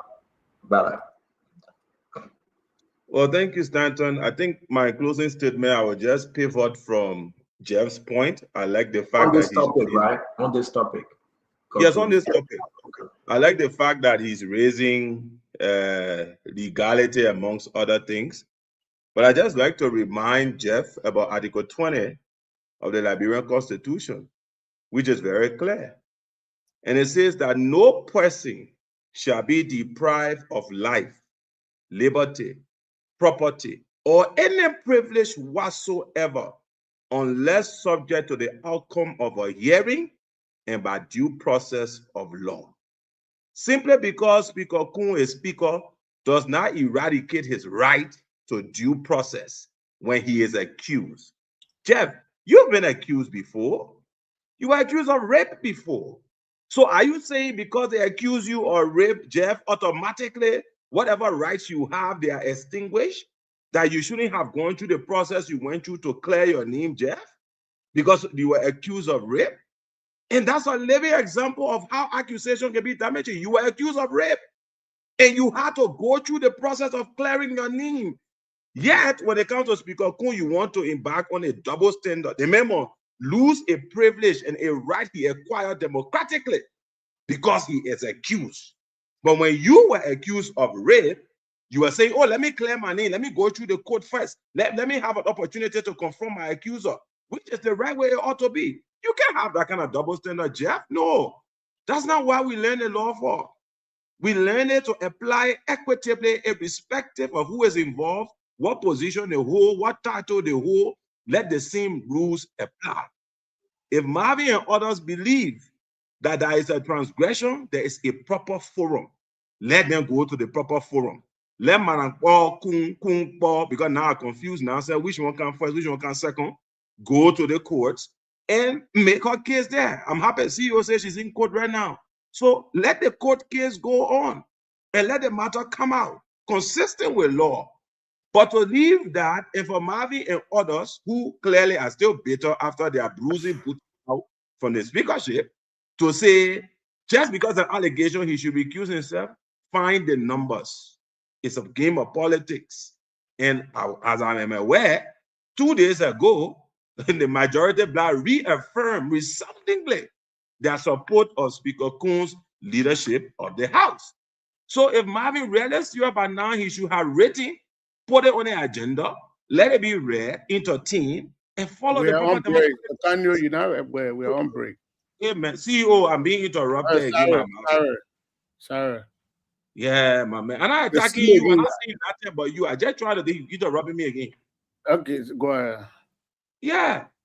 So if Marvin, you and your folks who desperately want to see, Speaker Coon, outside the speakership, and you miss all of the perks and the privileges of rule and order the speakership, you want him to go muster the numbers, test the vote, and whoever wins, take it out.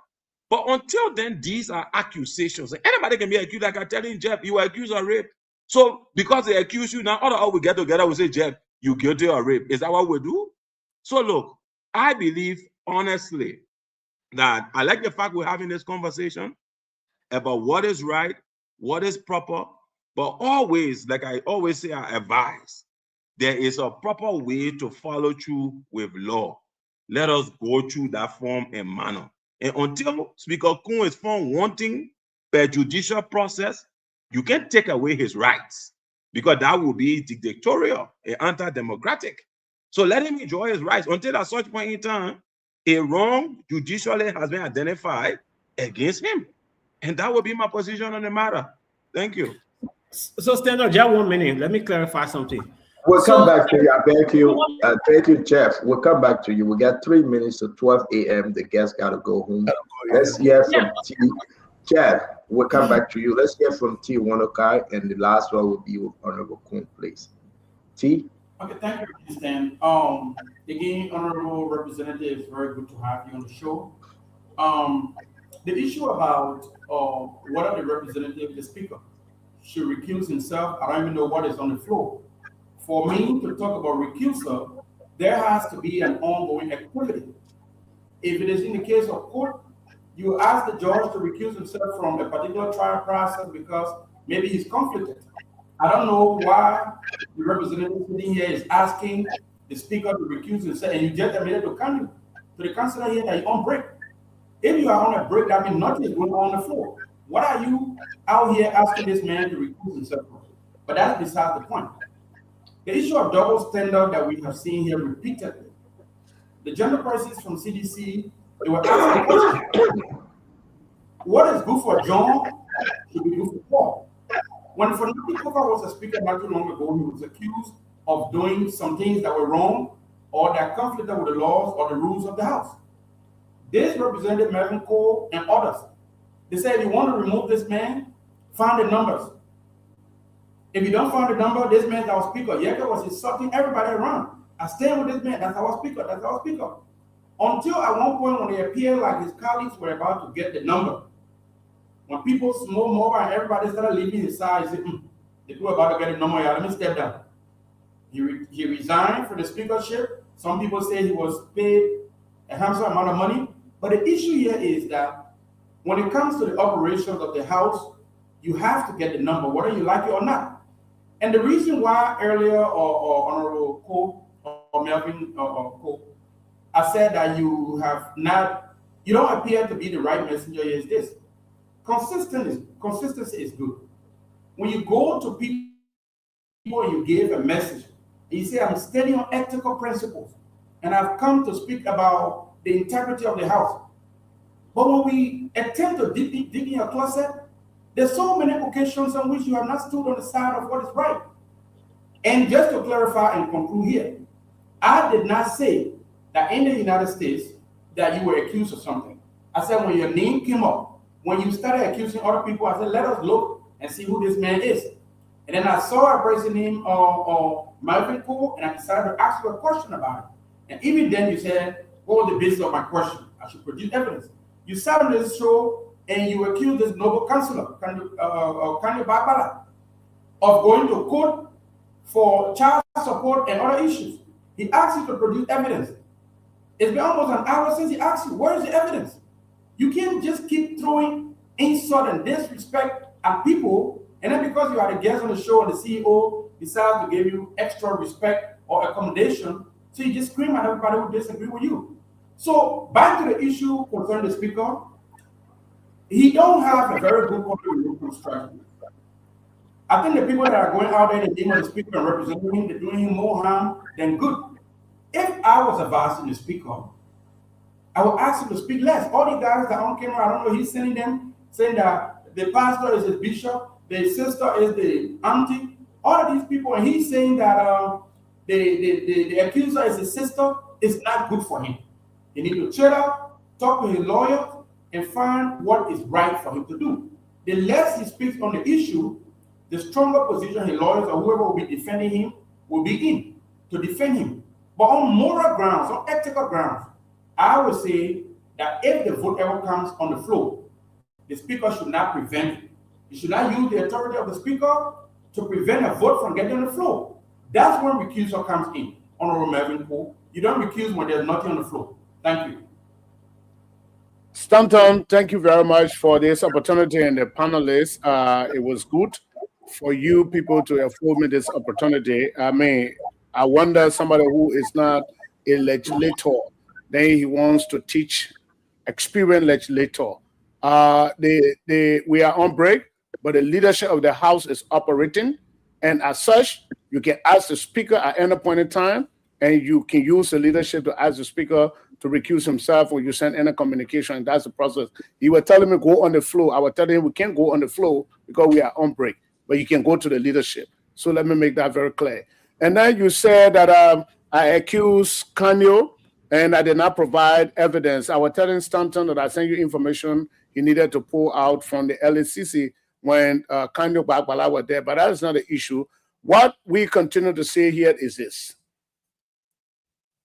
On ethical grounds, has Richard Coon brought the House of Representatives in public disrepute? Yes. If the answer is yes, Richard Coon, the moral thing to do is recuse yourself.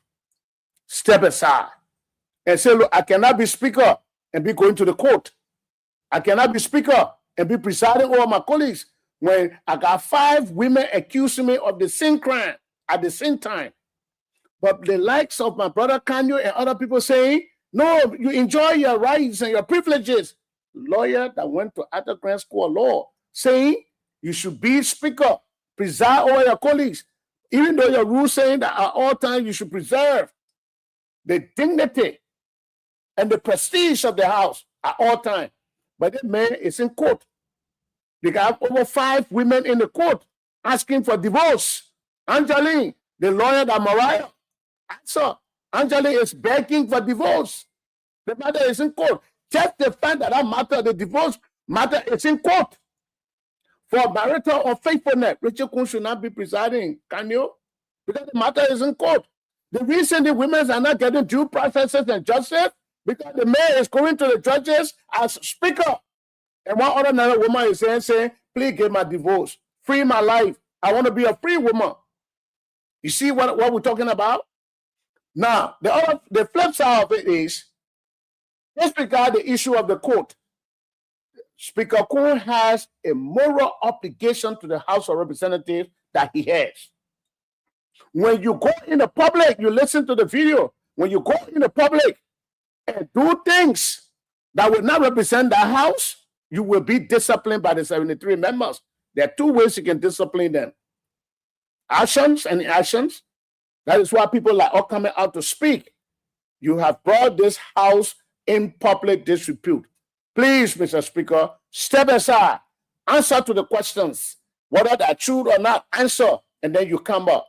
When you see people start to demand, we are more democratic. That is why we are portraying the democratic tenets. We are not like the group you were supporting, Kanyo, that said they were having kids against Fonati, but they refused to come in the public and talk about the matter, to confront Fonati. But they gang up themselves, and when they had extra session, somewhere they said, we can't go on the man anymore. They decided now to be juntas and rebels. They said, we'll not sit down under the man until he leaves. And us people like y'all were saying, one man in the interest of the country, then one man cannot be here over and over, one man cannot be over and over. My brother was talking about the records he put up. You know, he was speaking definitively that Marvin Coon was relieved of a supervisor and what have you. But he caught himself. He realized that the information he was trying to provide was faulted. It was misleading. Now you want to talk about moral grounds? Yes, I do have. That I have been in that building for over 20 years and I have experience. That's why we speak the way we speak. So I will just want to tell the panelists, thank you. And those women, we are going to be praying with them. The man is saying the civil law court. Cecilia Kwokun said the civil law court. I got a divorce paper from Richard Coon that I filed for him. Another woman filed for him.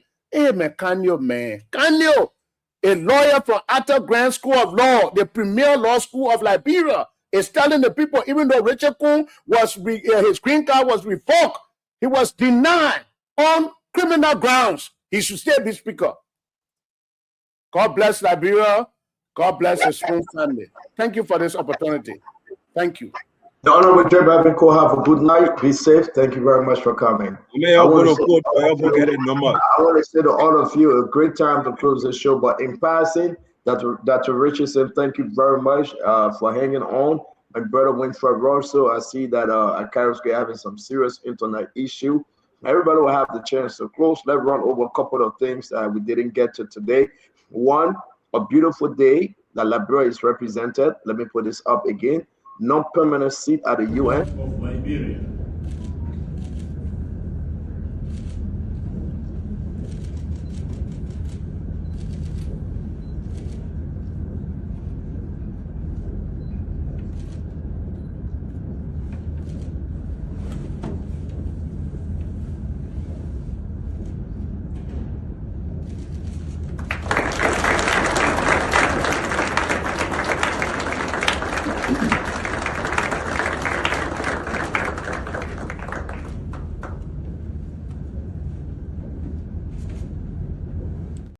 Our fellow Liberians, you got to understand, if you stay with us, right? There's a reason why I make this so interesting. And make no mistake, it's a win for Liberia, not for the CDC, not for the Unity Party, not for imposition. This is a big win for Liberia, and you should be happy, because now we can make decision that is so important to the geopolitical terrain of the entire world. Every country that forms part of the UN. Imagine, it's a big thing. So to see that your country flag, now for 2 years, they will come to us and ask us for our vote and our support. And with good government, with good representation, we can negotiate for a lot of stuff. So when I see CDC saying that we bring it there, UP say that we bring it there, that the Liberian people time, they brought it there. And we should give this to all Liberians who might have brought. That's a victory. That's unique. Let me move with the next thing. Today, the judge in the Funatu Kofi case, the Austin case, listen, we'll play this and then we'll close the show. I want to play a little bit of the LDA clip because I promise you guys, if it's too much, maybe we'll do it tomorrow. So tomorrow, you heard the announcement, Dualu, and say he coming back on Spontor again. On Sunday, we'll be having the former mayor of Matana State, or maybe Matana, one of the city. Winfred Russell will talk about it. They call him Collins. He will be our guest one-on-one with the CEO on Sunday. But a lot of stuff is happening, my friend. You enjoy the news Spoon Talk. We pray not to attack. Let the people do their own talking, and we are blessed that we bring in everybody, the good, the bad, and the ugly, to come and say their own. As much as I don't like kind of, but we have to keep him. We have to keep kind of. Wow, I can't believe you actually said it. So let me play this other thing from Front Page. We recognize Front Page Africa. Defense lawyers for former House Speaker J. Fonati Kofa and his co-defendants have announced plans to appeal to Liberia's Supreme Court and are seeking bail following the disbarment of the jury in the Capital Hassan case. The development comes after Criminal Court A. Judge Roosevelt Zerwilde on Friday, January 2, 2026, ordered the dissolution of the entire jury panel and suspended the case until the next court term. The decision followed a formal application by state prosecutors who alleged juror misconduct and claimed the jury had become contaminated and could no longer deliver an impartial verdict. Immediately after the ruling, defense counsel announced in open court that the defense had taken exception and would appeal to the Supreme Court. He also applied for bail for all defendants, arguing that a criminal appearance bond approved before trial was never vacated and has since been supplemented with human sureties as required by law. State Prosecutor Councilor Augustine Fire objected, arguing that the bill requested was procedurally flawed and could set a bad precedent. Judge Wiley noted the defense exception but deferred a final decision on bail, stating that earlier bail conditions must be revisited. The jury disbarment comes amid growing evidence evidentiary dispute and public scrutiny of the prosecution case, with an appeal now headed to the Supreme Court. The capital Action case enters a new phase. This is Woody Topa reporting.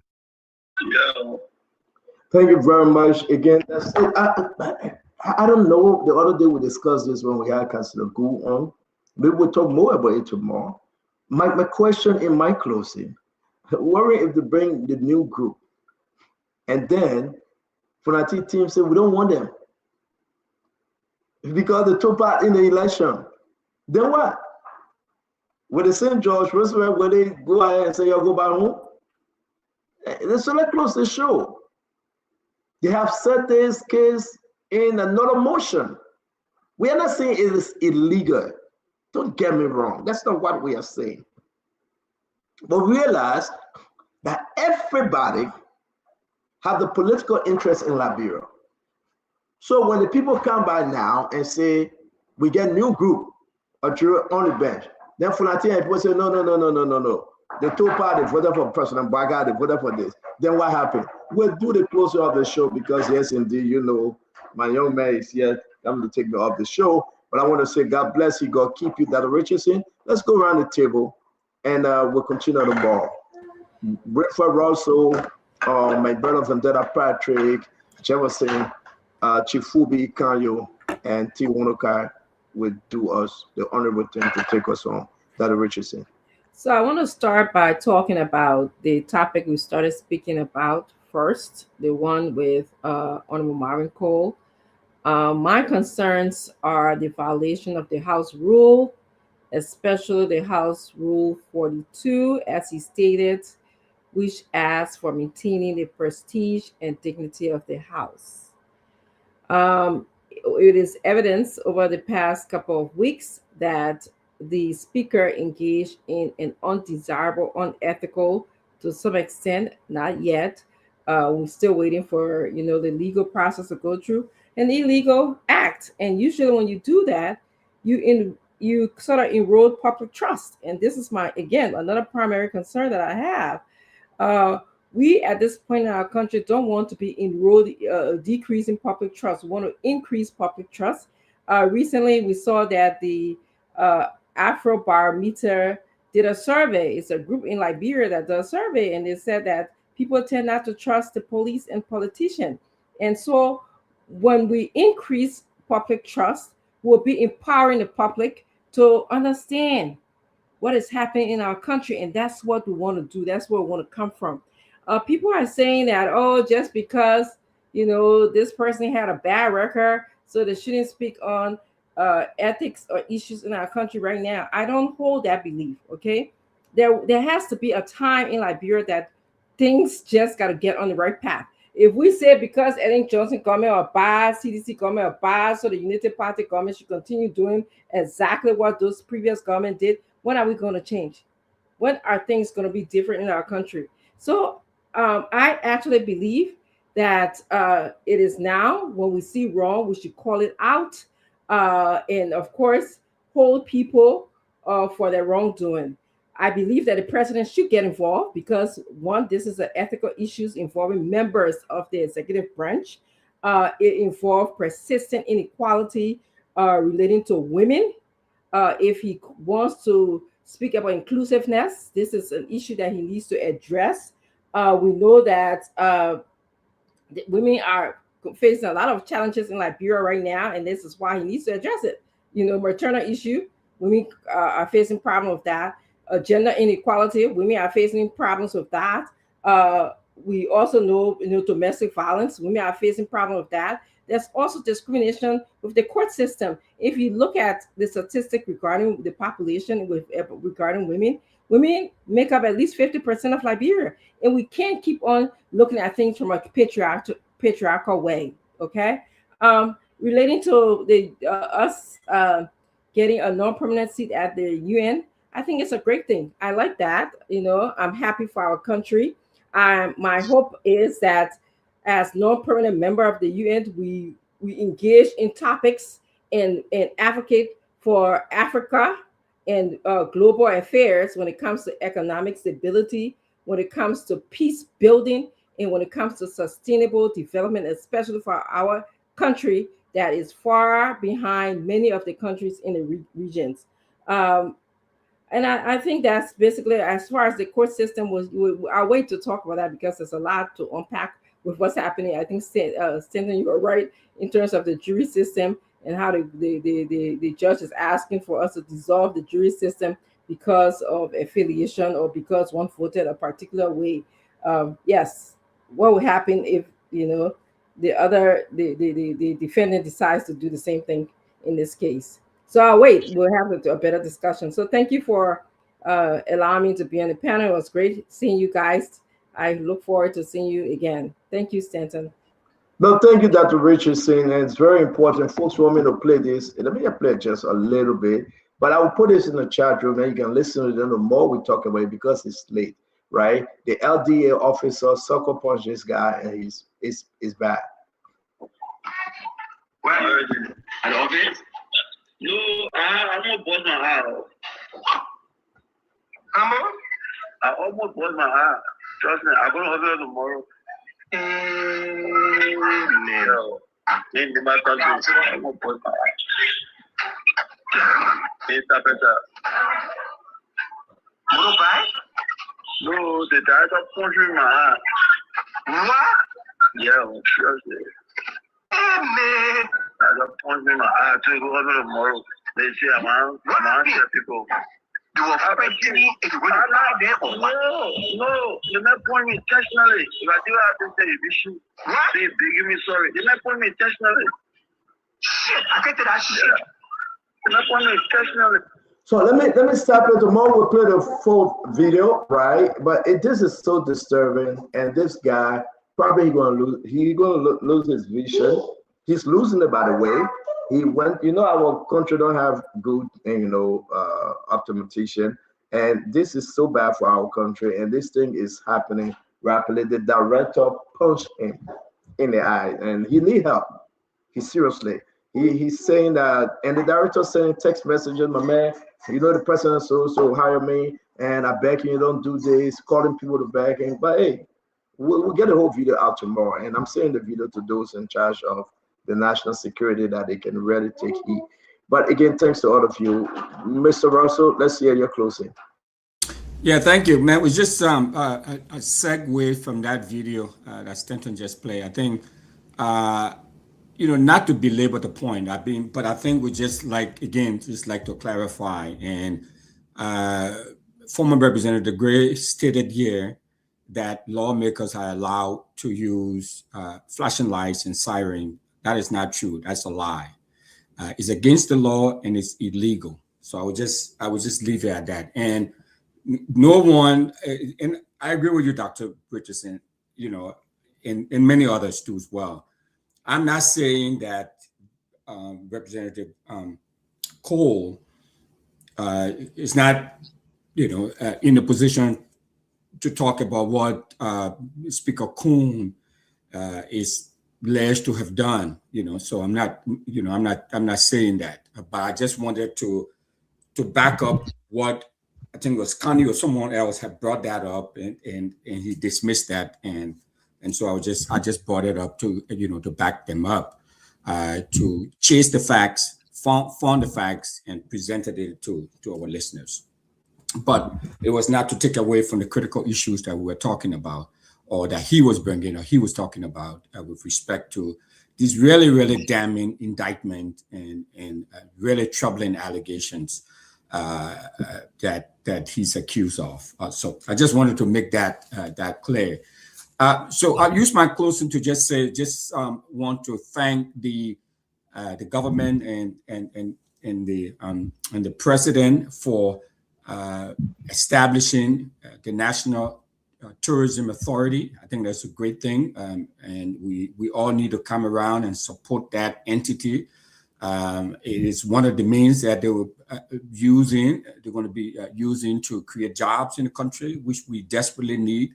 But the government needs to fund it. I mean, we talk about all of this, the unfunded mandates that we have, and the money that they're being piled up in the legislature and in other places. Healthcare is important, education is important, job creation is important. So I encourage the government and all of us to get behind the National Tourism Authority. I think it will be a good thing. They will be going across the country, working with many of our folks to create jobs and all of that. But they need the money to be able to do that. They need the money at least to start. So we need to support that. I'll give my full support to the Tourism Authority and all of what they were trying to do to help to create jobs. I think it's one bright spot, as far as I'm concerned, from this government. At the end of 2025 and entering 2026, we can pick that up and scale it up and do a lot of wonderful things for the country. So thanks to all of those who watch us today, who listen to us today. I want to say Happy New Year again to you all. And it was a wonderful conversation, and look forward to being in your living room and in your cars and wherever you listen to us, being there again with you tomorrow and the day after. So Stanton talked about former Mayor Wilmer Collins. I think it's a pride of Liberia. He spent 2 terms as the mayor of the great city of Helena, Montana. That's the capital city of the state of Montana. And he had just turned over. He did not run for re-election, but he just turned over. So he's going to be here on Sunday to tell us more about his tenure and maybe help us, give us some ideas of how we can strengthen and improve municipal governance in Liberia, especially Painesville and Monrovia. So it'll be a great conversation with former mayor. He just left on December 31st. So he just left at the job. He didn't run for re-election. He said that 2 terms were enough. But it'll be great to get some insight for him, to hear what he has to say about municipal governance and all of that. So that's former mayor of the capital city of the state of Montana. His name is Wilmer Collins. That's Sunday, one-on-one with the CEO. So have a good evening, and thank you all. Thank you. Thank you very much, Chad. Yes, thank you. And tonight was a great show. And in my closing, I want to say that I still believe that Kun should recuse himself from the speakership. And Kanye is right. Kanye, I was accused and I was cleared. Cleared. That it was a lie on me, and it was a cleared. I could let Kun go to court, recuse himself. He cannot preside over his fellow representative, and with all those allegations upon him. And his case is similar to that of yours, Kanye. You remember you formed a false company at the Freeport. You put your sister's name on a document to steal from government. You were booked and you were investigated. You are guilty for that, and was to be suspended, but use your connections to cover up that. You're also accused of stealing from the government and from the UN at the same time. So you had a lot of allegations, and yours is similar to that of Richard Kun, because you didn't allow yourself to go through proper investigation, did not leave your job, you did not recuse yourself, you stole some huge amount of money from government. And we have the documents. I will send the documents to you. The name of the company that Kanye formed, he put his sister's name on that document. He used it to steal money from the port, and he was investigated, and he had serious issue with that. He was to be suspended. He did not recuse himself. For me, Kanye, I made myself available because I knew it was a lie, and I was cleared. So this kind of thing, I'm saying, you guys should be like me, make yourself available, and if it's a lie, you'll be cleared and set free. Then Kun can come back and preside over his colleague, but he cannot continue with these allegations hanging over him and don't clear his name, recuse him. Nobody say he should be removed. No, that's not what we're saying. What we're saying is that Kun should recuse himself, let the deputy speaker preside until he can resolve his legal issue. That was different from what happened with me. They lied on me, I made myself available. They investigated, and I was cleared 110%. Unlike you, Kanyo, you double dip from the UNN, LACC, you form a fake company at the port, and you stole money from government. You put your own family member, your sister. That was a disgrace, to put your sister's name on the document that you know she's not a part of, just to extort money from government using your representative to the port manager. You took a lot of money from the port of Buchanan. And all the documents were sent to me. I will forward it to Stanton, so next time we can pull it up to see how, roguish you are. You did a very bad thing at the port because you use your connection with Bill Twabe. You should be ashamed of yourself to even be talking about integrity. What we are seeing is that people that have allegations like this upon them, they should recuse themselves. You are backing Kun because you did not recuse yourself from your job. They asked you to be suspended, and then you fought that case. You went to Betwabe. You asked Betwabe to intervene on your behalf. The LACC were investigating you, and they found that you had members of your family. Kanyo, that was terrible to include your family, your sister in stealing. That was wrong, and that case is still pending. And Betwabe stepped on it because you was his closest friend, and so it did not go anywhere. The Port of Buchanan lose thousands of dollars to you, Kanyo, and this is the same thing you're trying to do. All your life is to run after money and steal from people and rob the country. That was wrong. You left the UN. You are still taking a salary from the UN for almost 3 months, and you are still taking salary from the government at the same time. That was a huge allegation on you, Kanyo. As a lawyer, you're even supposed to be barred from practicing law because it's criminal in nature. And including what happened to the port, it was also criminal in nature.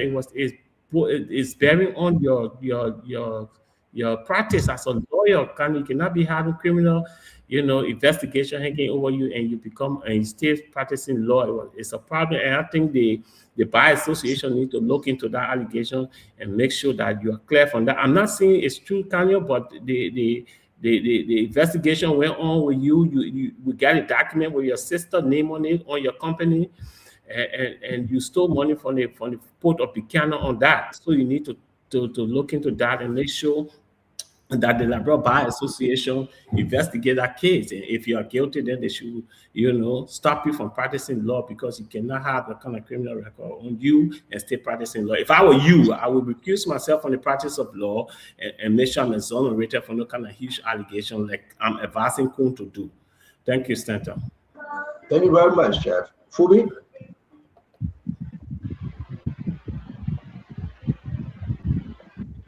Okay, Jama, I know when you come on the show, you laughing. Don't laugh, please. No, the man call him Bill Twabe. He wants to say Bill Twabe that accomplice, but he say Bill Twabe protecting him. Wait, because he want the CDC better. No, it's not an issue. It's not about Bill, but it's about Kanyo from the company.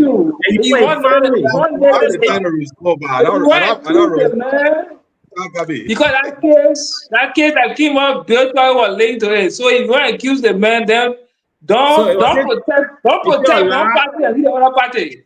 Was it a lie? Don't attack Kanyo and leave Bill Twabe on and try to make it sound good. Because Bill Twabe was the key person in our house on it. So, but are you confirming that something into what Jefferson is saying? There's an allegation against, or was there any? No, they had something like that that was public before. But if you have a question, you will direct it to me. Yeah, I'm not saying you want to direct my question to. I'm asking Fubi. He got it. Go ahead, Fubi. Yeah. So, no, but on the issue, like I said earlier, the president should not intervene. We were all here with the same issue with COFA. I was clear that the president should not intervene. And the president should not intervene because only the legislature can solve legislative matter of such nature. So let them, if Co wants to move the speaker, want the speaker to recuse himself, let a team get the numbers and go and do their job on the floor. That's the only thing you can do. Calling the president to intervene, calling this, it will not work. Only the legislature can solve our own problems. The Senate cannot solve that problem at the House. Only the House of Representatives can solve that problem. So calling all the parties, whatever behind the scene intervention they did with the Speaker saga. At the end of the day, it was the House of Representatives, the members that took the decision to remove Kofa on the majority note, and they also went to session and voted for Kofa, voted for Kun to become Speaker. So even with the Supreme Court ruling, it couldn't change the decision of the majority of the House. Article 38 squarely gave the legislature that authority. The president can be president for a whole country, but he does not have that authority to do anything with the House. He can only have some dialogue or whatever talk, but that decision rests with the majority members. So until they can get the numbers, the hot air is blowing. So let them go and get the number. And that's what we said. So, like I said with Cole earlier, he supported all the wrong things in the House.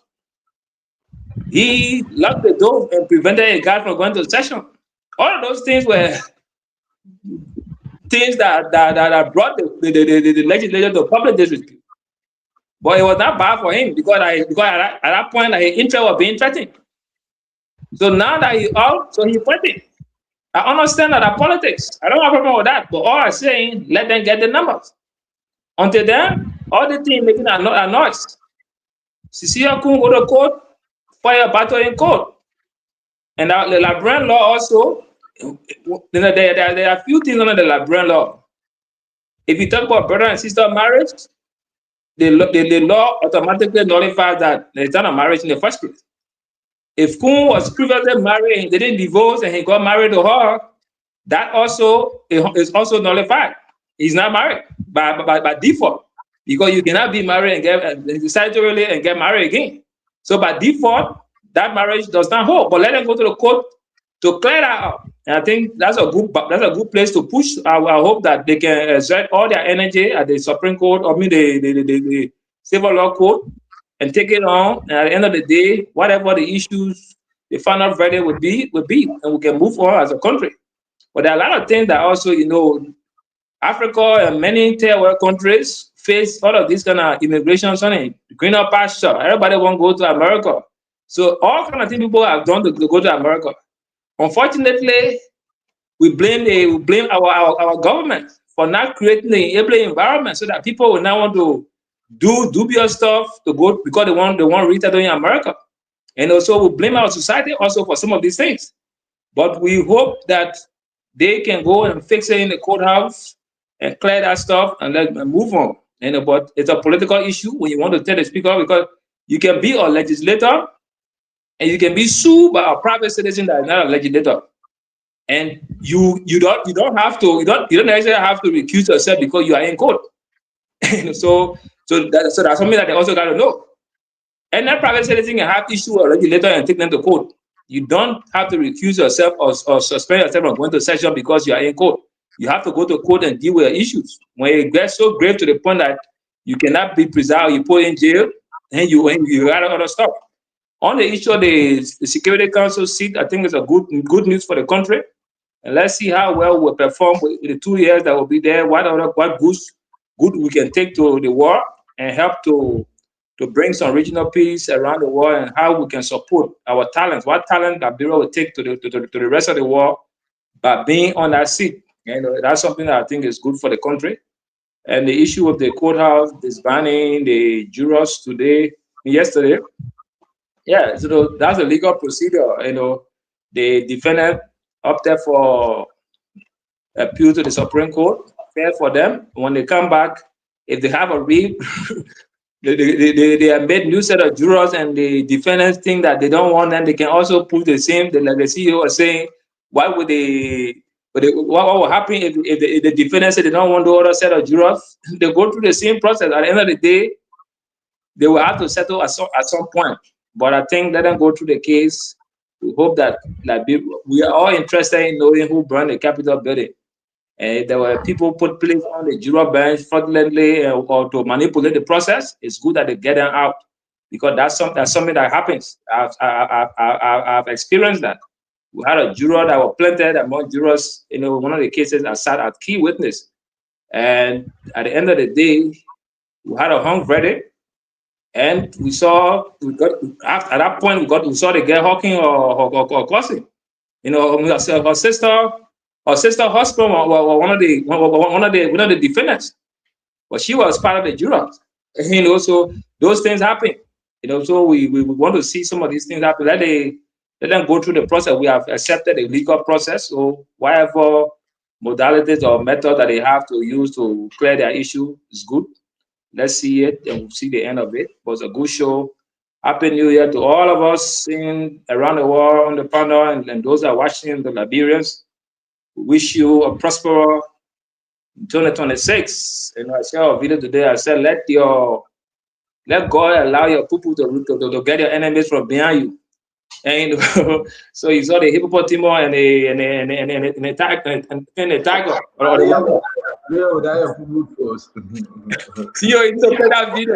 It's a powerful prayer. We gotta go. Lorena, can you come on? If you hear us, Lorena, come on. Kanyo, let's hear you, sir. Well, thank you, Stanton. A bit of education. You know, in law, we have a particular phrase we call probable cause. And the reason why we have probable cause is a protection, because we realize that anybody can be accused of anything for any reason, political or otherwise. Probable cause says that when an accusation is made, we will investigate the veracity or the truthfulness of that accusation to establish whether or not this person actually did it or could have done it. And if they did, then we'll move forward with prosecution. I was investigated. No probable cause was found, and therefore I was never charged or indicted, or no legal proceeding were ever instigated against my person. It is not a crime as a government official to form a company unless there is a conflict of interest. And I did not have a conflict of interest, and therefore no case was brought against me. So Jeff, let the record be clear. On the contrary, Jeff, in your matter, probable cause was found. You were accused of sleeping with a minor, and you were investigated. And on the basis of probable cause, you were taken to court, which means that they found that there was a certain level of information that made them believe that it was possible because the minor was living in your house with your wife at the time. So these things are distinct. People like you can ring allegations on my person, but it is different from you were told to quote. No, can you lie? There's no court record. It's a lie. There's no court record. Don't lie. Please not be interrupted. Can I continue, CEO? Yes. Thank you very much. So it doesn't matter how much allegations are flung against our person, because of course at the time we're high-profile political actors, these things were happening. But the fact of the matter is that it did not rise to a level to be prosecutable. That's why the law has all of those protections. Unlike you were accused of sleeping with a minor in your home, and that matter went under investigation. But the point I'm trying to make, which you are not getting, is this. People must have their day in court in order to vindicate themselves before you attach punishment. You have accused Kun. He did this, he must automatically now lose his right as speaker. But he shouldn't go through a judicial process. He should just lose his right. So I'm asking you also, Jeff, when you were accused of sleeping with that man, automatically they just sort of haul you to court, and it's supposed to stop you from going to work, and it's supposed to deprive you of any other thing you're supposed to benefit because you were accused. Is that how the law is supposed to function? So let's make it clear. Anyone can make allegations, including you and all of your folks here who throw allegations at me every other day. But the good thing is that the record will always reflect that Kanyo has never appeared before any tribunal on any such frivolous allegations. You can say anything you want to say, the record is clear. And I'm 18. If people want Speaker Kun to not be Speaker, they got two options. Use the courts to get what you believe is justly your right, because it's the proper forum, or politically get the numbers and then just get him out. But don't bring some frivolous rule because you people are angry, Kofa was kicked out, and you want to find an entry point to come and say you want to move Kun out. No, Kun enjoys the support of the majority black. Just 2 days ago, they reaffirmed that support to Speaker Kun. So all this chicanery and slandering that you are doing, saying recuse yourself, is not going to happen. Go to court or get the numbers. If he can do both, he will continue to enjoy the respect and the support of his colleagues in the House. And that is how it is going to be. On the matter of the Security Council, of course, I think this is good for our country. And I've already gone on the record that Madam Baslow has done an excellent job, of course, being supervised by President Boykai of re-establishing, if I may say, our credibility on the international scene. I do agree with you, CEO, that this is a matter of pride for Liberia primarily, but we can't divorce also the personal efforts, the personal excellence and intuition and everything else that Madam Baslow brought to this role that may not have materialized if it had not been her. So she made a lot of this to happen. She has brought back a lot of acclaim to our country. And why did she get the chance to do that? Because President Boyka preferred her and supported her and continues to support her. So while I believe that this is good for Liberia and Liberia has won, we can take away that President Boyka's hand is firmly behind this. We can also take away that Madam Baslow has been quite instrumental, inseparable, if you may ask me, from making sure that this has happened. And so we need to thank her in that particular regard. I mean, the DEA thing, it will be good to hear more evidence. I mean, I'm always cautious with these kinds of, especially the phone conversations and the recordings. It's good to hear more evidence around it.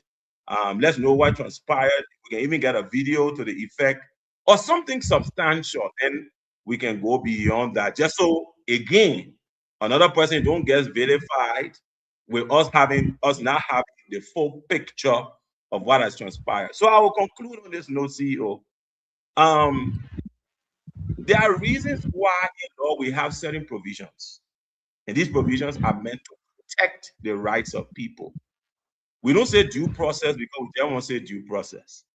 Due process so that when you are confronted, you can bring your evidence and you have the chance to vindicate yourself. So there's no kangaroo justice. Probable cause so that we establish things before people are criminally charged. Jeff, you were dragged criminally. I have never been dragged criminally anywhere. You will not find my name criminally in any docket, in any court, anywhere. In Liberia, in any jurisdiction. But you repeated yourself, okay? We gotta go. You repeated yourself. I just want the message to be very clear. I'm sending you the document right now with Kanye's sister's name on it. Thank you, Kanye. Thank you, Jeff. Thank you very much. We gotta go to 2 It's after 12 a.m. in Liberia. The lady in studio. Okay, so 30 seconds to close. I beg you. We'll give you a 30 seconds after the other guys. I beg you. When she leave, you myself will be here. You have 1 hour. No, all right. If you want me to talk now, everybody here now will leave it. But at least the point has been made. Thank you. You know. Yes, we know your point. You didn't do anything. You will talk about rape some more. Let us check your inbox. I'm sending the document. So let's hear you. Let's hear you. Let's go ahead. Yeah, this my time. So I think it was a great show to begin with. I will piggyback off of 2 points that were made here. One by Dr. Francis Chenoweth, and the other one by Councillor Kanye Bala. You know, Dr. Chenoweth, you quoted Rule 42 and talk about dignity and and the House should not be brought in disrepute and things like that. But the House has ruled, and not too long ago, like I said earlier, everything that is done on the House floor has to be on the basis of numbers. Just like we saw in Fonadikova case, I think it was September last year, when it seemed like any moment now, the vote that were required to remove him would be 18, he stepped aside. So those who advocated some time ago and said, hey, if you got any point against the speaker removing with the numbers, today the same people cannot be saying on the left side of their mouth that, before they attain the number, he had disgraced the House, he had this, he had that. But then Councillor Kanye Bala also talked about Article 20, which is the supreme law of the nation, the Constitution of the Republic of Liberia. You cannot go about taking people's rights away or attempting to take their rights away or because they were accused. I met a man around 10 years ago who spent 43 years of his life in prison after being accused falsely. 43 years of that man's life. I met him after being accused falsely. They did not establish sufficiently that that man was guilty. They sent him to prison. He spent 43 years. He came out. What did the state do for him? They gave him $500,000. They wasted that man's life forever. So that's why the Constitution exists. You accuse a person, give them the opportunity to defend themselves before you begin to take their rights and privileges away. So let's go on quickly to the guys who come on this show, beginning with, let's start with you, Jeff, since you're here tonight. The guys who come here in the name of CDC, who always proclaim that CDC will return in 2029. The job you do is horrible. Some time ago, I considered CDC requests on a few friends. I will not mention their name. I don't have their permission now. When they reached out to me to join CDC, I asked a few questions. I disagree with people sometimes on issues, but every single time that somebody disagrees with you, you go after them personally. That's why I say I don't know if you guys have a demagogue in your chat room that always, say to you guys, go after this person, go after this person. Because the points you guys often raise, the points are similar. When General Gray comes here, he does the same thing. And then this Keith Hassan, he does the same thing, all of you guys. So you continue to depreciate CDC's possibility of coming back in 2029. Even though without your effort, they will still not come back in 2029, but you undermine that effort. And so the speaker, in my opinion, he should do himself due diligence. He should stop airing his view because it's not helping him. Every single time somebody has spoken on his behalf, it has undermined the process, his possibility of being respected, being believed. Like the guy said just played not too long ago to say the family members. Then somebody posted her name and said, oh, Cecilia is my sister. Then you open another Pandora box. So if I was giving the speaker class, I would tell him that wait for a day in court. Cecilia has definitely seen the court paper. She has gone to court. Wait and try to defend yourself. You go and free your name so that you can continue to operate. But you do not have to recuse yourself from anything until those guys who said that you should get the number before removing Fonati Kofa, until they get the number or until the judge does or says something. And finally here, quickly, I want to comment on Liberia's, the flag. I think a beautiful moment, a beautiful television moment when we saw that woman grab the flag like this and then turn it the right way. I think that's very beautiful for all of us. The folks from CDC will say, oh, but John, we almost did that. And things like that. That does no good. I know Keith Hassan will speak after me soon, and that's what he will speak to. But in the end, that was a national pride for we, the Liberian people. When good things are done, let us admit it. You can still find something else to comment on, but when good things are done, when we are talking about street lighting, when we are talking about sectors of road being paved, when we are talking about raising Liberian flag at the national, the UN Security Council, these things are good things for all of us, and let us embrace them rather than just always finding something to just poke at hope. Thank you. Thank you very much, T. Well, T, the representative from Bon County name is Josiah Marvin Cole, not James Marvin Cole. You are trying to be slick. Yeah, and it was a question. No, you wasn't asking a question, you were accusing, and that wasn't cool at all. Vendetta Patrick? Yeah, thank you, and my distinguished colleagues and Dr. Francine, the only female panelist tonight. I think it was a brilliant show from my end. So I'm asking the producer too, the female producer, Lady Supreme. So I'm talking to a panelist. I know she's a producer. Okay, I take it back. Lorena. Yeah, it's good to see you. Thank you. You're making a lot of sacrifices. See, you caught me tonight. And I sincerely apologize. I recognize everybody. BP will go for hours, my man. I wish you could come. Let me quickly begin by celebrating what transpired today in New York. I think it is honest to say the Minister of Foreign Affairs is doing an extremely great job. And I like the point where she picked it from and it became a reality.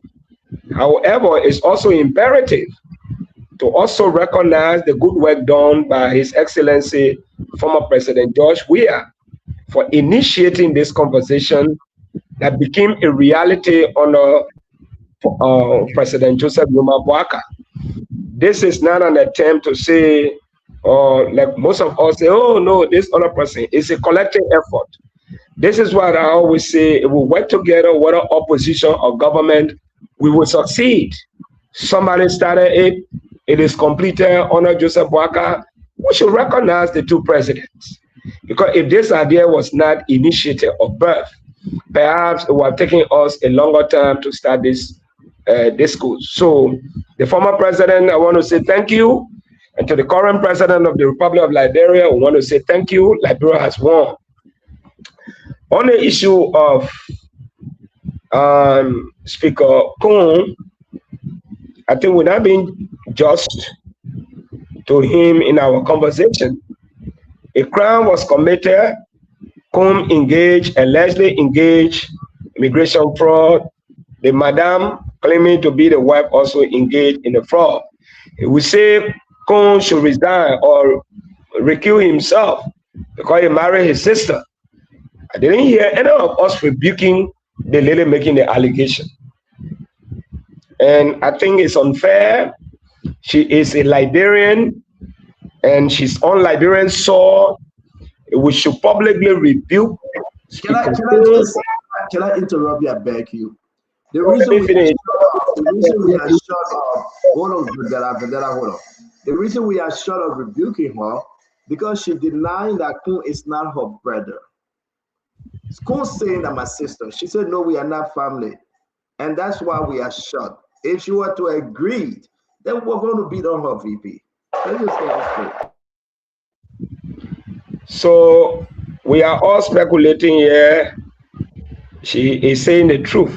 The testimonies from family members, you still doubt that. The testimony from other people, you still doubt that. But only Kun we should believe. Anyway, I don't believe her. So both of them need to be rebuked publicly, in as much as Speaker Kun, you know, is our leader. He bears the greater responsibility because he's in position of trust. I listened to Fubi saying the president should not intervene. Mr. President, members of the rescue mission, let me be very emphatic tonight. If care is not taken, we are in the third year. This will hinder the development of the government. Instead of making progress, we will drag on again and nothing will be achieved. Remember what happened? 2024. You went through how you did not succeed. Significantly compared to what you did in 2025 because of the political wrangling at the national legislature. The president can intervene. President Joseph Boakai is the standard bearer of the Unity Party. Within the Unity Party, they have the Unity Party Legislative Caucus. They go to executive meeting. They listen to the president. At the level of the party, they discuss and decisions are made. Whatever decisions are made, it can be brought to the national legislature. It can be enforced. Nobody must say the president cannot talk. The president cannot directly intervene at the level of the national legislature. The president can intervene at the level of the Unity Party Legislative Caucus. They have them. They got legislators from the lower house and the upper house. The president can sit with them, accepting the facts. Mind you, this is how Speaker Kun started, or Kofa started. Few groups of people, I think the first time they were 20-something. Later on, it dragged on, and it landed off for almost an entire year. We did not achieve as a country. Today, this man has allegedly committed ethical stuff that is completely in violation of the House's own standing rule.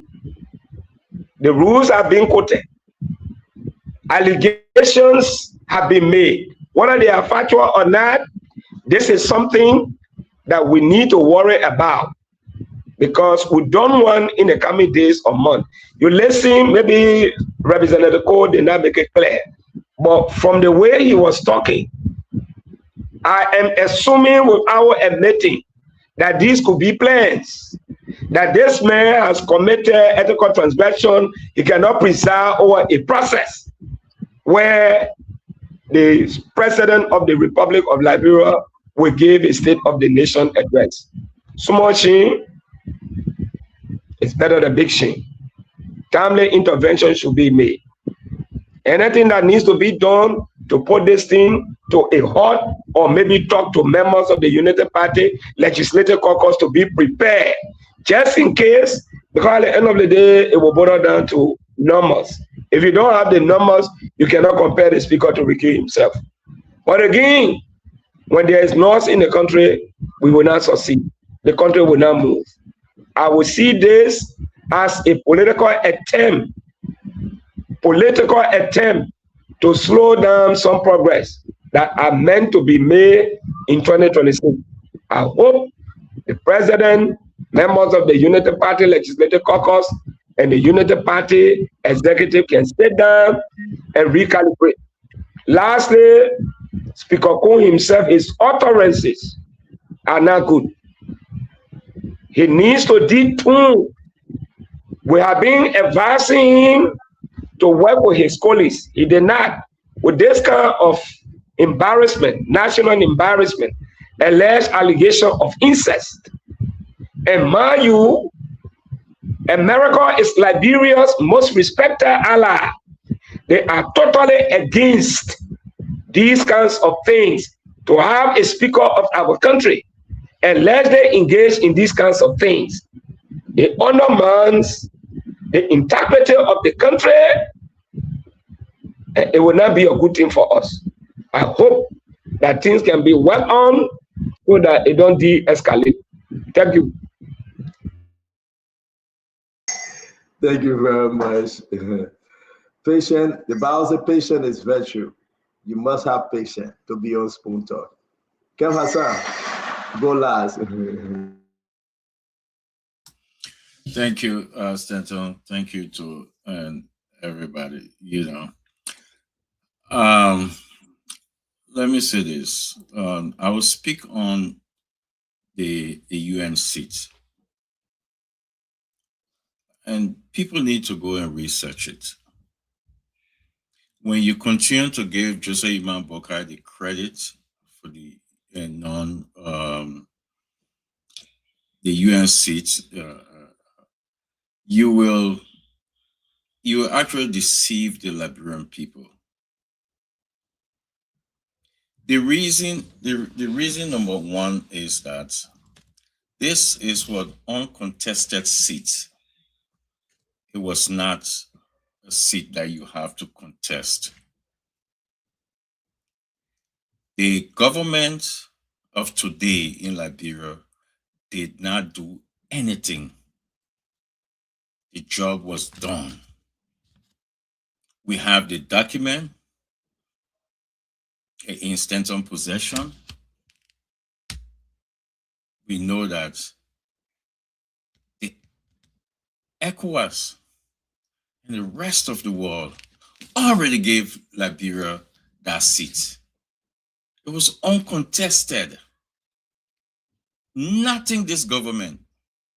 The documents are there.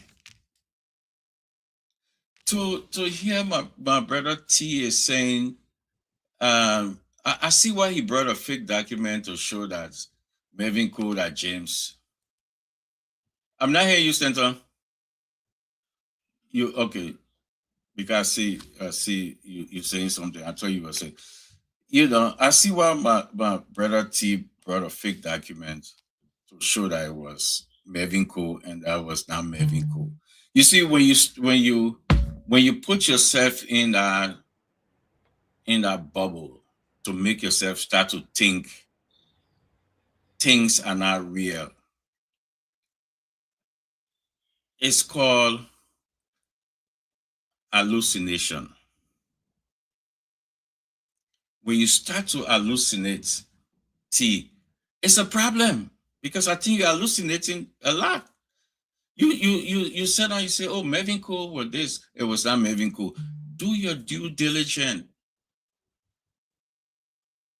Don't go and start bringing. The next time you come out and start saying, Joseph Imam Boakai is the president of America, because you're going there. That's where you're going. Go and do your research. this government has nothing to do with the Security Council seat, the non-prominent seat. It was done, dusted. Matter of fact, we spoke on this before the election on this platform. Before the election, way before the election. We had the document way. But to come and say, Joseph Iman Bokai, they did this, they did that. No. And the Papa is self-taking credit, and he is lying to the people. I had the opportunity through President George Manneh Weah to speak to the president of Guinea-Bissau, Sissoko. I spoke with him. I sat with him. He explained to me, he showed me the work that George Manneh Weah did. Stanton, you get the pictures and stuff. No. We got the picture. We got to go. It's after 1 a.m. in the country. It's 1:02 a.m. in Liberia. I agree with you. Let me just tell you a second. So some of us had the opportunity to talk to world leaders on that issue. You know, more president. So we know. So don't take things from Baghdad Bob, Jeremy Pierre. Don't do that. You make yourself in some way, because we had the opportunity to talk with president on another country and told us the work that George Manneh Weah did. Thank you very much. You see, the mistake that CDC will continue to make to own all these things and say they did it, and President Bagaja walked into it. Let me say this to you, those of you that just hanging with us before the show, I will say this to you. This job is for the Liberian people. Credit to the former president, George Manneh Weah, but credit to the president that completed it under this government. Let me tell you something. They think they didn't start from one person and end with one person. No. Kevin, you're wrong. I don't know. You said, Joe, we asked you to speak to that man that staged his own coup. God bless you. Y'all talk to them. But this is about the Liberian people, and credit to Sarah Beslo-Yanti, credit to President Bouaka, credit to George Manneh Weah, Dimas Kamea. But let's be fair. Sometimes take this petty politics from out of this thing. Those people work hard for it. Joe Weah started it, Joseph Bouaka ended it. And today, Liberia have a non-permanent seat. We say thank God for everybody.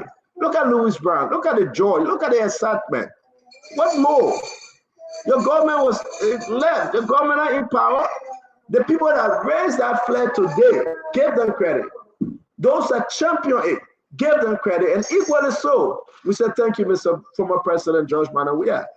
So I don't know if President Weah making our ambassador to represent the Liberian people to beg for the non-permanent seat. That's what you come to say it too? You were there begging, Carol. The man was there begging for it too. He was speaking to Guinea-Bissau president. President Weah making ambassador. I mean, you stop this thing. President Weah did his own, thank God for him. Joseph Bouaka doing his own. When he made a mistake, we debunk and we rebuke the mistake. But this credit, politics, this credit goes to this current president and this current foreign minister, and they continue to work tirelessly for us to be seen, and the international community as a unique country. Stop interrupting me. You finish, my man. Let me do my closing. It's very, very important that we all today can see. Look, just watch this video, Lorena. Defense lawyers. Just watch the video. You can. Liberia.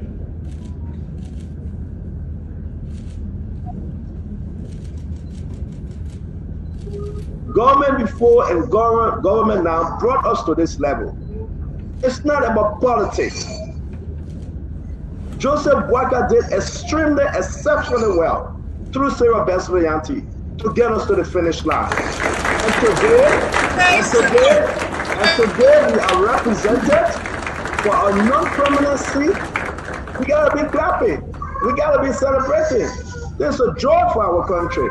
This is a joy for our people. This is nothing about CDC or Unity Party. You come here and say, President, we are making Ambassador Alaj to go speak to the president that staged his own coup, running away with $5 billion and they arrested him in France. Go talk to him. But let's give credit what credit is due.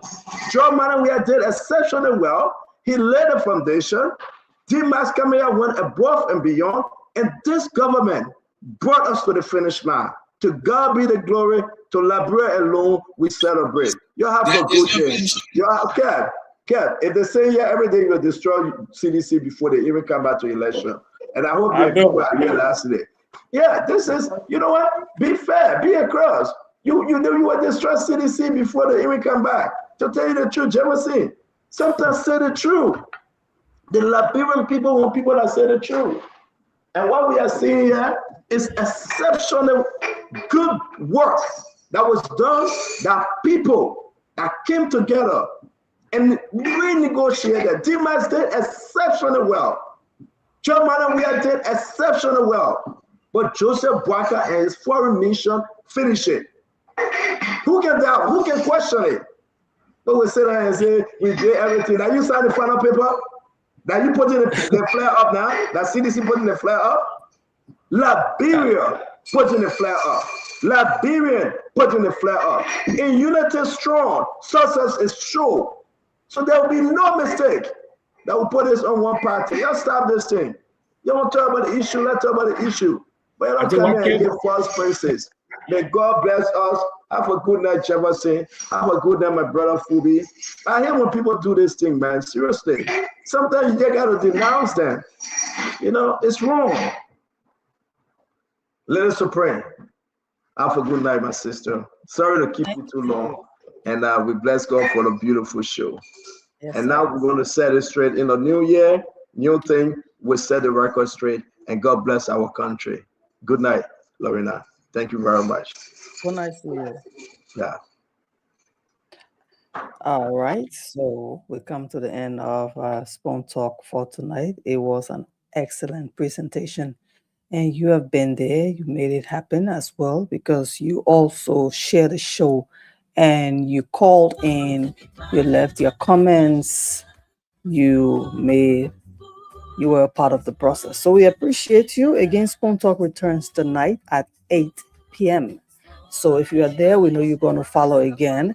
Again, it's going to be a powerful, powerful presentation as all panelists come on to present cases that will be discussed right here on the show. This show was brought to you live on Spoon 107.5 FM, Fabric 101.1 FM, Super 95.5, and also on Spoon Talk on YouTube and on Voice of Liberia and other shortwave stations outside of Monrovia. We appreciate all of you. Thank you for being there. Hey, always put God first in whatever you do. And again, I would say happy New Year to all of you. And for those who love and follow Spoon all of the time, you are all very, very important to us. Have a wonderful, wonderful weekend. Yeah, to Spoon. Yeah, to Spoon. You propon Gemma, Maryland to Spoon. Yeah, to Spoon. If you eat a pan, my brother to Spoon.